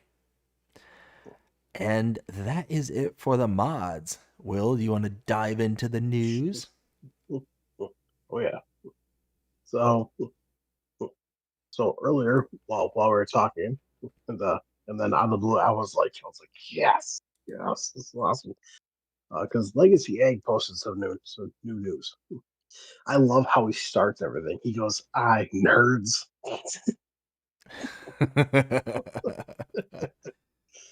Um, he said, "Have cows. This is the perfect shed for those with larger cattle operations, especially to play multiplayer. The building features comedy storage all around. 9 indoor bays for loose comedy. Um, indoor auto load bale storage and a large uh, blanket able silage bunk right outside. So the shed does it all. Even has a receded lane to pull your mixer in and get loaded. Nice.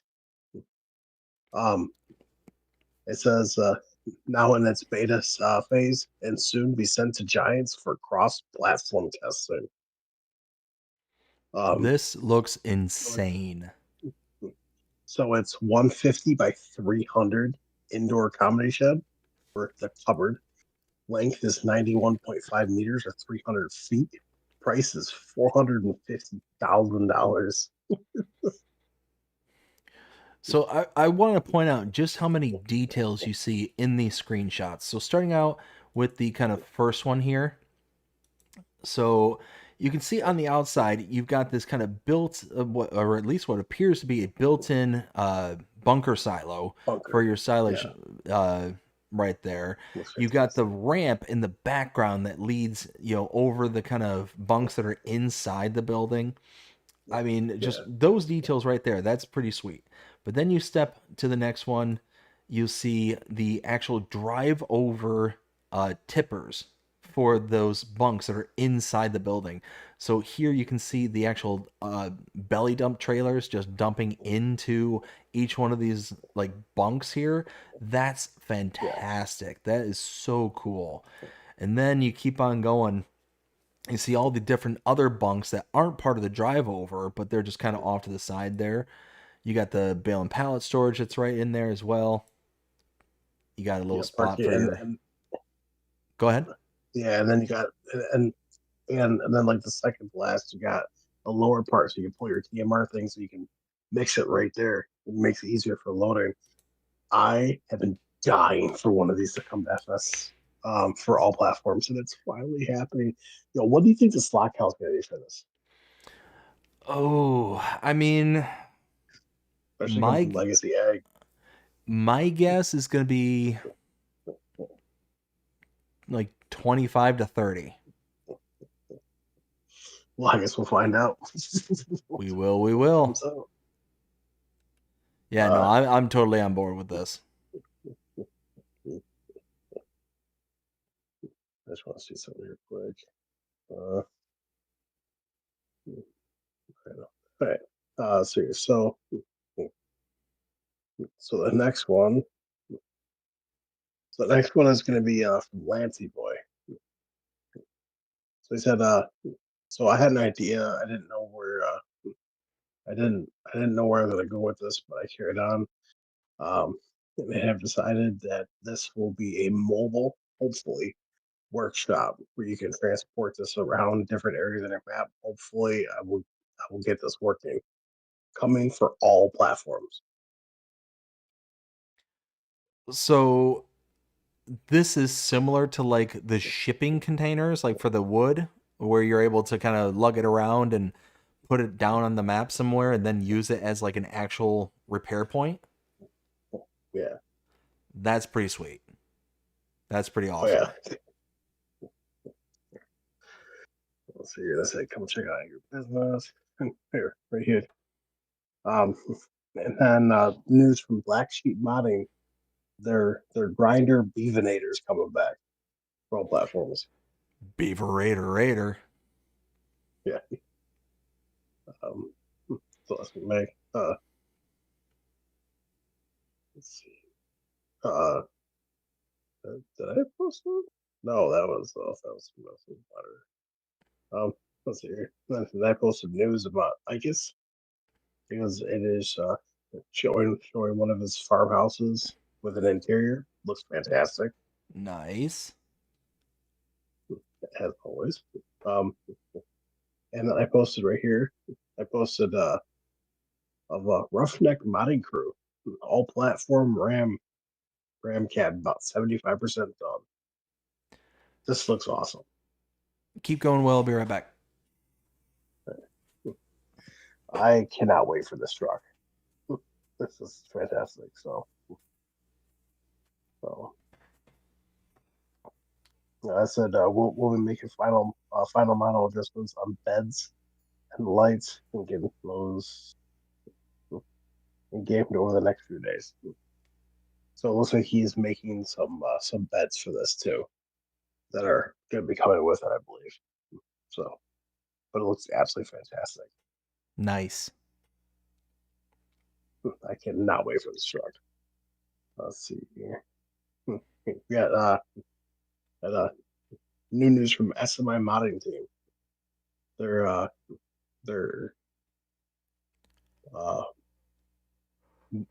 Marangon full bar 6.16 is coming back to Farm Sim for all platforms. Oh, very nice. So that'd be great for like European maps. Mm-hmm. Yeah, right here. This was a big one. New news from JHHD Modding. Small teaser for their Big Burn. That's the Tinian fab. So basically, this is a weeder, but it's all done with a flame, which if you see the trailer, you can actually see light from underneath. It kind of looks like a flame coming down. I'm very stoked about this coming for all platforms. So Key and Fab, as far as I'm aware, is a licensed brand now because they're working with them. So now, what would be really cool is that this requires a fuel source, like propane or some kind of thing. Like it wouldn't necessarily make a lot of sense to me if this is just like a weeder kind of thing, and that you're just kind of taking around and it's not consuming any fuel or anything along those lines. if there's a fuel source, that's awesome. But I understand there's also limitations to the game, so we'll see how it goes. Yeah. So I mean, he hasn't said anything other than that, so I have no idea. Let's see. Yeah, 2 days ago, it was National Video Game Day. Nice. Let's see. Wait, this is not what I was there for. Where's Mike is right here. They have their mini barn no with garage and works. This looks fantastic. Look at that barn dough. I cannot wait for this. Yeah, so as soon as he's done with this mod right here, he's gonna be making a the US freestyle cow barn. So, Nice. they didn't share it, but FSG, FS Tasman, right now they're actually currently in the working stages for converting over the red barn pack from 22. Oh, nice. So, I love that pack. oh yeah, let's hear news from Carl Farms. Yeah, this was basically saying that he's 99% done, which this is already, I did ask him. This is already submitted off the Giants. He submitted it off on Saturday. But this is their 2025 Steiger series. So basically, you got your narrow frame for your wheeled and tracked, for your row crop, I should say. And then you have your large frame for tracked and wheeled. But then he also included the brand new 785. The brand new one they just announced for tracked. So that's all coming in one pack. I did ask him, and he did put it down in the comments as well, under his post. But it's gonna be 140 megabytes. Wow. Holy smokes. He also did say that, because do you remember his Steiger series that he had in 22, that pack? Yep. The AFS Connect. He is going to be converting that over, along with these canine dozer blade. So I'm very, very excited for that. Very nice. Yeah, new news from Carl TG. This, I'm not going to read this out, but basically he said, I've made a lot of maps in a few months for FS22 before FS5 came out. He said, I plan to convert my 3 most popular maps, but after seeing how much harder it is to convert for FS5, he basically stating here that he's not converting over anything. He's making everything new. So anything from FS22, you will not be seeing in FS25. That's basically what he's saying. Stating here. So, Which is a shame, but I also understand. It's one of those, where do you want to focus your energy? Do you want to focus on, trying to sit there and struggle to bring an old map back, or spend less time getting new content out there and not struggling as much, kind of thing? To me, it seems like he's making probably the best call possible with all things considered. So although it is a shame that we're not going to get some of the old stuff from Carl TG, it makes sense that, hey, we're going to get more stuff in a faster time frame. Hopefully, I would presume that they're also taking into consideration things like, time, effort, and the ability to push out a bunch of stuff as quickly as possible. Now he does say, as long as people get his permission, people can convert his maps over. So there's that. Nice. And new news from Celebuki. He said Murray, Iowa is coming to FS25. So he is working on this map. This is one of his newer maps that hasn't even been to FS before. Of course, Iowa Plains-View is in council testing. Elma, Missouri is in the first stage of testing for an update. He is also currently working on Ravenport. He is also currently working on Goldcrest Valley. So he's working on those. plus this. So Nice. he's a very busy guy. Mm-hmm. uh, that was a statement that trailer's back. Yeah, there is an update coming to Wampsville, New York. So he listed a whole changelog there. I'm not gonna read it out, but yeah, there is a big update coming for Wampsville. So Awesome. as far as I'm aware, he already sent this off for testing. So now it's just waiting. Because Mercedes Benz backed it out. Here, new news from Mantrit. So you have the Roadrunner Plus update pending, and this was 5 days ago. So they could be already in testing. Then he's bringing it back again. The Lizard Auger Master pending. Now, do you remember that mod or no? Which one was that? The Lizard Auger Master? Yeah. Off the top of my head, I don't. So that was like the very first auger that held everything, and it hooked up to the back of a forage harvester so well to the point that people were literally just chaffing corn and then having the pipe out because the pipe comes out the back and folds out, not from the side or the front. Is that So the it comes out the the bright back. blue one? Yeah.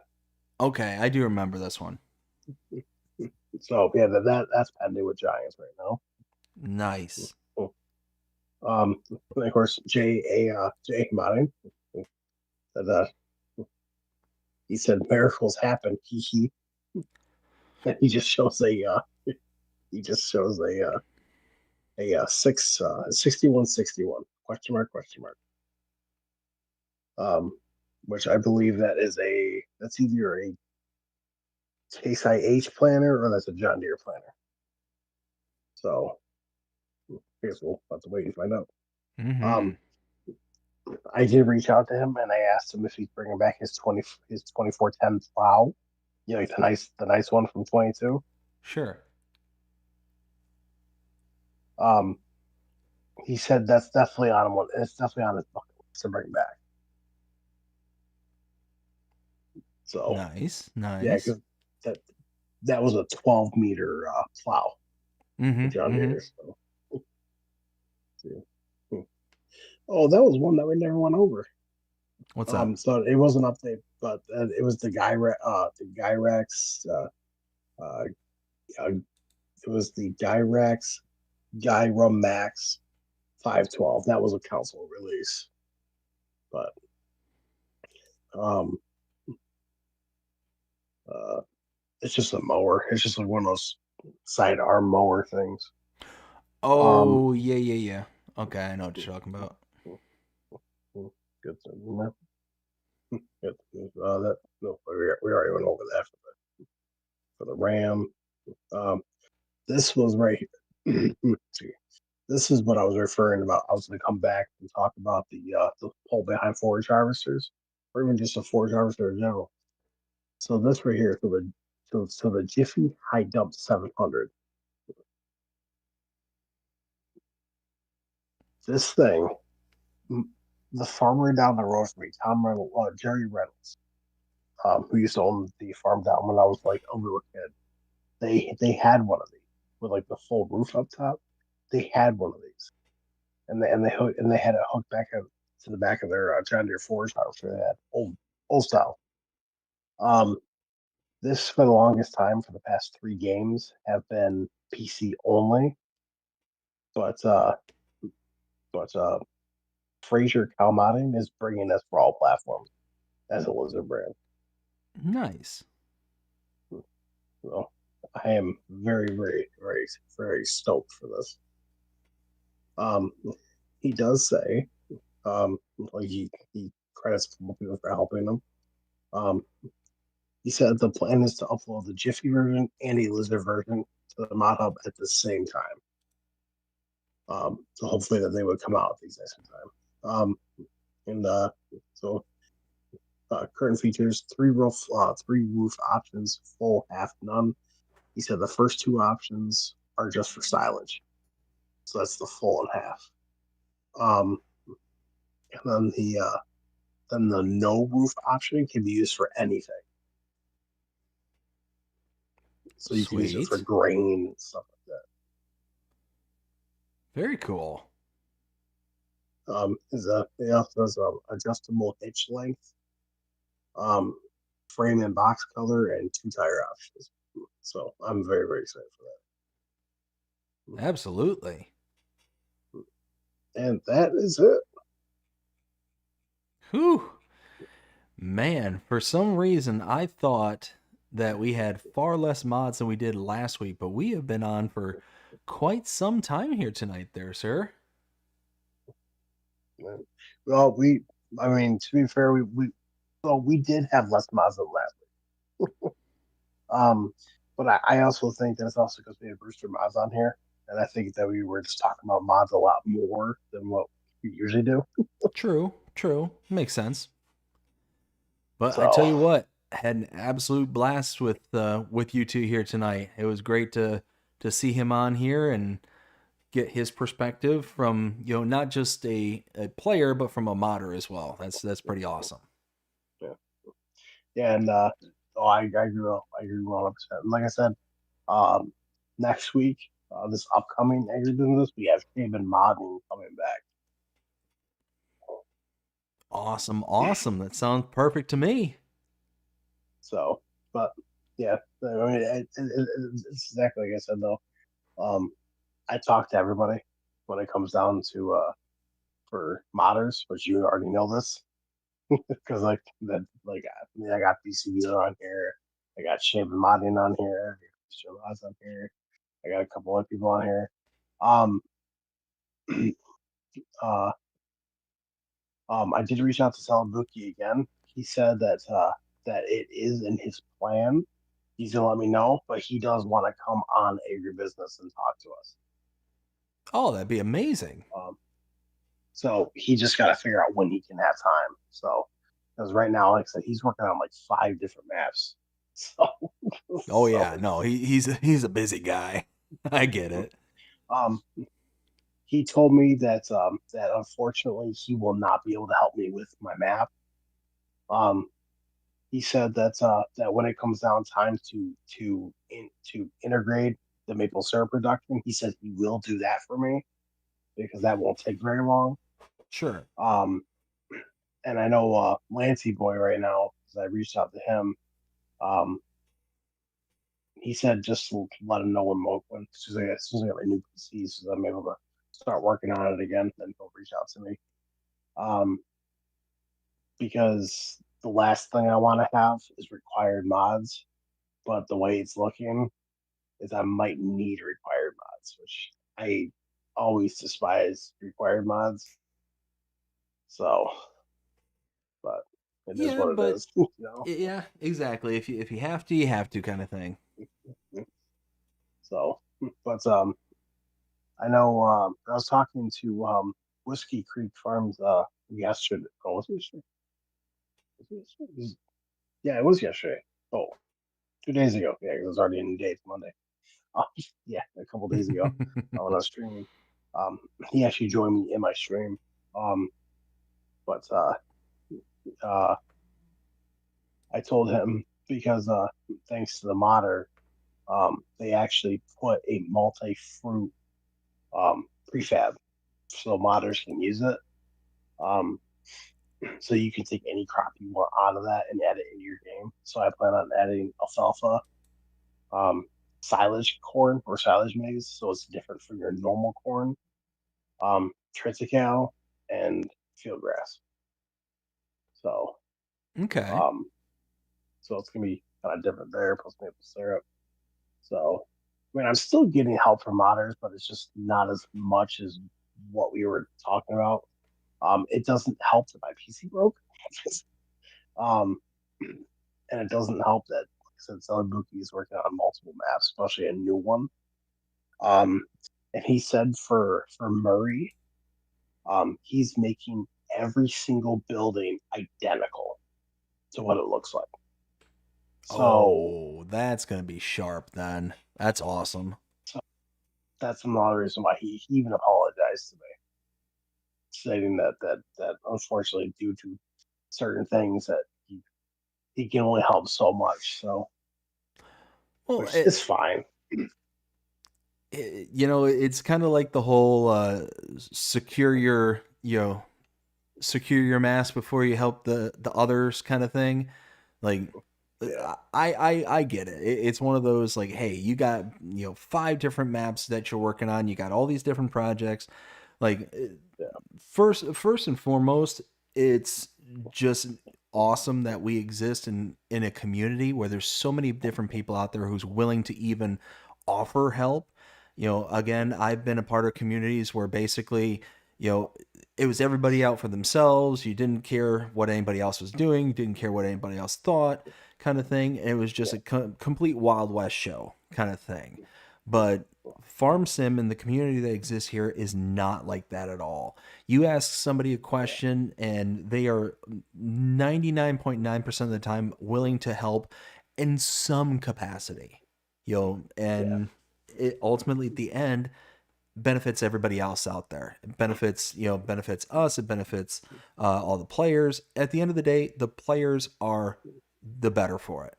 And I love it. I absolutely love it. I can't talk highly enough of this community. Oh yeah, absolutely. And well, I know that Lancey boy said that if he can't do much for me, he said the best he can do is put his new advanced lighting into the game. So I'm like, that's fine with me. I mean, because like I said, if I need required mods, I mean, it is what it is. For sure. It's the last thing that I would want. But let's see. So real quick, gonna catch up with the chat here real fast. Says Ken says, "I'm so full from my munchies." LOL. We got Donkey says, "That looks amazing." Also says, "Take care all, I'm off." All right, Donkey. Well, thank you so much for stopping in here tonight, hanging out. Greatly appreciate it. You have yourself a fantastic rest of your day. Take care, and we'll see you again next time. Ken says, "Later, Farmer Donkey." We got Ken also saying, "I like this format for the show, getting the modder's point of view." 100%. Yeah, I think it's really nice to actually get their input, or maybe not even necessarily your input. It just so happens that, hey, we got Rooster Mod and he released something this week. Was so stoked because he originally said that he wasn't sure how long he was going to be on. But I'm really happy that he stuck around to a minimum when we covered his mod. Even though it was one of the last ones to be covered, he stayed on really late to be able to, to do that. So, again, big shout out to Rooster Mods. Thank you so very much for coming by and stopping into the show tonight. It was absolutely fantastic to get to kind of pick your brain, get your perspective on things. Yeah, it was awesome. But I don't know about you there, sir, but it is 10 to 2, and it's getting a wee bit late. Yeah. And I think you got to be up early in the morning to take Bree to work, and I got to be up to work. Yeah, I mean that right there is the big reason why I asked him to be on this show for today, or for this AgriBusiness, is because I knew one of his mods got released. Because when I was talking to him over Messenger about it, we just kept going back and forth about it, and I'm like, do you just want to join us on AgriBusiness? He goes, heck yeah. So, that's awesome. So very, very cool. All right, man. What do you say we wrap things up here? Sounds good to me. All right. Well, we all hope that you enjoyed it here tonight. I know that I certainly did. I have a blast every single time that we do this show. If you enjoyed it, please show us by liking, sharing, subscribing, following, commenting, doing all the things. The algorithms enjoy you doing the shows. You're engaged with this channel and enjoying the content. And that being said, I hope everybody has a fantastic day. Take care, everyone.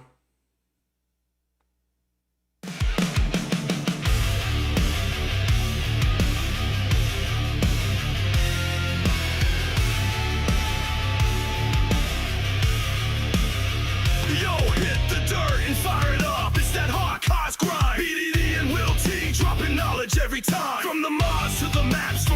hands to the tools. If it's FS talk, you know they breaking all the rules. We talk giants, we talk gears, we talk that horsepower. Late night mod drops, we got that creative power. From interviews with legends to spotlight in the new, we bring that FS fire straight from the crew to two. Living life behind the wheel with a digital twist. Ain't no button we don't press, no trend we ever miss. Updates, leaks, and future plans. We got the inside scoop, no chance for scams. This is AgriBusiness, cranking up your farm life. From the field to the feedlot, under LEDs and skylights. Mods, maps, machines, they cover it all. Porches, kings of the farming game, standing tall.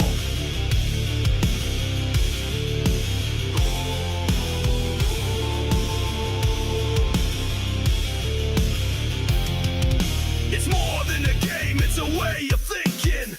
Talking shop while that diesel's drinking. From tractors to combines, dirt roads to drones, they build empires from screens and microphones. With every guest that drops in for a chat,